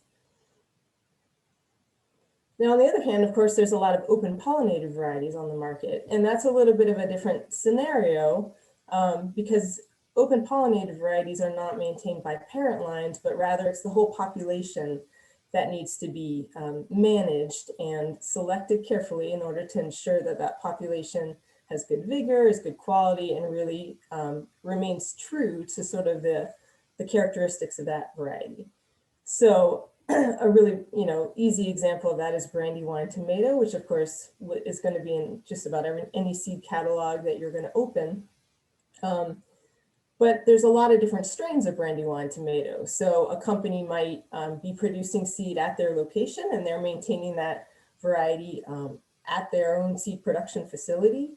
They might be contracting with a grower to be maintaining that particular line. They may be buying that variety from a contract seed company. There's some companies that all they do is contract seed production. Or they may be even purchasing it from another retail seed company. So in the case of especially if it's some of the cross-pollinated, open pollinated varieties out there, you might really see quite a lot of difference if you grow, for example, the Brandywine tomato from 3 different sources. It might look very different depending on how that variety's been maintained and where that seed is coming from. Next slide, please. So then the question is, how do you choose the best seed for your farm? How do you make sure you're getting the best quality seed to be most effective on your farm? And I'll repeat again what Paul said, like the best thing is to really get to know your seed reps from the companies that you prefer to purchase from. And don't be afraid to ask questions because there's only so much information that can go into those seed catalogs. And there's a lot more that your seed reps are going to know if you have particular questions. Certainly, of course, talking to other growers, these sorts of events are really helpful to really get insight on what varieties are working for people. For certain crops that have a real high turnover of varieties, such as spinach, you want to make sure to not become too dependent on one variety because those varieties will quickly leave the catalog. You won't be able to access them again. And so you don't want to be in a situation where you don't have any options to choose from. So you want to have grown a couple different varieties to be able to have some backups if what you want is has been dropped, or in the case of what we're seeing this year, it's just not available anymore because it's been sold out. And then finally, the best way is really to conduct on-farm trials to really see what performs best on your farm. And a couple tips are to plant your trials in the middle of your crop rather than on the edges. That will give you a better look at the variety. Make sure you pay attention to the trial plots through the season and don't forget about them. Try to do it over multiple successions or even years. And then finally, collecting basic data. And if you go to the last slide, Nevin, thank you. There's this great tool out there by a friend of mine owns this company called SeedLink based in Wisconsin. And it's an app that you can download on your phone and allows you to keep track of your own trials, do simple ratings to sort of make sure you're paying attention and really choosing what is working best on your farm. And it also then gives you the option of seeing how other growers, what ratings they're giving to the varieties they're trialing. So it's a way to also get information about what other growers are seeing. And this is available now, but the new version will be available in mid-February. So if you go online in mid-February to SeedLink at seedlink.com, it's a really useful tool. And then last slide. And then finally, just thank you all for your time. Feel free to reach out to me if you have questions about any of this or any of our varieties at Vitalis Organic Seeds. I'm always happy to answer questions. Thank you very much. Thank you, Adrian. Super informative, much appreciated. Got a few questions in here. One is about how to know who the breeders are that are responsible for these F1 hybrids. There doesn't seem to be information that this grower can obtain. Yep, you can always just start by, good old Google, because often if a variety, the breeding company will have it listed on their at least their online, their website. And so you can just Google it to see, but that's not always an effective way to really figure out who is the breeder of that hybrid.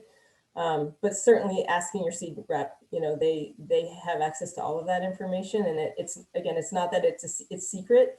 It's just that it's not really effective to put all that information in the catalog as well. So just email your seed rep and they'll be able to give you that answer. Sounds like this grower might have tried, but now that he's got your endorsement, he can say, Adrian said you'd tell me. That's right. Give him my name. All right. Here's a question that I heard you go into some detail, if I recall correctly, at the High Tunnel conference, which was super interesting, which is, what's the reason that spinach varieties get dropped so quickly?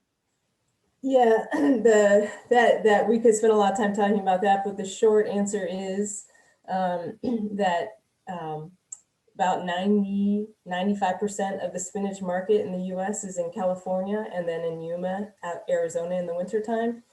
And downy mildew is a huge issue out there. And so we have this arms race going on where the downy mildew pathogen keeps overcoming the resistances that are built into the spinaches that are on the market.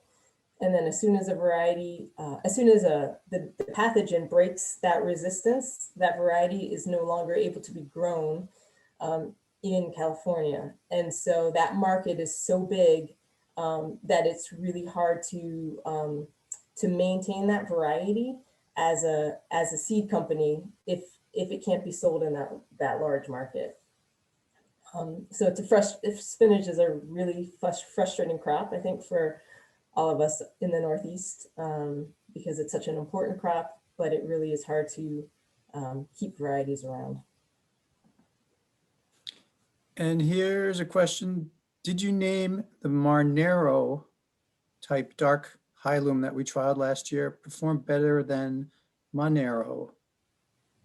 So there's Marnero and there's Mar Noir, and those varieties are not from our company. They're from a French breeding company called Gautier. So I absolutely had nothing to do with the naming of those varieties or anything else, but I have trialed them a lot. I had a question just when you showed the differences, among OPs. Does anybody trial different strains of OPs, especially ones with a big market like Brandywine?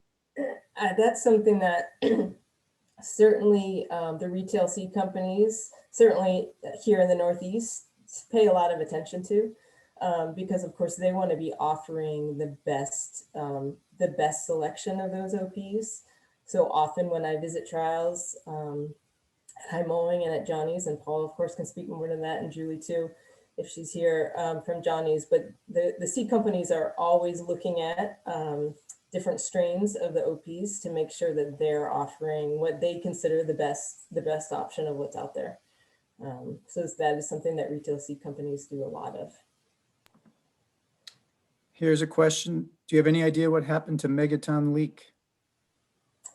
Okay, so Megaton Leek, that's a variety from Nunham's. And my understanding, well, my understanding, and the retail seed company reps probably have more information, but my understanding is that it just was a variety that, again, wasn't being grown very widely in the leek market globally. And so I think in the end, it just, the opportunities for that variety had continued to get smaller and smaller.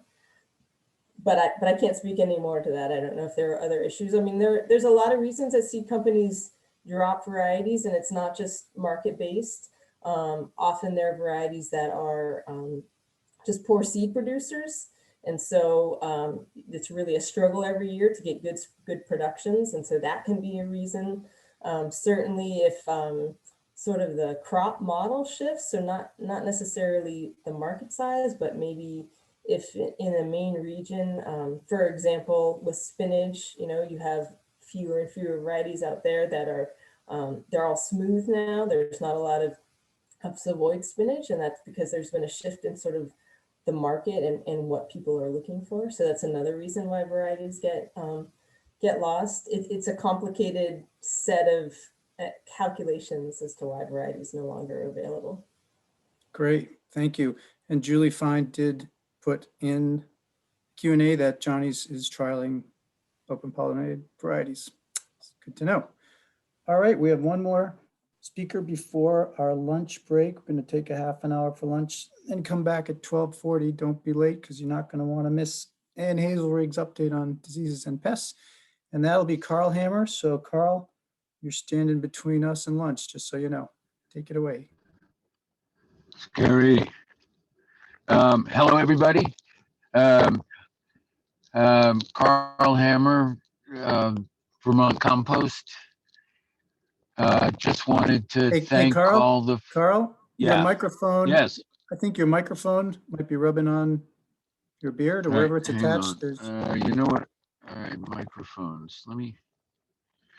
I'm sorry, I have Bluetooth in my hearing aids. Is that better? Are you getting, hello? Yep, that's hello? better. That's good. Hello. That is better. All right.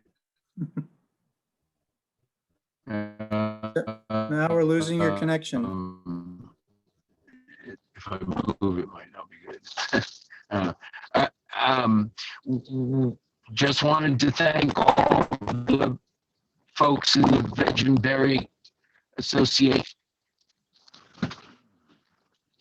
All right, can I come right back after lunch, and I'll be at a computer and I'll have hooked up with someone right after lunch, or will that slow everything down? We can do that if you're brief. We'll see you after lunch. Everybody get. Hello. Yep, we'll try after lunch, Carl. But this is taking a long time. All right. Okay. We'll see everybody. See everybody back here at 12:40. Thanks.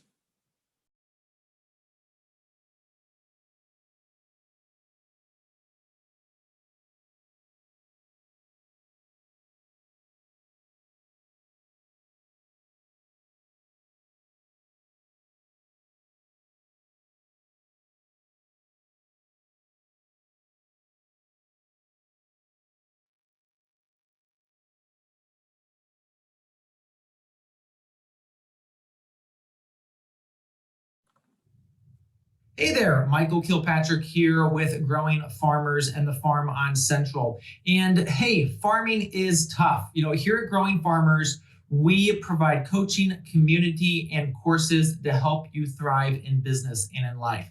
And how we do that is through a multifaceted approach. First, we have our free content. Every year we run a summit. Last year's summit was on mushrooms, and we had over 20,000 people attend that. We have our free podcast. So Thriving Farmer Podcast now has over 100 episodes and it has over 400,000 downloads. So we'd love to have you listen to that, as well as we'd love to feature many of you. Actually, many of our guests come from the Northeast. because that's my background. And actually, we've had Vern on there, we've had Howard, we've had Paul and Sandy Arnold, and I'd love to feature a bunch more of you as well. So definitely join us for that. We do have paid education courses as well. So we have our Small Farm University, our Start Your Farm Intensive, which is an incredible A to Z walkthrough of helping people set up and understand a farm business and getting financing for that. So we had hundreds and hundreds of students go through that. But just want you to connect with us. Again, we also have another free option, which is our free Facebook group called Your Successful Farm Business Discussion Group. So go ahead and join that. That's where we discuss all things farm and business related. So there you go. Love to connect with you. Thanks so much. Hey farmers, Michael here from Growing Farmers and the Farm on Central, and I am going to rant about chickens today. I wanted to talk about keeping your tarps and row cover down today, all about compost and how to make sure that you have good compost. I want to talk about our fall spinach successions here. Should you buy a new tractor? I just wanted to do my annual soil testing video. I wanted to talk all about cover crops.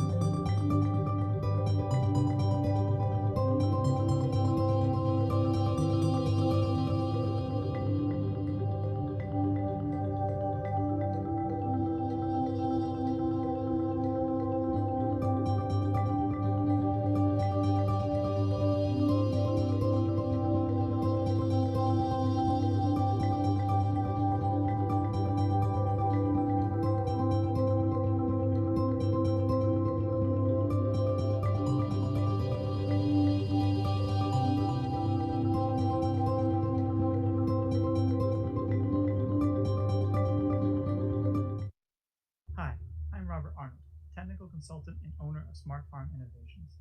As technology becomes more central to efficient and profitable farms, understanding what is actually helpful to your farm is not always easy. That's where we come in. Whether you need a reliable sensor system to track and alert you about your greenhouse or cooler temperatures, soil moisture, or even propane tank levels, we offer a solution to help avert disasters and save you thousands in crop losses. Or maybe you need help automating irrigation, fans, or ventilation. We can help you research, choose, and install all types of control equipment. Wish you could go back in time and track down issues, or figure out how long it takes your crew to wash and pack items? A camera system is the perfect farm tool. And to link everything together, we specialize in expanding internet and Wi-Fi from one part of your farm to another. We offer free quotes, innovative and cost-effective solutions built on years of direct experience in both technology and agriculture. Join the growing community of top growers who have trusted us to solve their technology needs, and contact us today. Hi everyone, my name is Mariah Knopf and I work with the Vermont Farm and Forest Viability Program. We're an organization that works statewide and provides business advising, technical assistance, and periodic grants to Vermont farmers, food businesses, and forest products enterprises.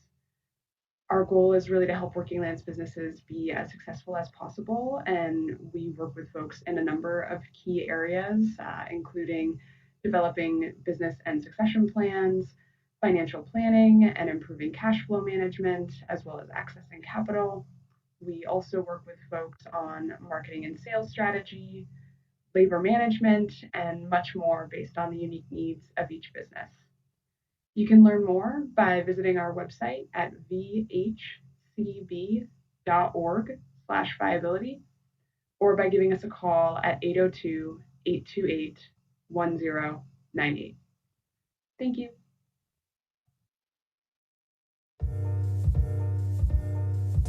When we first heard from the governor that we had a really serious issue with COVID in Vermont, we knew right away that there was going to be a lot more work that the Intervale Center could do. And so immediately we started to grow the Intervale Food Hub. We started to look at our gleaning and food access programming work and how are we going to get more food to people in need in our community. And we knew that we had to help farmers across Vermont really adjust to some pretty significant changes in the marketplace. And so things like shift meals got started in partnership with Skinny Pancake and Vermont Community Foundation and High Meadows Fund. And to date, I think we've had over 45,000 meals distributed for free to people in need. Salvation Farms is a nonprofit organization based in Morrisville, Vermont, with a mission to build increased resilience in Vermont's food system through management of farm surplus. Often, we are best known for our work in gleaning, or collecting surplus produce from local farms with the help of volunteers to then donate throughout Vermont communities. We also serve as the backbone of the Vermont Gleaning Collective, a statewide partnership of autonomous professional gleaning organizations. We believe that by better connecting people to the farms that grow food locally, we can reduce Vermont's reliance on food imported from far away and build lasting change in our food system. Salvation Farms offers technical assistance services specific to produce processing and community-based gleaning. We've spearheaded research efforts to capture accurate estimates of the total amount of edible food lost on Vermont farms every year and have successfully run numerous workforce development programs with a focus on creating employment within Vermont's food system. In addition to this work, we've managed operations that encompass aggregation, minimal processing, and brokering of farm surplus to effectively move local food that otherwise would be left on farms due to lack of available market channels for farmers. To find out more information or get involved with Salvation Farms, please visit salvationfarms.org. Hi, my name is Elena Palermo, and I coordinate the gleaning program in Chittenden County for the Vermont Food Bank. The food bank runs the largest gleaning program in the state of Vermont. We work with over 80 farms and distribute the local food to different community partners throughout the state. We always love hearing from new farms who might be a good fit for our gleaning program, and we are always happy to do on-farm pickups if you ever find you have any excess produce that you want to donate. Also, you might have heard of our program, Vermonters Feeding Vermonters. Through this program, we have purchased over 240,000 pounds of local produce, which then gets distributed right here in our community back to Vermonters who are food insecure. There's a lot of advocacy work to be done around this program, so you can find out more at vermontersfeedingvermonters.org. Thanks, and hope you have a wonderful day.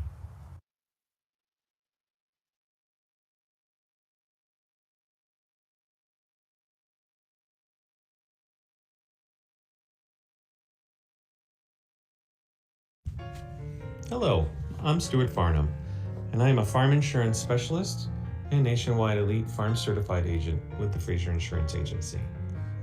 Our agency was started in 1973 and has been catering to farmers and their insurance needs since 2009. We write insurance in Vermont, New York, New Hampshire, and Maine. We work closely with our farmers to customize a policy that is right for their needs. We also dedicate ourselves to working with those farmers when they have a claim to make sure that they get what they need quickly. Thank you for allowing the Fraser Insurance Agency to be part of the 2021 Vermont Vegetable and Berry Growers Association annual meeting.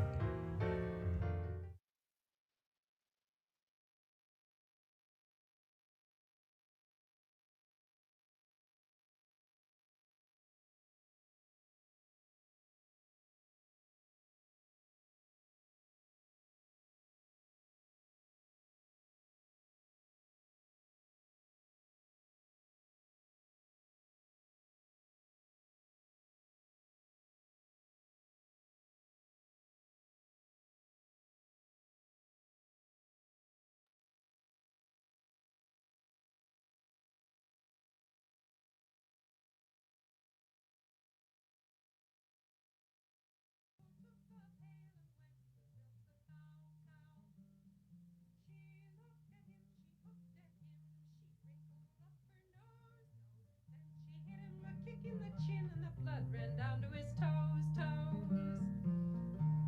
He fed the little pig that dwelt beneath the stars. He hit his head upon a beam and the brains began to fly, fly. Then he watched the speckled hen, lest she should lay astray, stray. But he forgot to spool the yarn his wife spun yesterday, day. He looked at the sky, he looked at the sun, sun. He said it had been a very long day and his wife would never come home, home.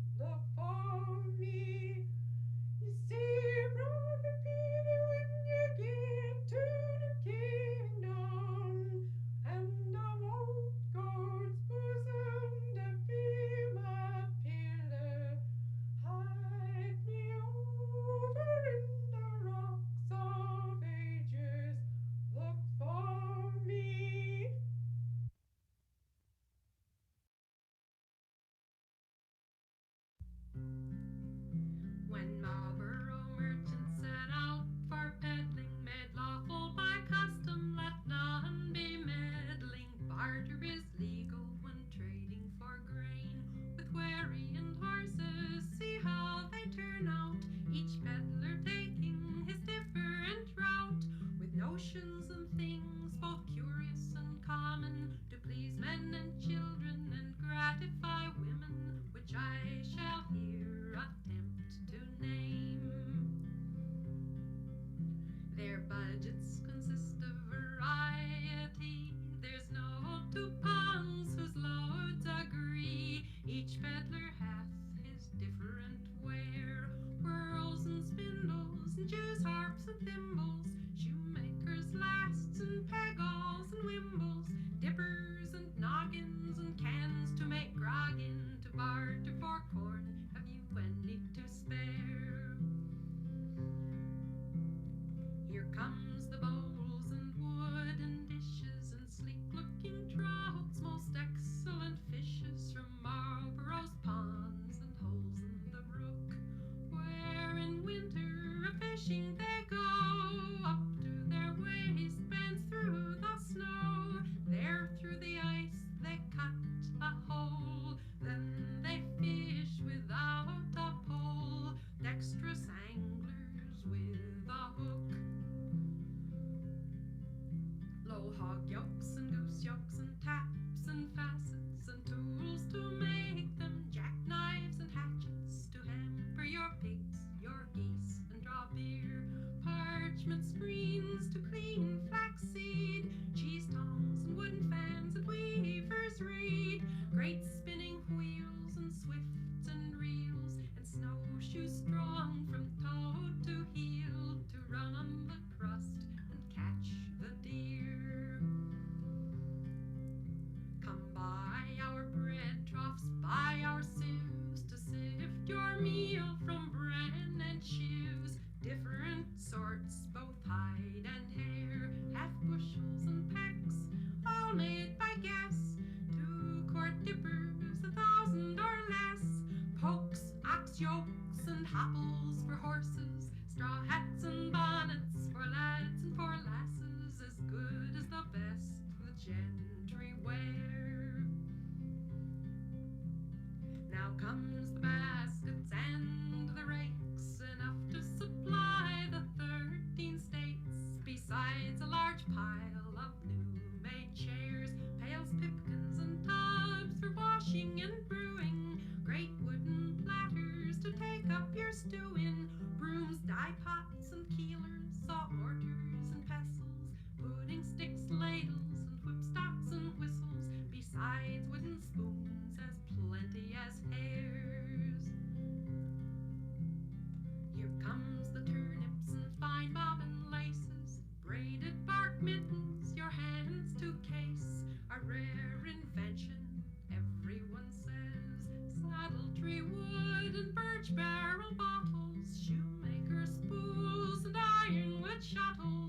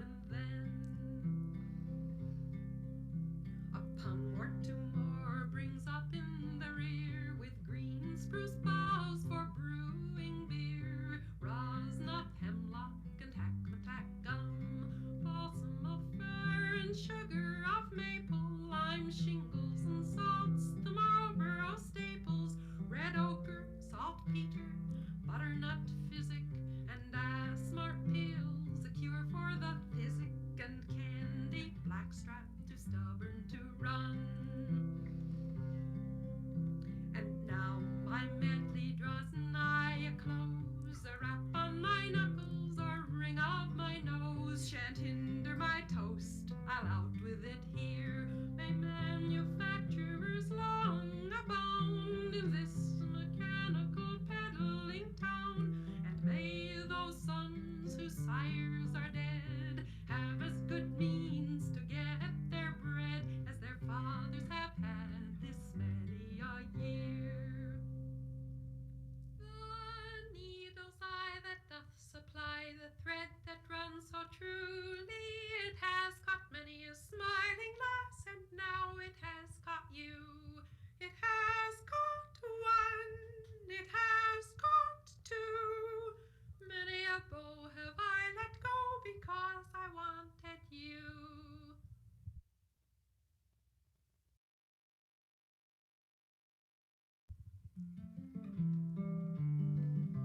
An old crow sat upon an oak, derry, derry, derry, day-co. An old crow sat upon an oak, watching a tailor sew a coat, sing hi-ho, carrion crow, derry, derry, derry, day-co. Oh, wife, bring me my old bent bow, derry, derry, derry, day-co. Wife, bring me my old bent bow, that I might shoot John Carrion Crow, sing hi-ho, carrion crow, derry, derry, derry, day-co. The tailor shot and he missed his mark, derry, derry, derry, day-co.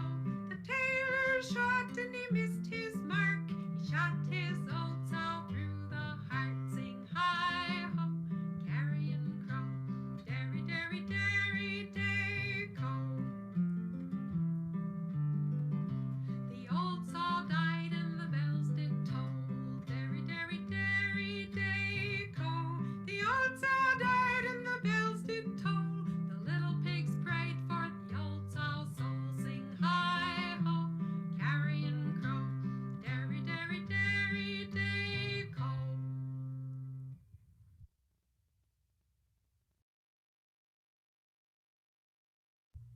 Gypsy Davy came tripping o'er the plain, he sang so loud and gaily, he sang so loud at the greenwood tree, he won the heart of a lady. Rattle-o-daddle-o-diddle-o-din, rattle-o-din-o-daisy, rattle-o-daddle-o-diddle-o-din, she's gone with a Gypsy Davy. The lord of the castle came riding by, inquiring of his lady. The servants gave him this reply, she's gone with a Gypsy Davy. Rattle-o-daddle-o-diddle-o-din, rattle-o-din-o-daisy,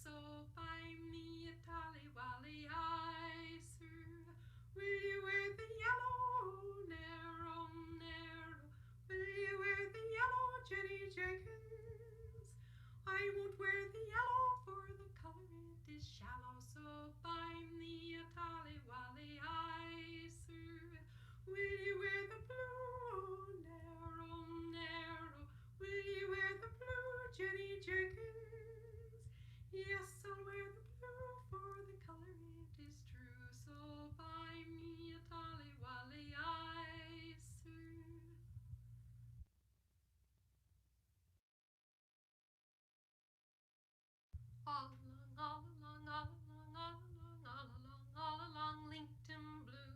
Lincoln blue is a very fine word. All along, all along, all along, all along, all along, all along, Lincoln blue.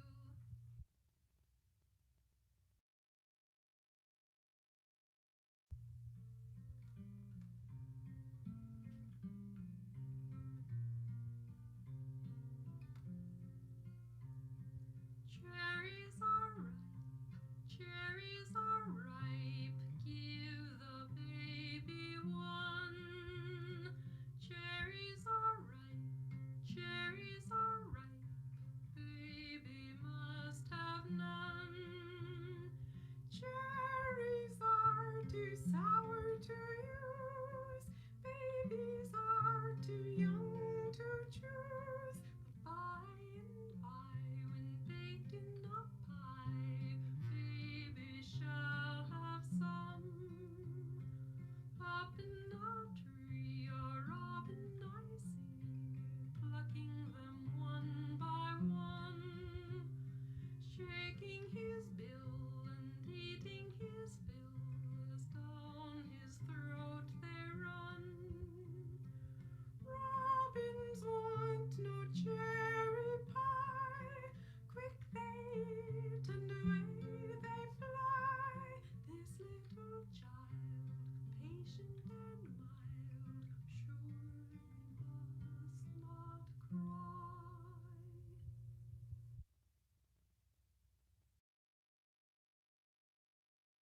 Trot, trot to Boston to buy a fat pig. Trot, trot home again, jiggity jig jig. Trot, trot to Boston to buy a fat hog. Home again, joggity jog jog. This is the way the ladies ride, so do we, so do we. By and by come the country folk. Hobbly gee, hobbly gee, hobbly gee. Shoe the horse, shoe the horse, shoe the wild mare. Drive a nail here and drive a nail there. Let the little goaty go bare.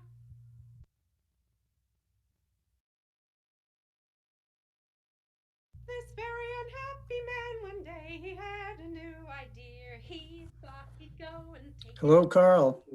How is your connection now? I dressed himself in his Sunday best to look as well as he can, for he thought he knew. Who is singing? For this very unhappy man. Hello, Ann. Went to the door. Hi, You are Vern. wonderfully muted. I can see your lips going. Oh, Mr. Sir, pray do come in. Who is singing? Oh, he cried, pray don't do that, for you I have a Carl, are you there? And Carl wasn't able to connect earlier. He was going to do a quick hello before yours. Yeah, I saw that. And I still can't hear you. Oh, you can't? Oh, let's see. It's off. Vern, I can hear her, so Their mother appeared at the door with a something on your end. other door of this very unhappy man. Vern, I forgot how dramatic my background is. Can you Carl hear me, going Vern? once, going twice. Before I take away. Just then the dog took after me as I stretched out over the land. The dog Yeah, I don't. I don't know. Who's here? No. Here's my mournful cry. I tumbled Vern, can you hear me now? Yeah, nope, can't hear you. Vern, Yeah, I'm not muted. I hear you. I hear you fine, Ann. I think Okay, all right, good. to answer your question, that's Margaret MacArthur singing. Oh, okay. Oh, wait a minute. That should work. Try again. Yeah? Can you Okay, hear me? that was okay. on me. Ah, Okay. Nevin's smiling. He knows how stupid I am. Just shut my speakers off. So Carl is logged in as a panelist, so he must just have stepped away. But he's muted. You want a tall ship there, Nevin? Yeah, the Kalmar Nickel. I actually sail on the ship as a volunteer. Nice. Oh, wow. Mhm. In the ocean? Yeah, Wow. that's pretty cool. Yeah. You should have had sea shanties on. Boy, they've gotten so much press lately. Yeah, really funny thing to see. Okay, Carl wants to test his video audio 5 minutes ago, but he's not there. Can't unmute. Oh, I did unmute. All right. My phone wouldn't let it go to my computer. I've been held captive. Oh, that's not sounding good. Oh, better. Yes. I just wanted to thank everybody. Carl, I think you've got to shut your phone off. But the computer's what's not working. Well, we can hear there's just a lot of echo. There's something feeding back. All right, can you pick me up on the computer? I'm hearing you guys. I'll get off the phone. Okay. I'll try to get off the phone. Can you guys hear me? Yeah, we're still getting. Can try again. Throw the phone in the bushes.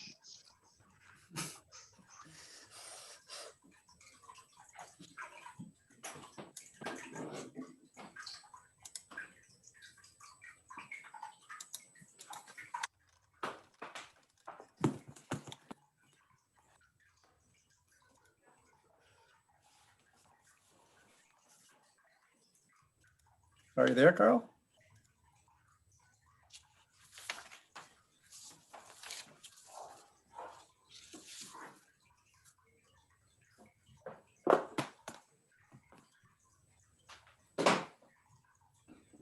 Well, if we don't hear from Carl, the next few seconds, I'm going to say we go with Ann on schedule and circle back.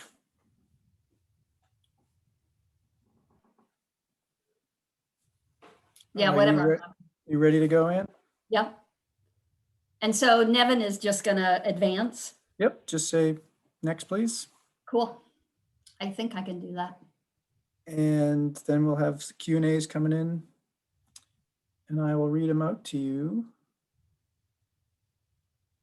Boy, that thing of Paul Betts was pretty amazing. You should see the one at Dale's. It's a half an acre that Chris Callahan's working on. She had a farmer grant. It's like 20 feet tall, I think. And it zips together. It's ginseng system, I think he said. Okay, it's 12:40, and I am going to say, take it away. And with our annual, highly popular, only slightly depressing update on diseases and insects. Thanks. All right. Hi, everybody. Yeah, boy, we've done a good job this year. You guys have done a great job. It's so impressive to see everything. You just kept moving and changing things. Anyway, I'm going to talk about a little bit of a few disease problems, a lot of things pretty recently that have come up. The first picture is a slide from a grower. This is everybody's growing spinach in high tunnels, it seems like these days. And the big problem right now is spinach downy mildew. Next slide, please. So the grower was growing 3 different cultivars, Carmel, Colibri, and then, back one, please. Yeah, Colibri, and then Platypus. And he was only seeing the symptoms in the Carmel. And Carmel spinach is resistant to all the different races of downy mildew except race 14, and the Colibri and the Platypus were resistant to downy mildew race 14. So we assume that that's what it is. The crops were direct seeded late September, early October. Like I said, the Colibri and Platypus are clean so far. He hasn't had to use any row covers, but it's been a pretty gray fall and winter. So there's lots of humidity, and that's exactly what downy mildew likes. So basically, once you get the disease, there's no rescuing it. It's really tough. And I think this grower was smart because he hedged his bets and had these 3 different cultivars.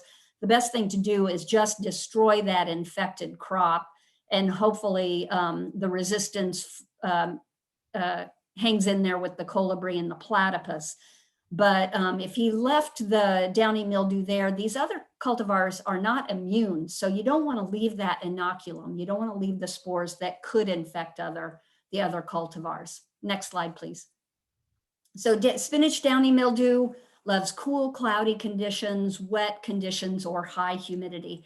And on the upper leaf surface, it almost looks like a, sort of yellowish on the top, almost looks like a nutritional thing. But under high humidity, if you turn it upside down, you'll see these velvety, purplish brown spores. If you don't see those spores, you can stick the leaves in a plastic bag with a wet paper towel overnight, and then you should see the spores in the morning. Next slide, please.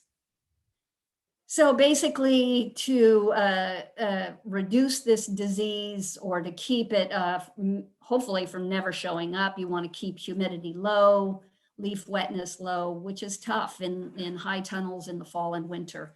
Using resistant cultivars will minimize incidence. Mix the cultivars like this grower did. Like I said, we're seeing race 14. We did have a sampler earlier in the fall that we set off to get race typed. And Suzanne Long was asking an interesting question in the chat, and she was saying, why do spinach cultivars drop so quickly? And I think it's probably because of this downy mildew disease. The breeders are always breeding to overcome resistance. And in the meantime, the pathogens are breeding to overcome the cultivars resistance. So we have to drop these cultivars and develop new ones.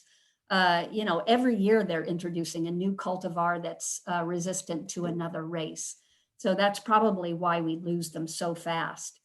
Fungicides can be applied preventatively, but and conventional work best. But like I said, it's really hard to rescue this disease, and it's best just to destroy the crop, try to lower humidity and move forward.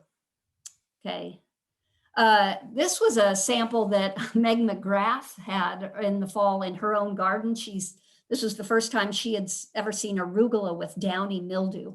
And downy mildew is the same kind of pathogen that gets on the spinach, but all these pathogens are really host specific.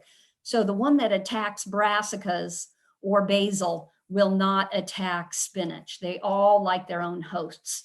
But this was the first time she had seen it on arugula, so something to watch for. We've seen it before on broccoli, but again, you'll see that yellow leaf spot on the top part of the leaf. Turn it over and you should see those velvety spores. So that was kind of a new thing on Long Island. This was a question we got. I got a lot of comments about this fall. Everybody seemed to be seeing cutworms or armyworms in their high tunnel spinach and other crops. And there was a discussion. We heard comments from growers and researchers in Massachusetts, New Hampshire, and Vermont. The general consensus from the entomologists was it's hard to identify exactly which these are because you need to rear them up. It could be the winter cutworm, it could be yellow striped armyworm, lots of different possibilities. But they were doing a lot of damage this fall in high tunnels. The general consensus from the entomologist was dipel works well if they're small and it's still warm enough out and they're still feeding. If the caterpillars were large, they're going to pupate soon anyway and die from the cold. Spinosad or Azadirect, or Spinosad was another option for control. Becky Seidman said, well, nematodes can work in a high tunnel too. But I think the bottom line is if you had this problem in the fall, when it warms up, watch for them this spring because you'll want to control them when they're small, and you can use something like dipel. And if you want to get them ID'd, we'd probably have to see a sample. Okay, next slide. Another thing we saw this fall from a couple growers, spinach crown mite. Anytime you see in your spinach that the crown is stunted, it's growing a little funky, oftentimes that's spinach crown mite. The mite that's like a little spider-like creature feeds way down in the crown and feeds on the growing points and stunts the plant. And I've heard that spot treating with Azadirect, neem, you can really get it under control. So usually it's a hit or miss pest, but that's something to watch out for. The same grower that had the crown mite issue also had a lot of green peach aphids on his spinach. And I ID'd it, but I always get backup from Margaret Skinner because, you know, you have to look at all these bumps on their heads and stuff. But anyway, she said, yeah, green peach aphid. She said the good news on these in the fall is that they reproduce more slowly than the other aphids. And natural enemies will take care of them, but the natural enemies don't do well over winter. So she said the population will grow over the winter and likely explode in the spring. So scout and be ready to go with some of these natural enemies. So another reason that once, once things warm up, and if you had the problem in the fall, make sure you're out there early and you're ready with a phone call to get some of the natural enemies. Okay, next slide, please. Just remember, we're coming into tomato season soon. Just remember, all the early season stuff is almost always abiotic. So cold injury, cold does funky things to tomato leaves, can cause something like leaf spots, purpling of tomatoes. Another early season problem is edema, where the plant, you water your plants, you're hoping for sunny, warm weather, but it stays cloudy and cold. The plant takes up the water and can't transpire it. So you get these corky lesions on the leaf undersides. That's pretty common this time of year on young tomatoes, and also ethylene damage. If you start seeing curling and twisting of the foliage, especially in your tomatoes, they're like the canaries in the coal mine, get your heaters checked. You could have an ethylene leak. Always with this abiotic stuff, look at the new growth. Typically, the damaged stuff will be one age of growth. And if you look at the new stuff and it looks good, then that's conditions will have changed hopefully by next week, and the plants will grow out of it. So always look for the new growth. Next slide, please.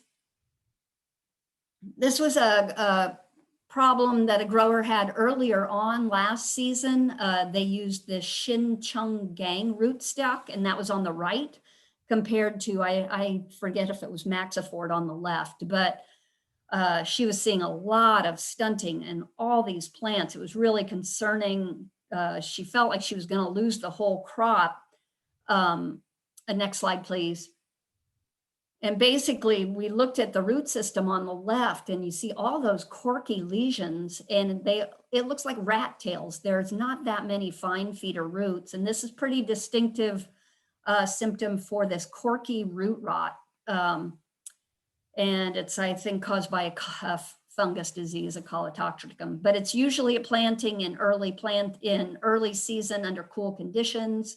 Doesn't usually kill the plants, but it may reduce yields. And luckily for this grower, she said by the end of the season, the plants had really recovered and held their own. I'm not sure that they ever produced as much, but they did recover. And I think a lot of people tried this new rootstock. It's got a really good, I guess it's supposed to be much more even germination than Maxifort.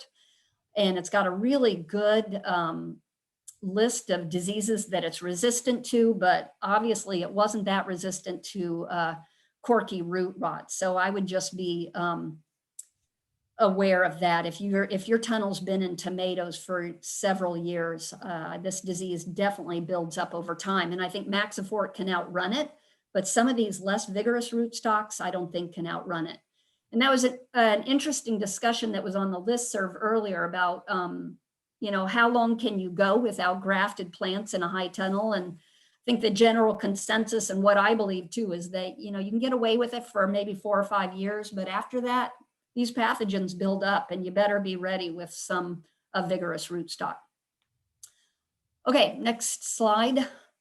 This was another, thanks growers to all these great pictures you guys send me. This is another problem that a grower sent in to earlier in the season, and basically seeing a lot of wilting, dieback in the plants. And one of my first pieces of advice to growers, always look at the root system, see what the roots are doing. Anytime you see symptoms in the upper part of the plant like this, sure enough, the grower dug it up, and you could strip off all that outer root. And it was just too wet, too early, you know, when there wasn't much of a root system, and too cold. So always look lower in the plants. Okay, next. As the season went on last year, we had some hot temperatures. That seems like the norm anymore, these every year with climate change. And I know a lot of growers had complained about flower drop in the high tunnels. And this can happen anytime the temps are over 85 degrees in the daytime or over 70 at night. So just be aware that you may lose flowers. Also you'll have poor pollination at high temperatures like that. Also saw some gold flecking in fruit. That's another abiotic issue with high temperatures, high daytime and night temperatures. And some cultivars are more susceptible than others to this. Also had some of this, this is an anthracnose, a fungus disease, but basically you see this on overripe fruit, I think. Overripe fruit when it's really warm. I think of this as kind of a not aggressive pathogen, but if temperatures are high and you're not picking as quickly as you should have, you might see some of this disease. So I did see some pictures of that this summer. Okay, next slide. This is a disease I mentioned last year, tomato brown rugose fruit virus. It's a new disease on the scene. And I gave a talk last week in the mid-Atlantic states, and one of our Vermont growers said, I think I might have seen this in my plant. So something to watch out for. We'd really like to know if you see it. We'd probably come pick up a sample and send it off to get tested. It was first reported in 2014 in Israel, but it's causing fruit loss in tomatoes and peppers. It causes this wrinkling and stunting, roughened fruit, brown calyx. It was eradicated in 2018, but Meg McGrath was saying she thinks it's probably, you know, around, but, you know, growers just aren't reporting it. So it's spread pretty easily through contaminated tools, hands, seeds, plant to plant. And the USDA and APHIS is doing a lot of inspecting of seed and transplants, but, you know, they can't look at everything. So if you see something like this, let us know and we'll see if we can grab a sample somehow. Okay, next slide. The good news last year, we didn't have any late blight again. That's 2 years in a row. So that's awesome for us. One more thing we don't have to contend with. It was down near the Philadelphia area and in Western New York. And Meg McGrath was feeling like that was probably because of volunteer potatoes in a grower's field.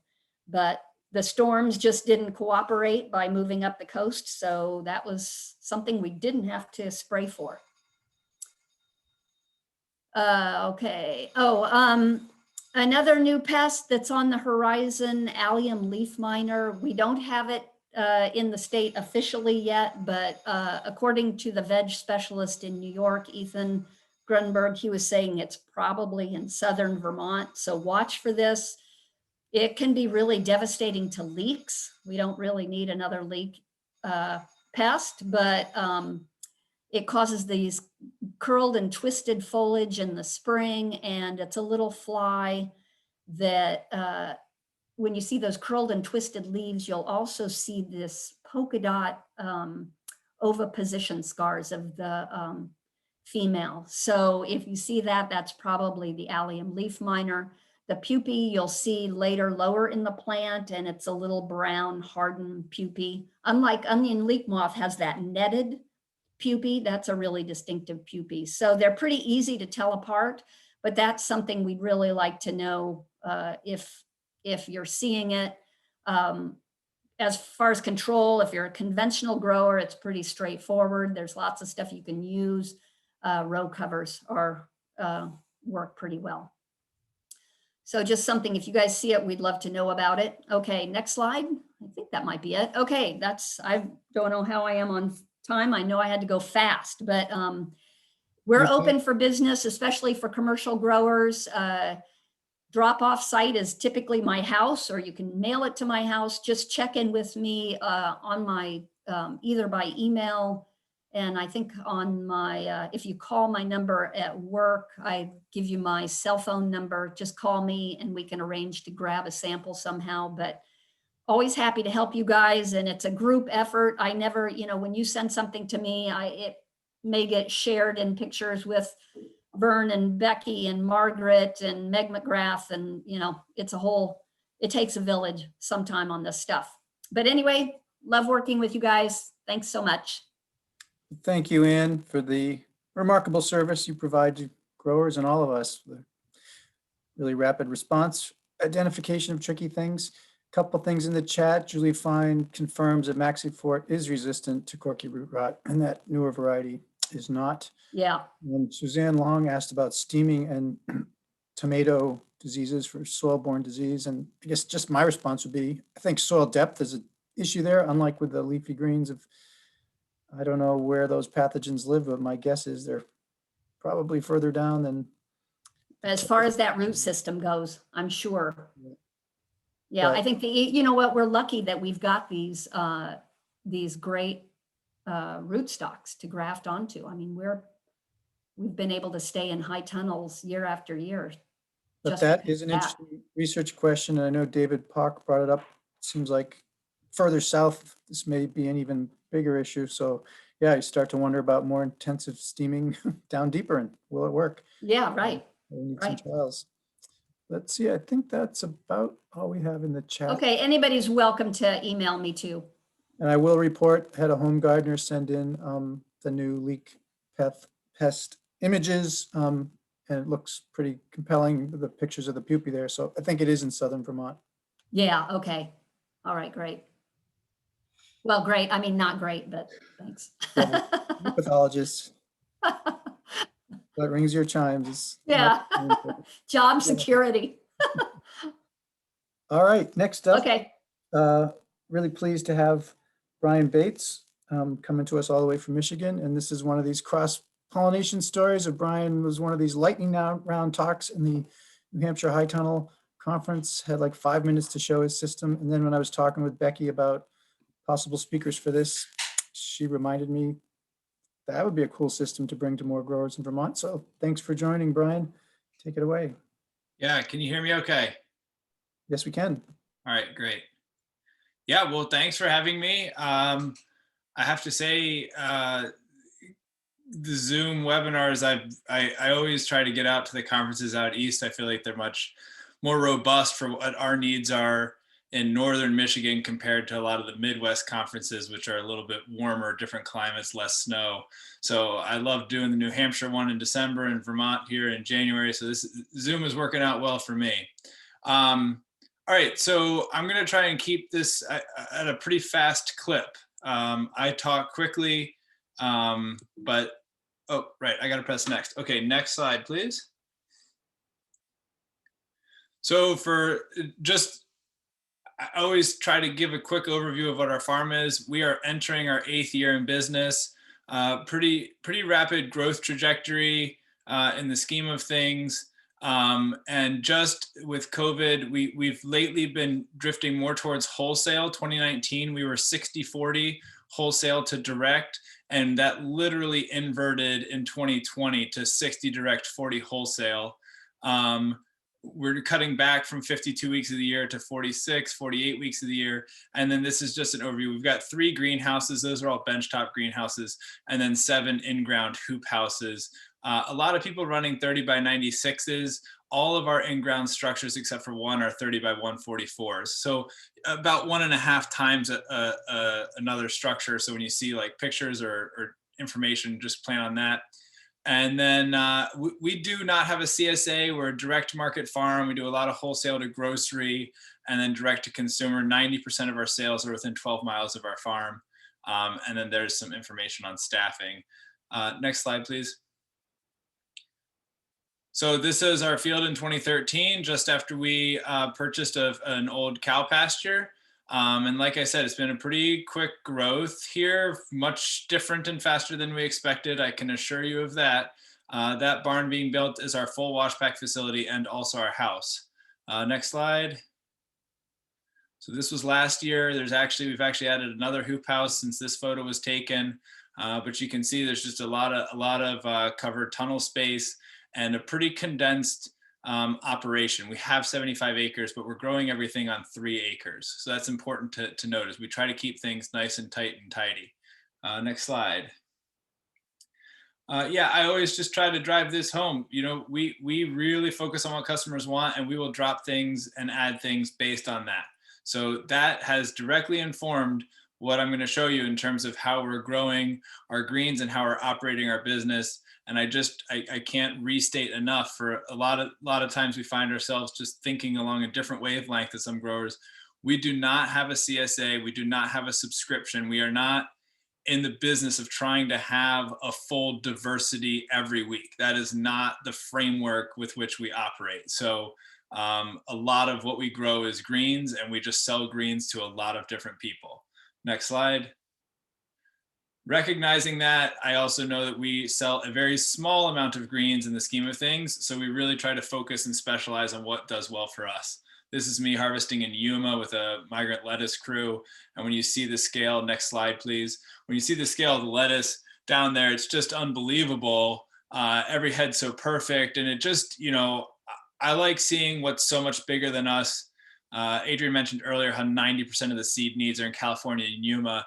And this is why, right? We are just small potatoes in the scheme of things. And so we need to focus on doing what we do best. And we're not, I don't want to be in the business of kidding myself that I'm feeding the world. I'm feeding my community, and I'm feeding a very small segment of my community, and I'm feeding a very small segment of my community, a very small segment of their diet. And so we take that to heart and try to execute that well. Next slide. This is not us. This is spinach on a combine. I dream of this, but this is how spinach is cheap at the store. This is not how we grow our spinach. But seeing this combine, seeing those fields, and this next slide, please, are what led me to this idea of without aisles. Andrew Mefford had a presentation with a photo somewhat like this one years ago that I saw. This is all basil in Italy in a greenhouse. And I thought, holy smokes. I was in awe. And I thought, this is what I need to be doing with my life.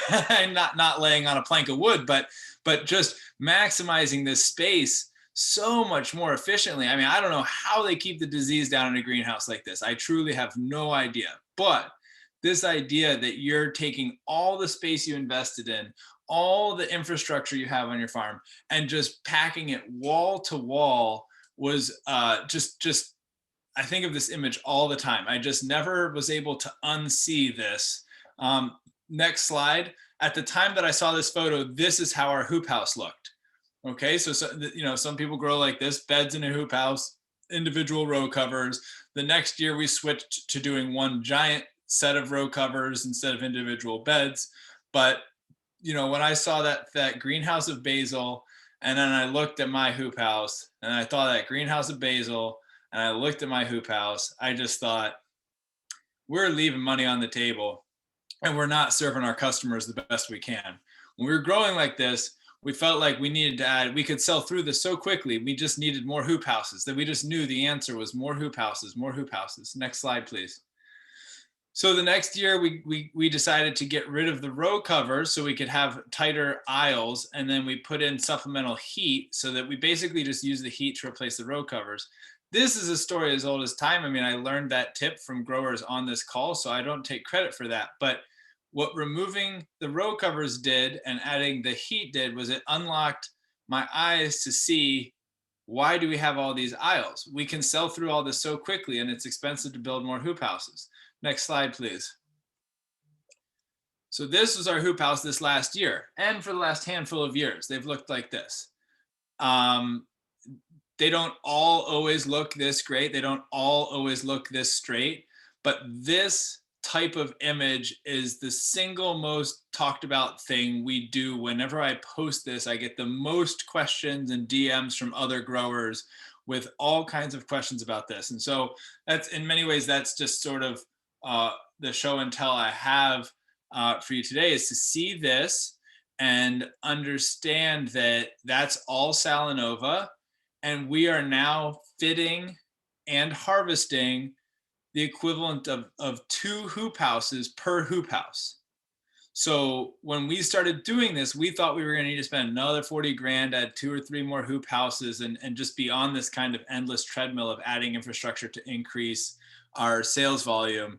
And we just thought there's got to be something else we can try. So, you know, we've got 6 hoop houses, and with just the way the year ends, we usually put 3 of them in Salanova like this. But our harvest is the equivalent of putting all 6 of them in Salanova like this. It's as if we have 12 hoop houses to work with. And that's the potential that we are trying to unlock here. Next slide, please. Then we thought, why are we limiting this to inside the hoop house? The same principles could apply outside. We're not using tractor cultivation. We're a pretty small farm in the market garden sense. We could still do this outside. Next slide. And so we're zooming in here. So this is an aerial of a diverse range of crops. You've got Salanova, basil, edible flowers, some medicinal herbs. And this is all paper pot planted, but you could direct seed the same, but it is all paper pot planted. And so we're just packing it in. The widest aisle is where we try to fit in that little irrigation run. But, you know, if you go to the next slide, the deal is you can see we still do some bed production. Those are onions there in the middle. And then you can see on the right and the left are different successions of Salanova. My attitude on this is, the same exact benefits we're getting in the hoop house of maximizing that investment, we could carry that over to the field. It's less runs of irrigation. It's less water pressure needed at one time. It's less amendments. If you look at a field and half of it is wheelways and aisles, or a third of it is, you know, tire tracks, you're just amending all of that every year. I mean, eventually that'll be a field the next year, but you know, if we can prevent putting more acreage in production, I'm listening. And so that's kind of been our thought here. It's less surface area of cultivation, and I would contend it's less cultivation, but, you know, hear me out. Whether you're doing fine-tuned in-row cultivation, like in this densely planted, we call it Pac-Man planting.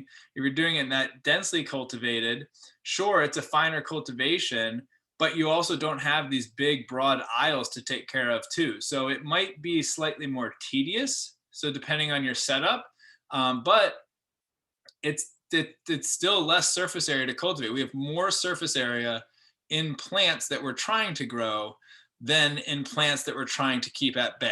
That's sort of my premise when I look at this. Next slide, please. And so these are just onions. So I'm just showing you, we still do some bed, you know, raised bed production for things like garlic and onions where it does make sense. But the majority of it is densely planted. Next slide. This is that field I showed the aerial view of before. This is what it looks like kind of ground level. You know, also we're growing shorter term crops. So the faster growth, the easier it is to get in and out with as few cultivations as possible. We are typically using a single-wheeled hoe, a single-wheeled wheel hoe, just a Haas wheel hoe. And when the plants are young, we can cruise up and down those rows with a single shank on a single wheel hoe and take care of most of it. We maybe do that once or twice, and then the canopy takes over from there. If it doesn't, next slide, it sucks. Just like the photos earlier today of all the chickweed, and you know, I understand if you had chickweed like the earlier photos, then Pac-Man in the tunnel would you know, make your blood pressure rise, and as it does mine too. But we try real hard to avoid the fields that might have some grass pressure, which this is kind of creeping in from an edge here. So we do occasionally hand weed, but out of 12 field successions of Salanova, we're planting 40 rows every 10 days. I would say out of 12 successions like that, we end up hand weeding maybe 3 out of the 12 like this. The rest of the time, we're just in and out with the wheel hoe. And you don't always know when that's going to be. In the hoop house, next slide, we're just doing a post-tomato or early spring rototill of the house. And then next slide, we come in with the paper pot and start on the end wall to keep it straight and just work our way in. So this is a freshly planted, this is probably taken on the day of transplant. You just go up and back and up and back and up and back. And pretty soon you're done. It doesn't take that long with the paper pot. You could plant a house like this in an afternoon. the nice thing is the 6-inch chains are exactly the length of a 144 house. So you have a lot less changeover of trays mid plant. And then lastly, the weed pressure obviously always comes up. Next slide. You know, the chickweed threat is real. In one of our houses, our oldest house, perhaps not surprisingly, we're definitely keeping tabs on the steaming. We don't currently steam. Next slide. But this was a question asked in the chat. Does the flame weeder help for chickweed? And somebody said, not really. I would agree, not really. You might get some limited knockdown, but we definitely knock down a lot of more broadleaf things with the flame weeder, but I have not seen much success on the chickweed except for buying maybe another week, 10 days. So if this keeps progressing, and it seems like it almost certainly will, because that's the nature of chickweed in a hoop house, we'll probably switch to steaming some of these, but that's not something we've done, and it's not something we've had to do. I just wanted, that's pretty much my quick spiel. Usually there's a lot of questions, so I'm happy to answer those if we have time. If we don't, just tell me and we'll move on. We definitely do, and thank you so much for that, Brian. Tons of great info. One question came in: what is the plant spacing? I think you said 6 inches in the row between the Yeah, rows. it's pretty much 6-inch in row and as tight as we can fit it between rows. Usually that's 6-inch in the hoop house, and usually that's 8 to 9 inch in the field. But we can, in a 30-foot wide hoop house, we usually fit between 50 and 60 rows. And then the field, in a 30-foot wide section of field, it's more like in the 40 to 50. We're just kind of, the soil's not quite as finely prepared, a little less consistent straight lines. How's that?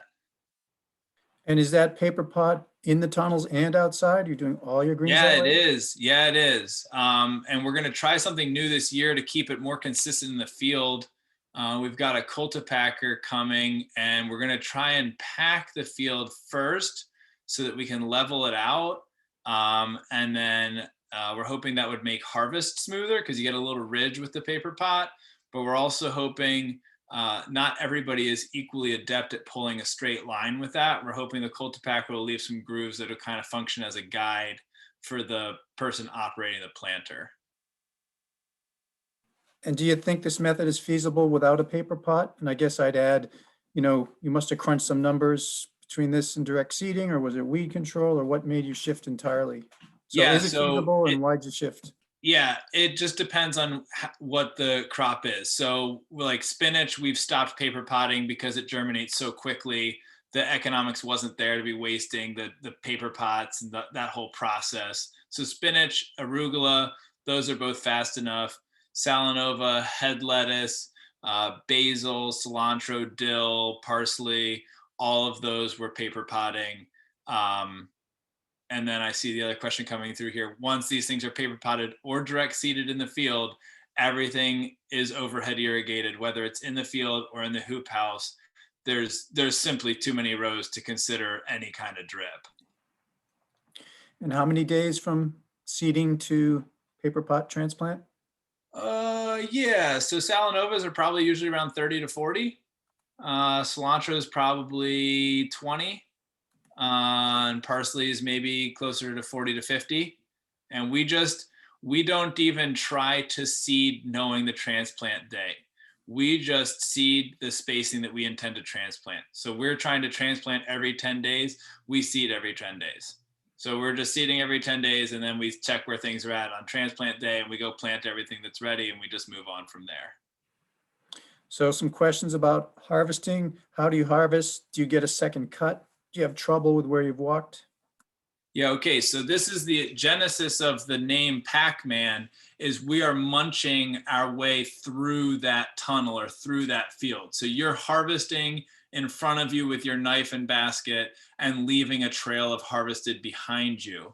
And we basically, that's why we don't plant mixed flats of Salanova. We plant single varieties. They don't all grow the same, but we kind of typewriter our way down. So you're getting an even batch. So we're just this wave working our way all the way down the hoop house. So it's the ratio of rows is the desired ratio of our salad mix on the back end. So that is the percent of each leaf is the ratio of rows.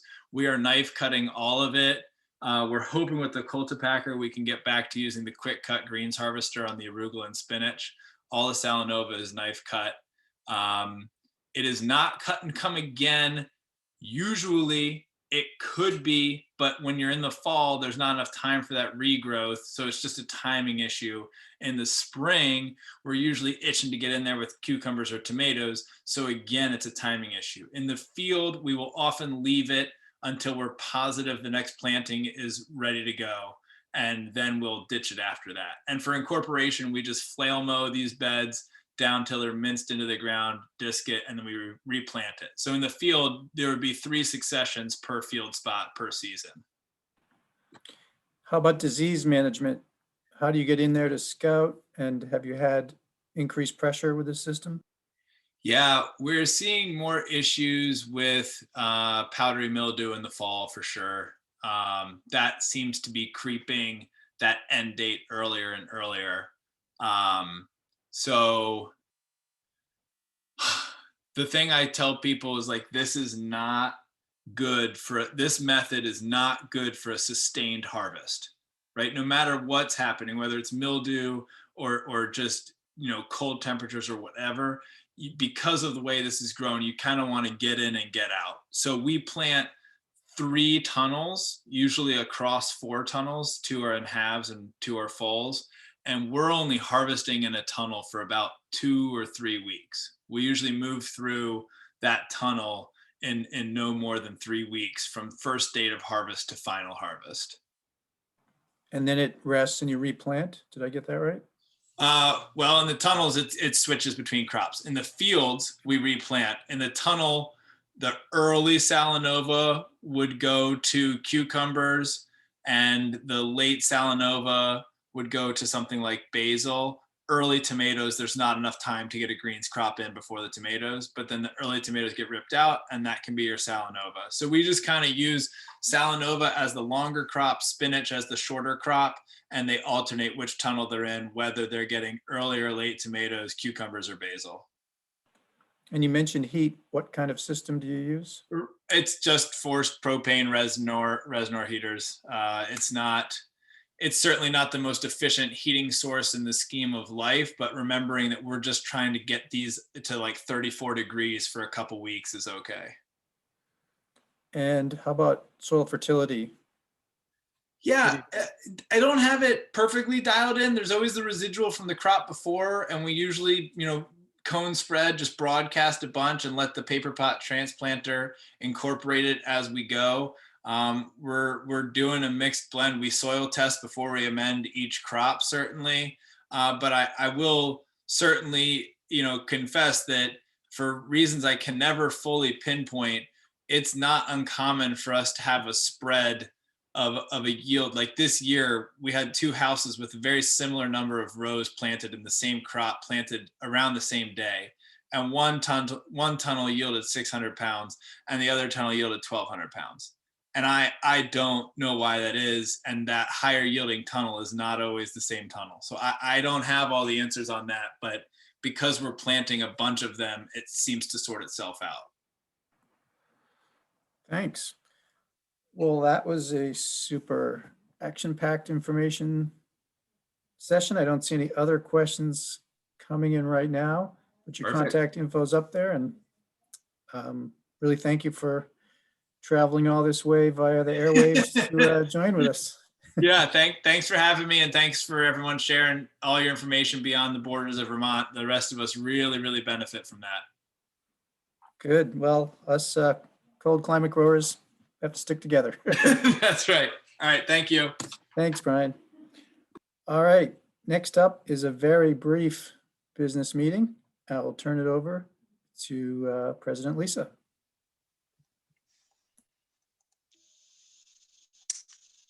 Okay. The sun is shining in my face, so the video looks a little terrible.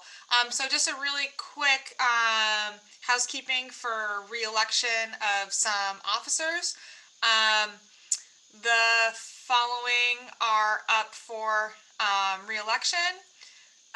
Ben Dana, Route 5 Farm, Charlie Gray, Four Corners, Andy Jones of the Intervale, Robert Pamikala of Pamikala Farm, Tim Sanford of Luna Blue, and Alicia Utter of Arbor Day Farmstead. So there's going to be a poll that comes up, and you can vote to re-elect. And I'll just point out the difference there. The directors serve 3-year terms, and the officers, president, vice president, are 2 years each, and they can renew for a term each. So there'll be a different slate. Guess this will be your last term, Lisa.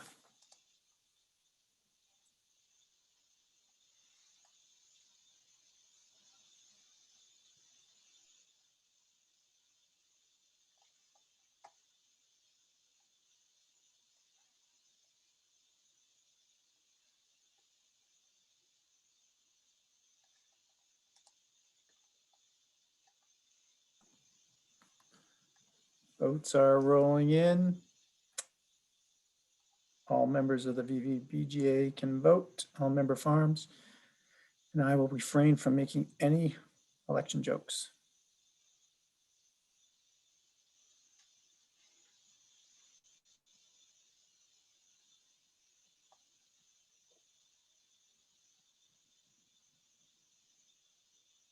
Right, looks like a pretty much of a landslide.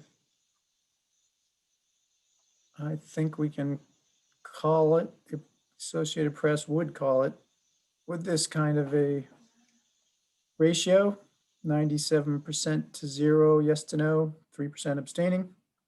Thank you so much for serving the directors, and Lisa, thank you too for your help planning the meeting, etc. The board is super helpful to its extension partners and helping us figure out what kind of information you all need.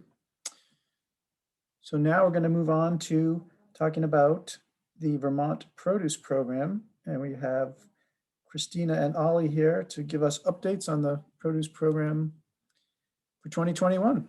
Take it away.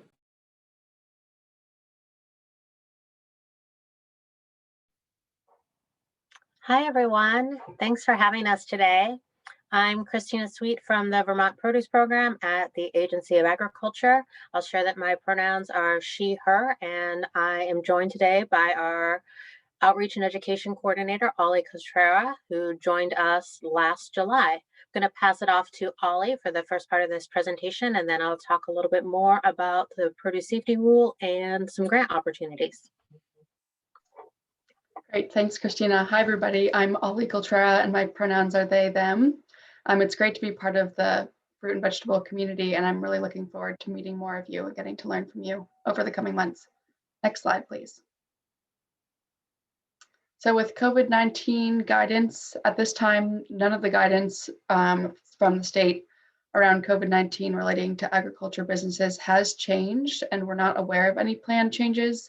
So the current guidance that's still in effect can be found on our website, including the phased restart WorkSafe and sector-specific guidance from the Agency of Commerce and Community Development. And some of that sector-specific guidance was developed by the Agency of Agriculture, including the farmers market guidance and pick your own guidance. So do note that if you have different enterprises on your farm, they might fall under different sections of the guidance. For example, a pick your own operation would need to follow the pick your own guidance, but if you also have a farm stand, that will fall under retail guidance. If you have any questions about how all of this applies to you, you're welcome to get in touch with us at that email below, agr.covidresponse@vermont.gov. Either myself or my produce colleague, Gina Clitheroe, will be happy to point you in the right direction. And then if there are any updates to the guidance, we'll be sure to share those through our weekly email newsletter that goes out on Sundays. So if you're not already receiving that, we will include the sign up information in the chat shortly. Next slide, please. So despite the pandemic, we're glad to report that there are still opportunities to learn and improve your produce safety practices. One of those includes Produce Safety Alliance grower training. This training is required for farms that are subject to the produce safety rule, but it's a good resource for farms of any size to get introduced to produce safety concepts and learn how to identify and reduce risks to reduce the chance of anyone getting sick from your produce. And while we don't have any training scheduled in person in Vermont for the time being, there are remote and online options being offered throughout the winter and spring. The remote option is live over Zoom, and it's usually 1 or 2 days, where the online course is a self-paced 3-week course done online. And you can get more information there. Oh, back one, please. And then we also are glad to be able to continue offering on-farm readiness reviews, which are voluntary, non-regulatory visits to your farm, where one member of the produce team from the Agency of Agriculture and one member of the produce safety team from UVM Extension will come and have a conversation, walk around your farm, and just give some constructive feedback about how your current practices align with regulatory expectations if you are subject to the produce safety rule, or just more generally with best practices to reduce risks. And if you would like more information about that or to schedule a visit, please get in touch with us at agr.fisma@vermont.gov. And I'll pass it back to Christina. Thanks, Ollie. So I'm going to talk a little bit about FSMA. 6 years ago, I met many of you for the first time at Lake Maury, and I remember talking about the Food Safety Modernization Act, or FSMA Produce Safety Rule, and we probably said something like FSMA is coming. 6 years later, FSMA is definitely here, and I'm really grateful to have been to so many Vermont farms to learn from you and from UVM Extension, and proud that we've been able to build the Vermont Produce Program with staff like Ollie, our Outreach and Education Coordinator, Tucker Diego, our Produce Farm Inspector, and Gina Clitheroe, who manages the Produce Safety Improvement Grant Program. We really remain committed to providing training, education, and when possible funding to Vermont fruit and vegetable growers, and our goal is still to continue to support Vermont farms of all sizes and stages of development to implement produce safety practices. Next slide. With that said, we're now conducting inspections on farms covered under the FSMA Produce Safety Rule. So those inspections started in 2019, and that year farms with greater than 500,000 in annual produce sales underwent their initial inspections. This past year in 2020, small farms, those are farms with between 250,000 and 500,000 in annual produce sales, underwent their first inspections. And this year, 2021, is our last group of farms, very small farms. And those are farms with between $25,000 and $250,000 in annual produce sales. Coverage under the rule does vary, because there's a group of farms that are not covered under the rule if their annual produce sales are less than $25,000.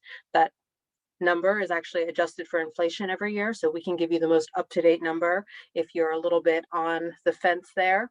And there's also the qualified exemption that many of you are familiar with. So if you're not sure if you're covered by the rule, please get in touch with us so we can walk you through all the steps and help you understand whether you're not covered, or qualified exempt.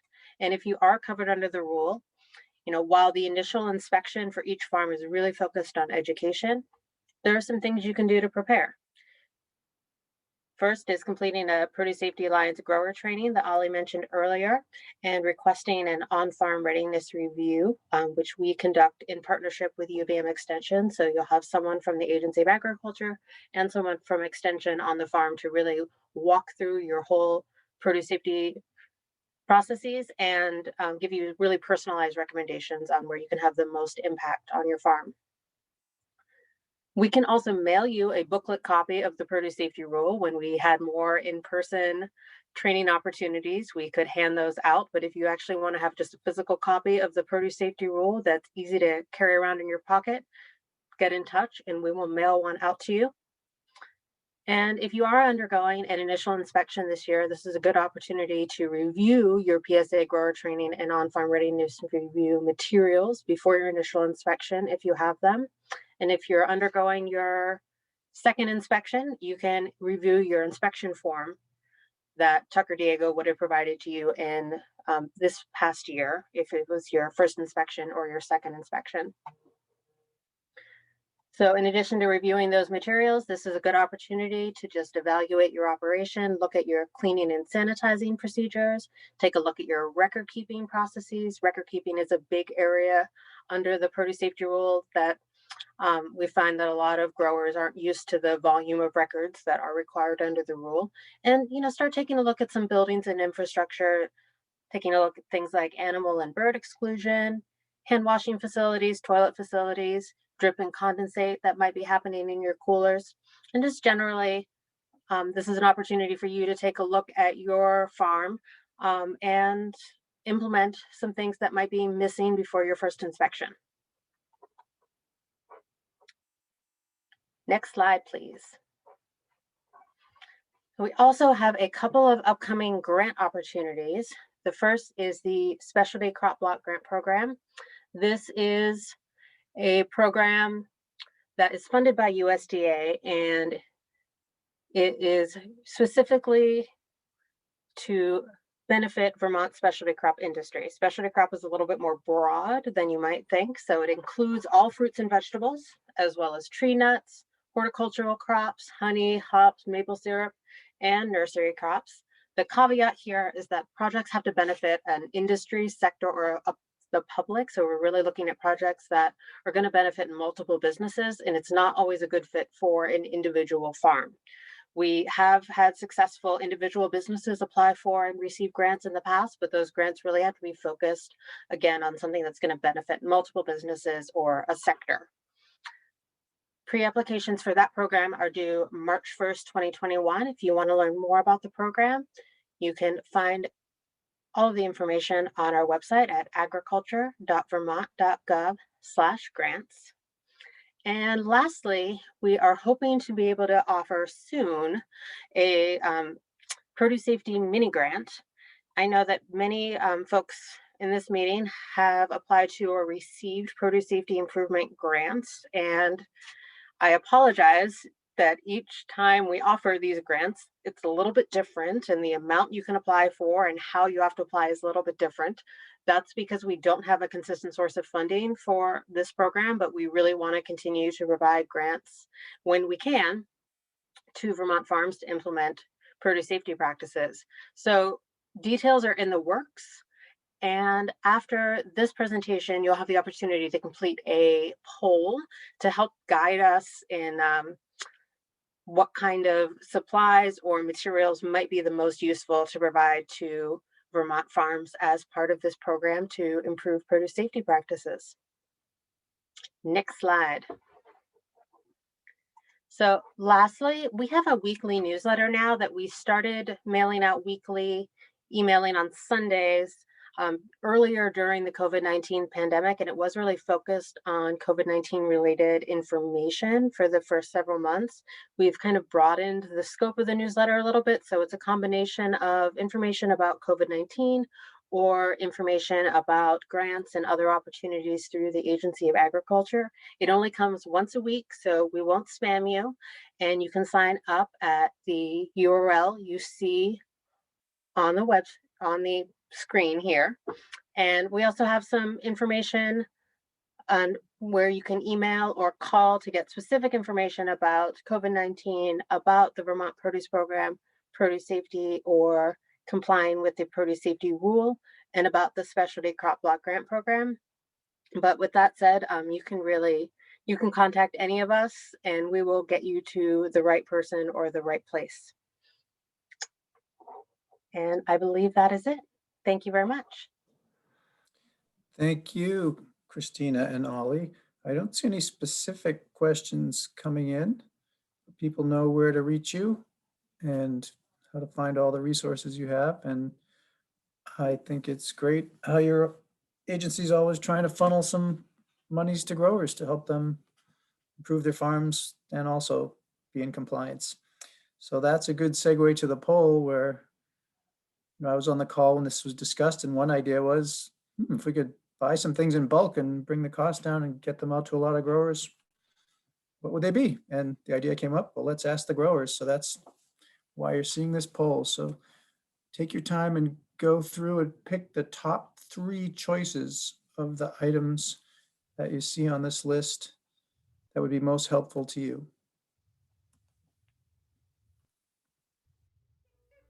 There she sat a shelling corn for our old bobtail rooster. Humpty doodle skilly bing, humpty doodle daddy. Humpty doodle skilly bing, wax for torpilati. Corn cobs will twist your hair, cart wheels around you. Fiery dragons scare you off and mortar pestles pound you. Humpty doodle skilly bing, humpty doodle daddy. Humpty doodle skilly bing, wax for torpilati. Aunt Jemima's dead and gone, it's hard to tell the story. They put the plaster on her back and threw her up to glory. Humpty doodle skilly bing, humpty doodle daddy. Humpty doodle skilly bing, wax for torpilati. Sheepskin beeswax makes the sticky plaster. The more you try to pull it off, the harder it sticks the faster. Humpty doodle skilly bing, humpty doodle daddy. Humpty doodle skilly bing, wax for torpilati.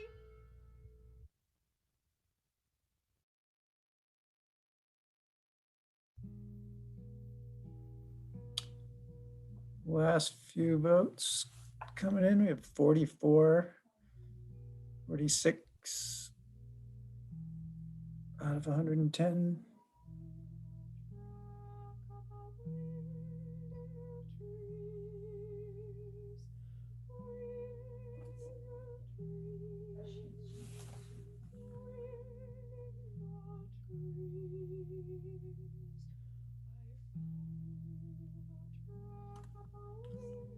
And Carl, are you available after the poll?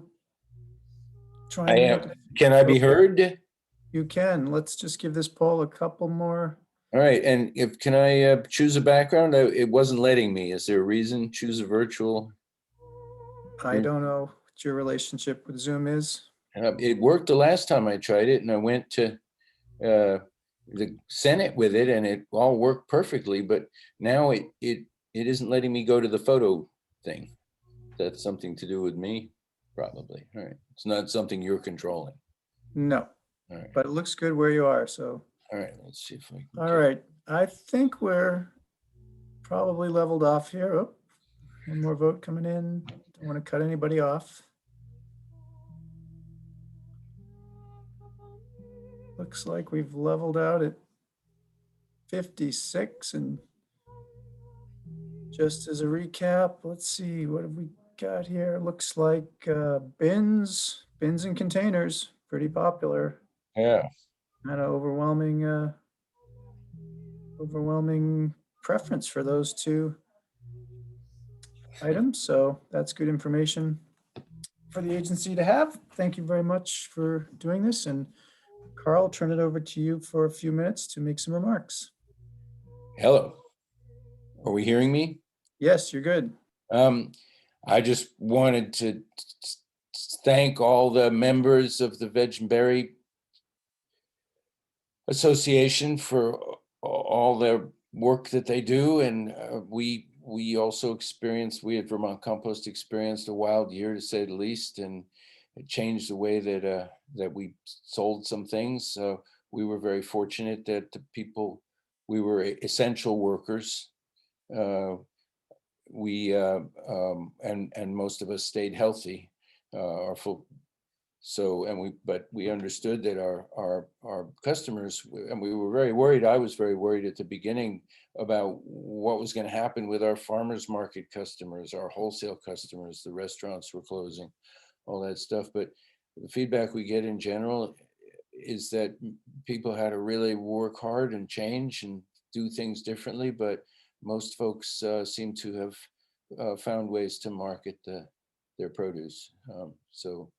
That was generally good to hear. And I wanted to thank our customers and thank the people who work at Vermont Compost for their efforts this year. And we really, I will say that I've always said that this meeting is the best technicum. I go to a lot of meetings, or used to when you did that. And this meeting is really worth it for growers to attend. So it's our pleasure really to be able to contribute financially to that. And that's it. Let me go. Great, yeah, great. We really appreciate your many years of support, not just this conference, but to growers growing in compost. Could I say one town other or in the thing field. that I left out, Vern? Sure. Oh, my email is soil, SOIL, at vermontcompost.com. And anybody that, my phone is in rebellion. Anybody that wants to reach out to me, I'd love to talk about anything that you want to talk about your growing, about what we did for your growing, about what you did like or you didn't like. Soil at vermontcompost.com. Great, thanks. Next up, I'm super excited. If you haven't really spent time in the new VVBGA website, this has been many years in the conceptualizing and bringing to actuality to try and have a one-stop shop for growers where they could keep all the documents and information and membership. And we sat down, I can't remember now, 2 summers ago, Chris Callahan and Pete from Tamarack Media to sketch it out. And Hans did tons of work to move caps over here, and Becky to build the soil platform in Virginia and the membership. So this is just a brief look at it to kind of give you a better idea of its total capacity if you haven't experienced it yet. Take it away. Thanks, Vern. So yeah, this is super exciting for us to see this website finally launching. I think, I'm trying to remember, I think Hans and I stood up at the annual meeting last year and mentioned that this was coming. And a lot of it was motivated by the switch over of the CAPS platform. But at the same time, we were trying to find a way to get soil health records online. And Vern also along the way said, well, wait a minute, the VVBGA could use a really jazzy website, and it's a platform for future programs. So if things come up along the line, you know, regulatory or non-regulatory, just anything that growers want, this is the space for it. So, you know, as members, you all can think about, you know, what would be helpful for you to have built into this website over time, and we can, you know, strategize moving ahead. But next slide, please, Nevin.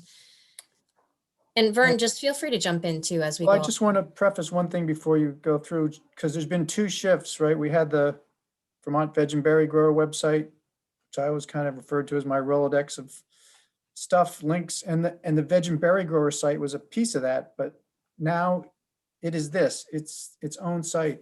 And the UVM one moved to a different URL. So the way I think of it is the one at UVM is more of a library. It's a lot of resources you can look at. This is the place where you actually do something. You change your farm emails, you do caps, you do soil. So just keep that in your mind. This is your action site, and the other one is just storage of information that's not about your farm. And yeah, and that's a good distinction. This one also is owned by and funded by the VVBGA. So this is your website. We received some funding from the state of Vermont Clean Water Funds to support this work, but it's all through the VVBGA, you know, with the exception of our time, which is covered by UVM Extension. So it's been a great collaboration, and we're really grateful to Pete at Tamarack Media for helping work with us and the many different voices he's gotten of like, well, we want this, and just figuring it out as we go. But so the new website, if you haven't visited yet, it's an easy URL, vvbga.org. And Virginia has some very sweet artwork that she's been adding to it. So it's really simple to create an account. If you haven't done that yet, please, please, please just go in to that URL. Click down at the bottom here, new to VVBGA, and you just create an account. That doesn't cost you anything. It's no commitment. It just gets you an account on the site. So next slide.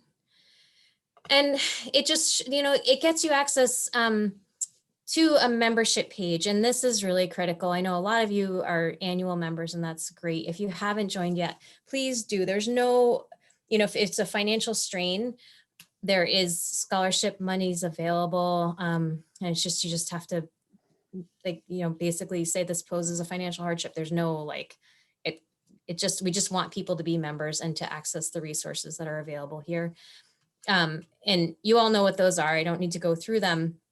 The CAPS program is, Hans is going to talk about that. But yeah, this is the overview of what the membership gets you. So once you're into the site, if you haven't renewed your membership yet this year, this is my opportunity to plug that. Please go in and do that. I think Virginia will go through the list in March or pretty soon and start to let people know if they haven't renewed. But next, please.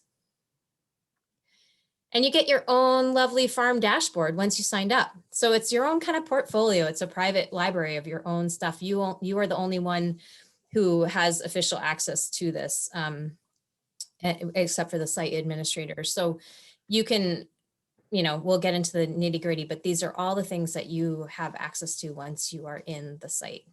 And I'm gonna hand it to Hans now to talk about CAPS.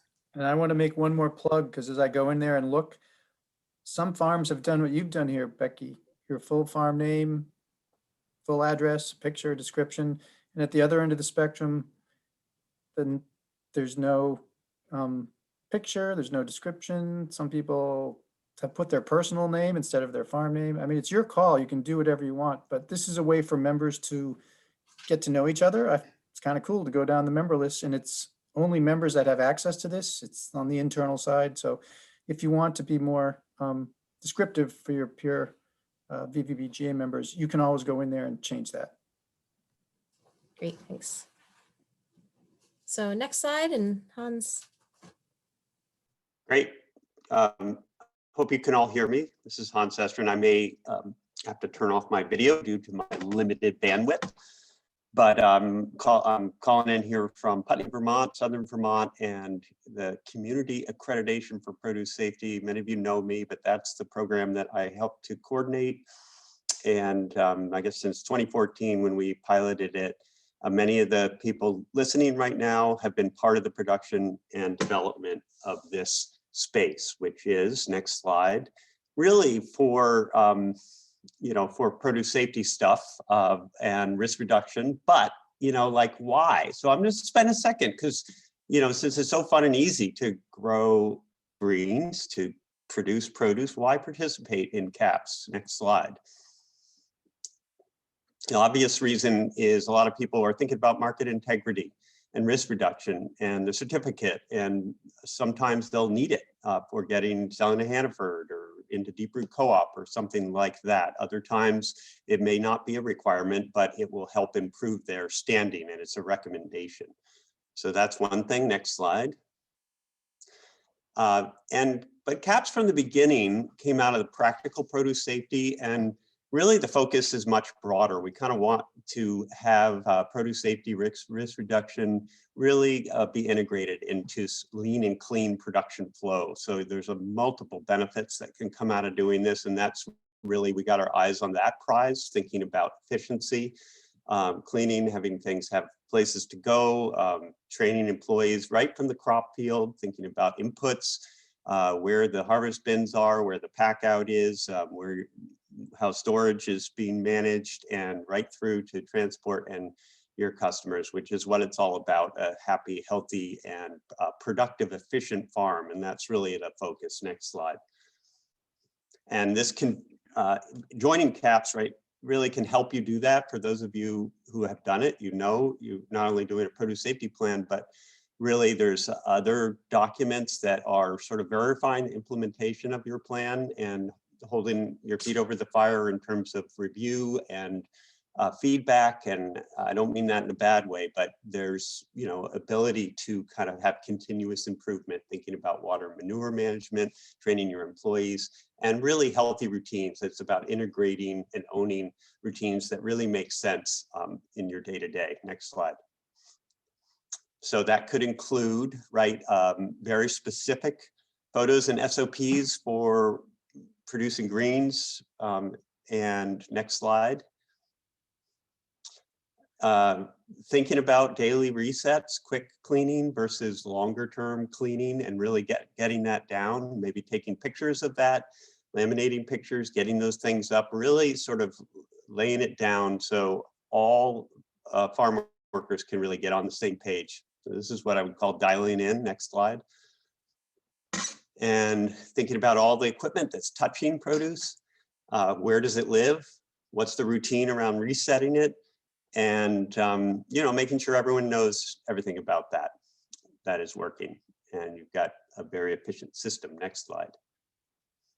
And of course, building and a good crew morale and a good crew that is sort of knows what you're doing, takes ownership of it, maybe invests in it, and training them yearly and having some focus. So it's, you know, pretty much the same pre-COVID and post-COVID. There's just a little bit more space between everyone. This from Denison Farm. I love, they have the best employee training photos. So thanks for that. Next. And I'll end just by saying, you know, again, it's easy to participate. Now's the time. Same website. You click on produce safety, start your plan, and there's a $100 fee for the whole review process and getting the certificate. But it's the same thing. You don't, you know, if you're strapped financially or that seems like a barrier, just let us know and we'll make it work. So you get reviewed, your plan reviewed, finalized, revised, finalized by early summer, and then you've got additional materials that are submitted either during the season or by November 1 at the latest, depending on your program. And really, this is this plan just walks you through. First of all, you're checking what you're doing, and that creates your plan template, and then you're getting prompted to really look at your whole production system with these produce safety or risk reduction glasses on and efficiency glasses. And it will really help you take some time and space to do that. First time you do this, you know, just drafting the plan may take 2-3 hours, something like that. So it's well worth your time just to get into it. And I will leave it at that. Oh, at Norm, seeing again, bed and berry growers, our members really can see and norm to each other's plans and best practices. And it's we're learning a lot, but I'll tell you, the people doing this are in the lead. And I thank you all, feel very fortunate to work with you all. And that's it for me. Thank you, Hans. And that slide you have up there was one of your brain children. Just this idea, by checking in the beginning what you do or don't do, then you don't get asked a lot of questions that have nothing to do with your operation. So you can see, like on this slide, has employees is not checked, then you don't get questions about employee training, et cetera, if you don't irrigate or don't apply manure. So it makes it just much more painless to go through the planning process when it starts out being designed for your farm. So Hans is always available for questions about CAPS and CAPS Plus, which you didn't mention, but you can also get an additional on-farm audit that will give you entry to many wholesale markets that used to require GAPS, but will take CAPS Plus instead. All right, now's the time to go on to soil health. Becky. Yeah, thanks. And I think my aspiration in life is to make something, to have Hans's ability to turn a rather mundane topic into something almost joyful and fun. I know when Hans has visited our farm and talked about CAPS, I'm like, oh, this is not that bad. And the way he's made the program lively and hopefully engaging is inspiring. And I would argue that soil health is already exciting. And our program is slightly different. You know, it's just to be clear, once you've registered on the website, you're in both, you can jump into soil health without any additional fee. And you already have a profile on the website that's for CAPS and for this. So our goal with this was to start out growers having a place to keep your records. And we've talked a lot about this over the years, but to be able to upload soil tests, plans, and records. And next slide. And in the big picture, it's really just a great way to keep track of year-to-year successes and challenges. I know for me, it's really easy to forget in the blur of many years of farming, you know, what went well, what didn't, what you applied for fertilizer, and what were your big winners and what weren't, and how much soil health had to do with that. So next slide. And also just financially, we've really been finding that the work we're doing with growers can help save money and be more thoughtful and applied in terms of applications of fertilizer and calculating nutrients. So just a couple years of this work, I think, can really make some tangible and financial improvements. Next.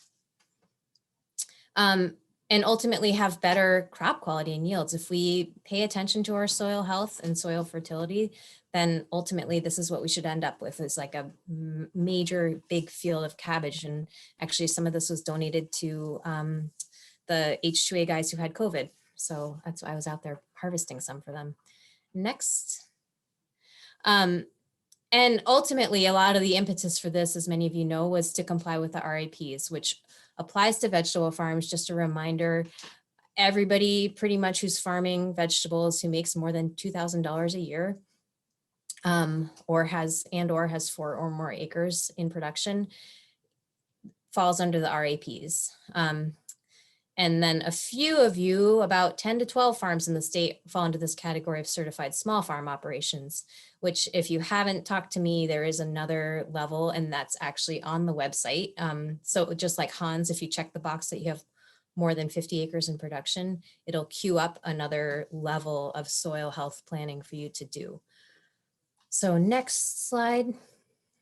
So what the site does for us is basically maintain the records, helps you make a plan online, tracks the inputs and cover cropping, documents the concerns, and also can help you share the files just like you can with CAPS. You could share it with me, you could open it up to another viewer.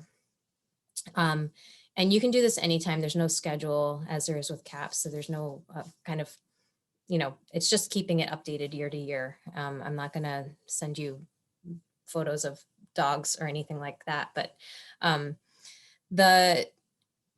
the dashboard will look like this, and you enter field by field. So maybe next slide. There you go. So you see these drop downs. You have your field information, soil amendment planning, records, cover cropping, erosion, and documentation. So for each field, you can enter these things as you wish. Next slide. So this is what it looks like for field 1. You say the year, you enter the acres, crop, you enter your crop rotations. It's pretty speedy. And next one. And then you would do a plan. So the important distinction for everyone to remember is you both need to have a plan and a record of what you actually did. And those are the 2 distinct requirements for the RAPs. And the plans should align with your soil tests, your soil test results. So for this is an example of a plan. You can enter multiple amendments on there. Or if you have your own record keeping system, you can just upload a PDF. It can be a photo of something handwritten. It can be an Excel file, can be any way that you are keeping or making your plan can be uploaded. So again, it's not super strict, but we do need to be able to prove that there's a plan there. Next slide. And then recording what you actually do. So again, you can upload your own records, or you can enter it electronically here. So each amendment applied, you say I applied careers 543, I put 1,000 pounds on per acre, the date, and then a little note that you could do it by bed for smaller farms, or if you're managing on a more detail-oriented basis, you can do it by bed or small area, whatever you want. So next. And same with cover cropping. So this was an exciting addition to this site, was that you can add your nitrogen contributions, your incorporation date. So this helps. This is not necessarily a requirement of the RAPs, but this will help you with your planning in the long term. It's kind of the next layer of sophistication and really calculating what your credits are. And if you want to track your organic matter over time, this can help you understand how cover crops are contributing to that. Next slide. And erosion is required by the RAPs just to document it. So again, any notes you see, if there's, you had any crazy washouts, take some photos, load them up here, and all you have to do is say what you plan to do about it next year, how you're going to mitigate it, what the impact was. And likewise with other soil health practices, there's an ability to upload photos for either of these things. Next. And the really exciting part for us, I think, is that you can download and export this as a spreadsheet. So you can go back and forth between a spreadsheet, you know, for your own records. And that's a great way to be able to share it. I also kind of skipped through the ability to upload multiple soil tests by field, but this is what you see on the website when you view your information. So it shows me my fields, the year, crops, records, soil tests, and you can open those up. So it's cool because you can sort it by year, by field, and see what you've done over time. Next. And again, you don't have to sign up. So you just click on the soil health link and get going. So it's really easy. I'd love for you guys to check it out. Next. And just let us know what you think. The soil health site is just live now. So, you know, any feedback or changes you'd like to see, please let us know. Thank you both so much. And I would just emphasize what you just said, Becky. This was built for you, the growers. So let us know what works, what could be improved. Any suggestions you have are welcome. This is pretty much hot off the press still. So we know that there's some tweaking to be done. And that wraps up our series of presentations for the day. We can open it up now to just general conversation. I don't see any specific questions typed in the website, but what I'm thinking is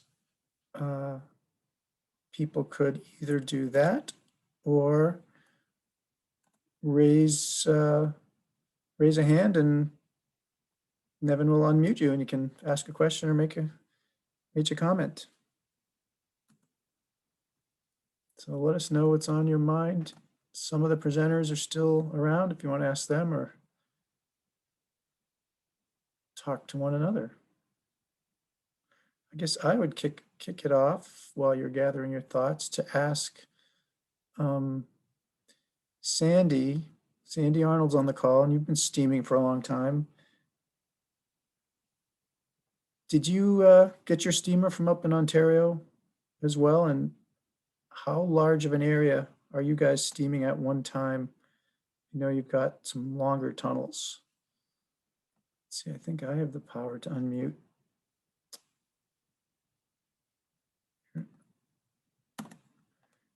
Sandy, are you there?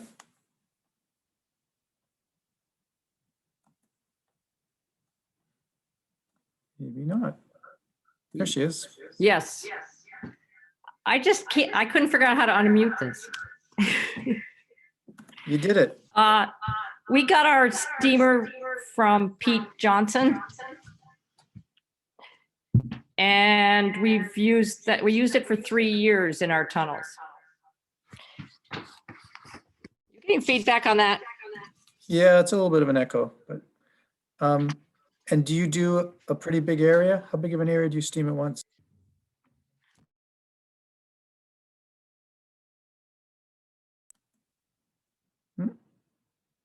Might have lost her.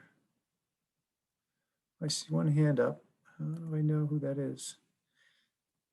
Nevin, can you see who's got the hand up? Oh, it's Yeah, Liz Guest. Liz Guest. I think her hand's been up for a while, so. Okay, that maybe an accident. Might be Jake, might be Liz. You can unmute yourself now.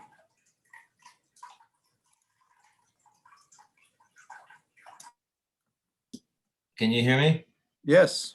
Okay. Yeah, I just had a question way back. I don't know who the presentation was, but they had the definitions of different size operations, and it was the smallest was 25 to 250, and 25,000 to 250,000, and then there was one another category. There was qualified exemptions or something like that. What was that? That was Christina Sweet from the Agency of Ag. I think I can take a shot at that. So if you sell wholesale, it's 25,000. Well, if more than half of your sales are wholesale, essentially, if you sell 25,000, you're covered. The qualified exempt is about the direct market, essentially. So more than half your sales direct to customers or direct to stores that sell to customers within the state. So like people with farm stands. Did I get that right, Christina?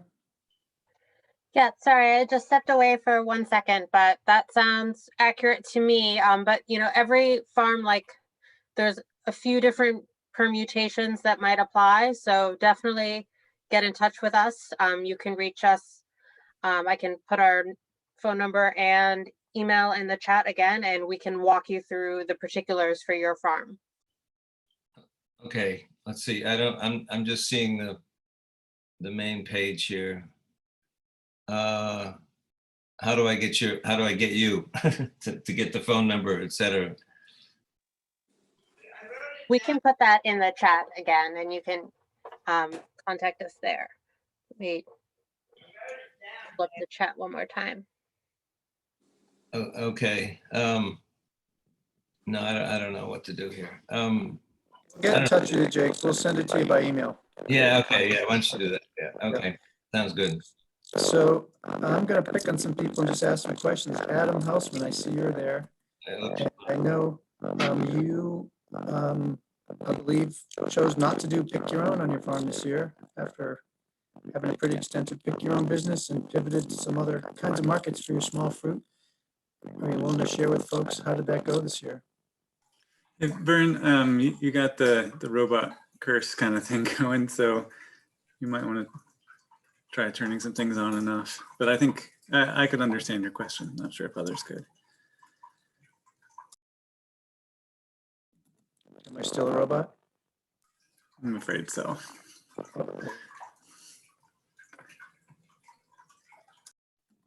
How about just unmuting everyone and let it be a free-for-all? People have questions to ask.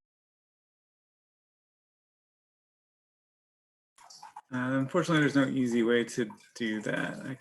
I can start going down. It'll just take me a while.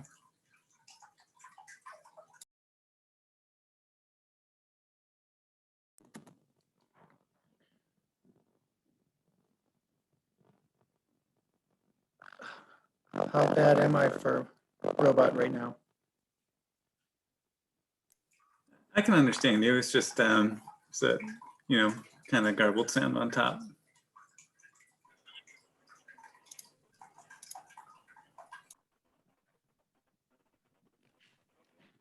How about you, Andre? How did your markets pivot this year?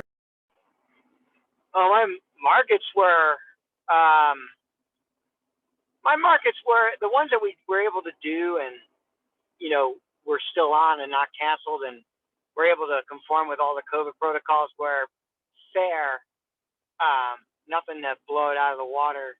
You know, our big opportunity this year that we took advantage was pivoting our aggregation wholesale company to an aggregation home delivery company, and that really saved a lot of our member farms bacon. You know, like we have 40 farms, and they were able to, you know, we've been delivering, you know, anywhere from 600 to 900 deliveries, home deliveries a week, and that has really just been a huge game changer for us. But as it was mentioned earlier in the first section about being really software driven, it's like without software, none of that would have ever been remotely possible. So the fact that we already had kind of a platform for wholesale that we pivoted to retail made a huge difference to us.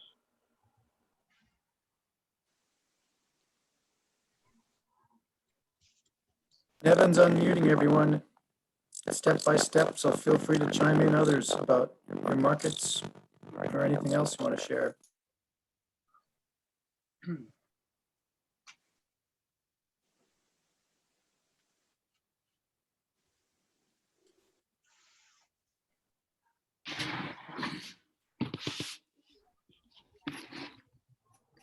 I'll chime back in about the steaming one more time.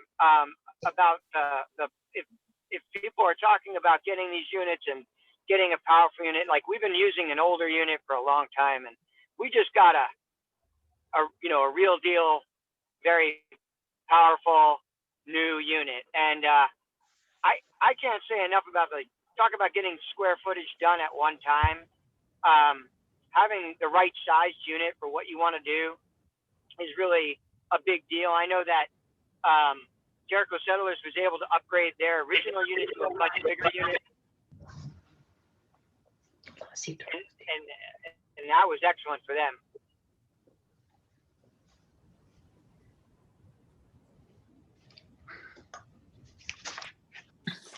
What do you want to say about the strawberries?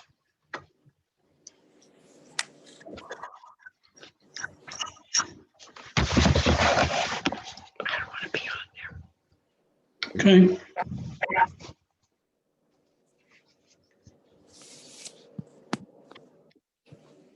Hello?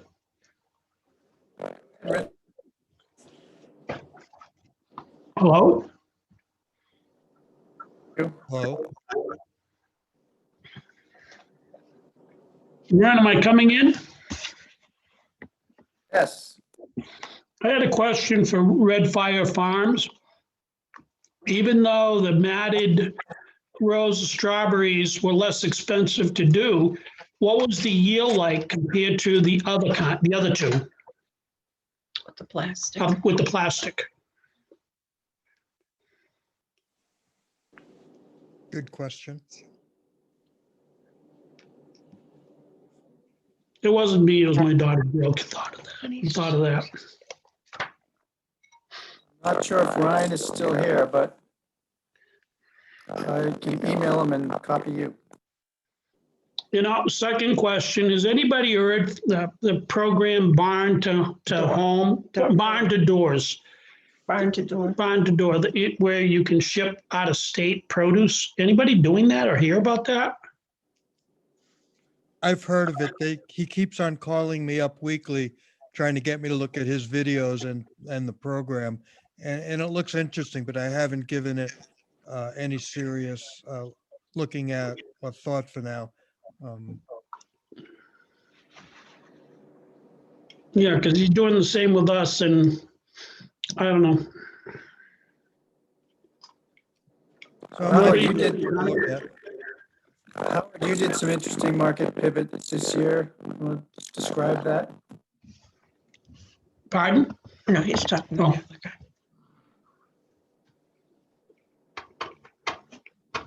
Hey, Vern, this is Sandy. I'm back on if I can talk now. Can you hear me? Yes, there's an echo, but I hear you. Yeah, you're like a robot too. So we steam one bed. It's 33 inches wide by 125 feet in one shot. We're going to try to increase, Paul said, I think the PSI on it, it seems to be lower than what they were talking about. But it takes it steams for a good hour and a half. So we're trying to get up to that 180. And interesting, I did post something. We steamed for like 3 years consecutively. And we were noticing that the spinach wasn't growing well, but it's really nice this winter having not steamed.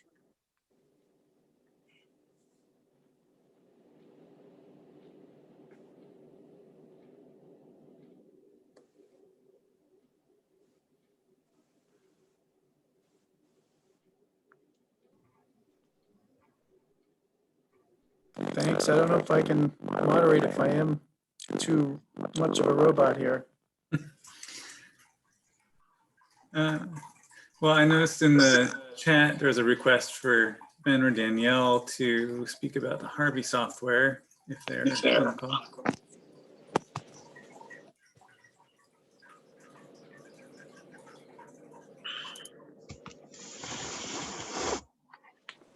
Hey, Vern. I think you asked a question about market pivots. So this is Robert Arnold with Pleasant Valley Farm.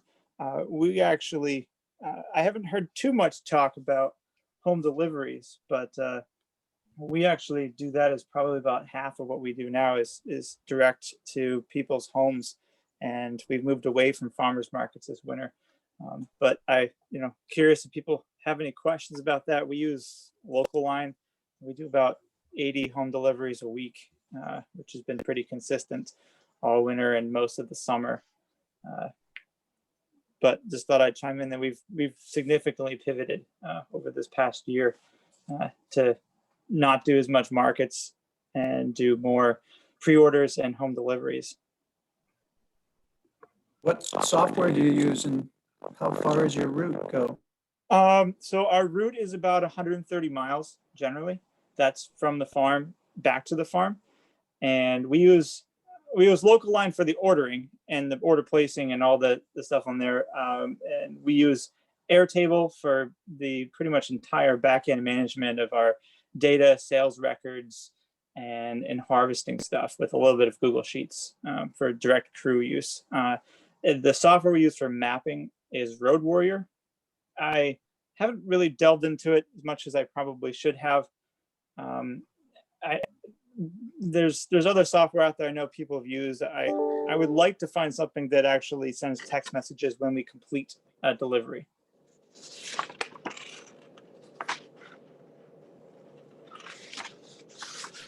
Thanks. Robert, we use Routific for the home delivery, and it will send a text or an email depending on which setting you set it at when you complete the delivery. And you can do the whole Amazon take a photo of it too if you want. Thanks, Andre.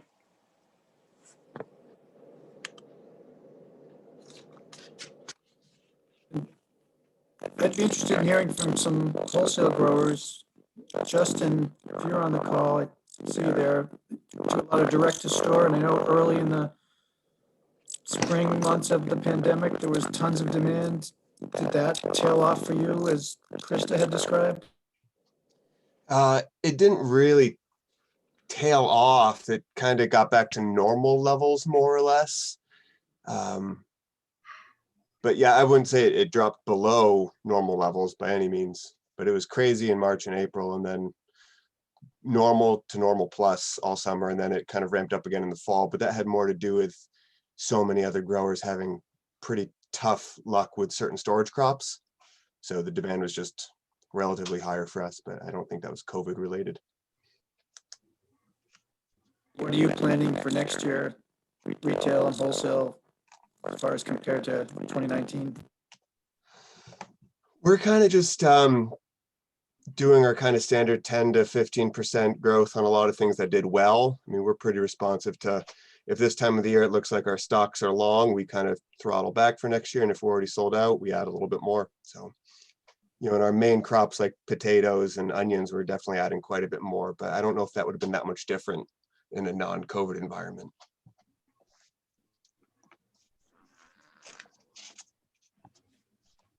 Another topic I'd be interested in hearing from growers. I'm going to take the worm down when I'm done. There was a lot of food donation going on and some pretty innovative programs to get fresh produce to people in need.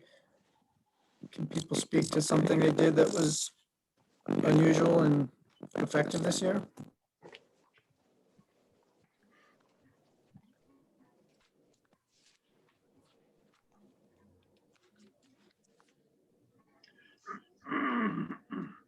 Vern? Go ahead. Hey, it's Ben Palmacala. I'll just say that I know, a lot of the restaurants we were working with were obviously struggling, but in a number of different instances, they were able to continue operating because of grant funding, the PPP grants, I honestly can't remember the name of the programs. There was one where they were, feeding, first responders, that kind of stuff. So, a lot of restaurants were able to, still give us orders through those programs. So that was nice.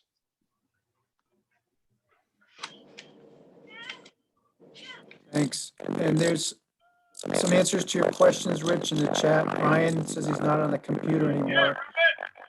He saw potential for similar yields with the plastic and matted row systems with a lot of variety differences. And I guess if you aren't speaking, it's probably good to mute so we limit the background noise. And Damien says plasticulture saved them a lot of time weeding.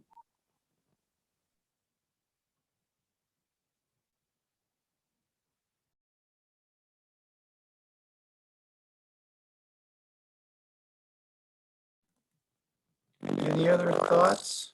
This is certainly not like hanging out together in the big room talking.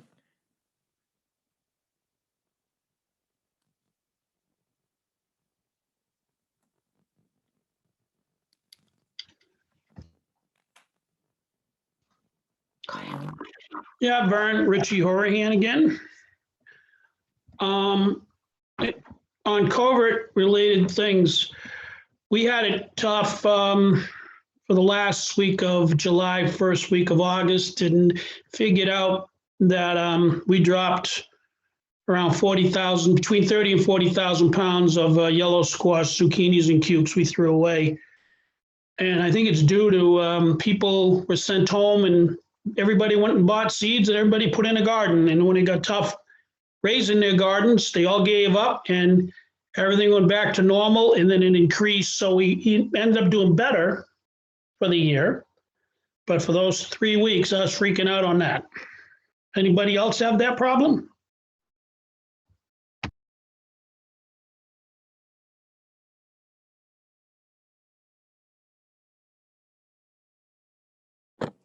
This is Robert Arnold again. Yeah, we saw something similar, and it came down to pretty much the same conclusion for head lettuce specifically. Just drastic drops in sales right when summer hit, when most home gardens would have come in, and then things kind of picked back up again in the fall with that. A lot of other crops that people have a harder time growing or wouldn't even grow, we didn't have any difference in, but head lettuce was we were thinking people were going to be buying more lettuce, and then it just wasn't that way at all. And they had all this extra head lettuce in the field, hundreds of extra heads every week, till we brought production down, and then the demand went back up when people's gardens ran out. So it was kind of a funny swing back and forth.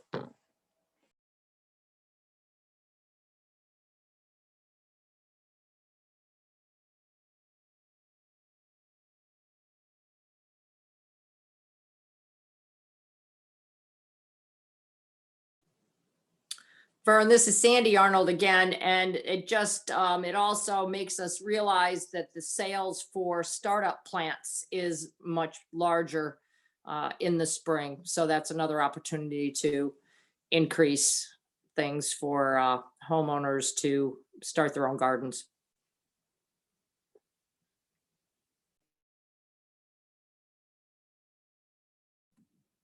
How about other people that do bedding plants? Planning on bumping up the supply next year compared to 2019? I think people are Hi, going to keep Vern. This is Joey Lavoulier from Footbrook Farm. Hey, Joey. Hi. We sold out of our bedding plants within 2 weekends this last spring. So we are definitely ramping up our plant sales, and we built a new greenhouse off the farm stand so we can keep more inventory over there. We also really found that letting people order online, even if it's necessary or not, was a huge benefit. Like, they loved it. They liked to be able to sit at home and go through what we had available and make their lists and then send them to me, and we boxed everything up for them. And some of them, we would bring it out to their car if they weren't comfortable, and some would come into their greenhouse and pick up their box and a couple other things that they were looking for. So that was great. And we're going to try to increase our bedding plants as much as we can allow, because it's a pretty big business for us here. Yeah, thanks for that. That's other people with bedding plant businesses. What are you thinking for next year? Is that Jack Mannix on the line? What, I know you guys got walloped in crazy demand early. What do you think it's going to be in the coming year?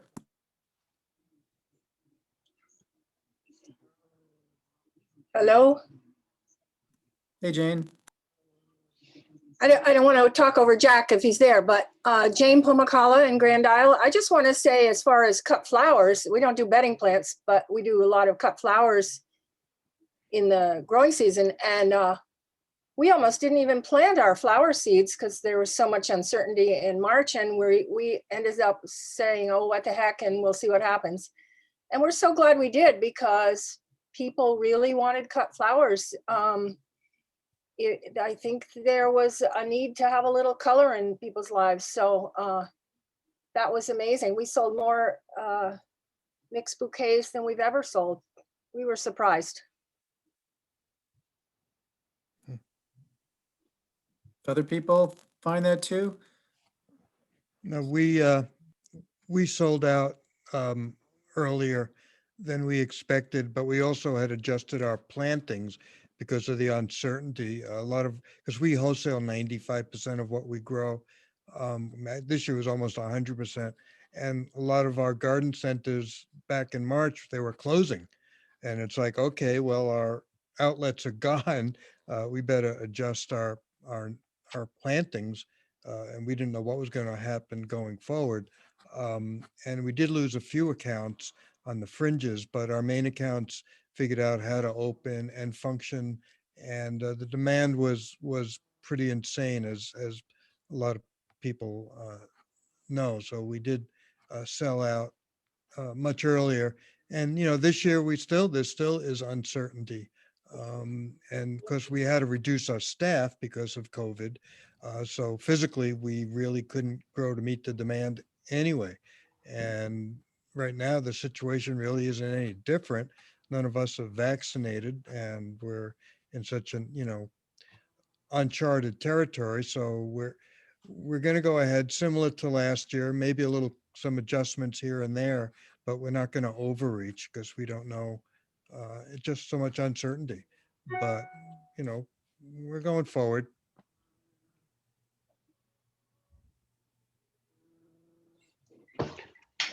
Richard Horahan here.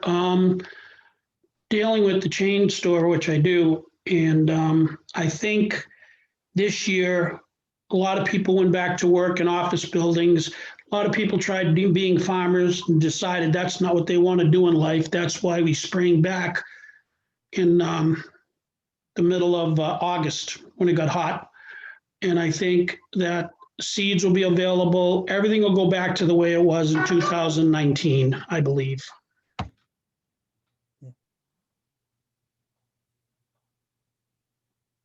Any other prognostications?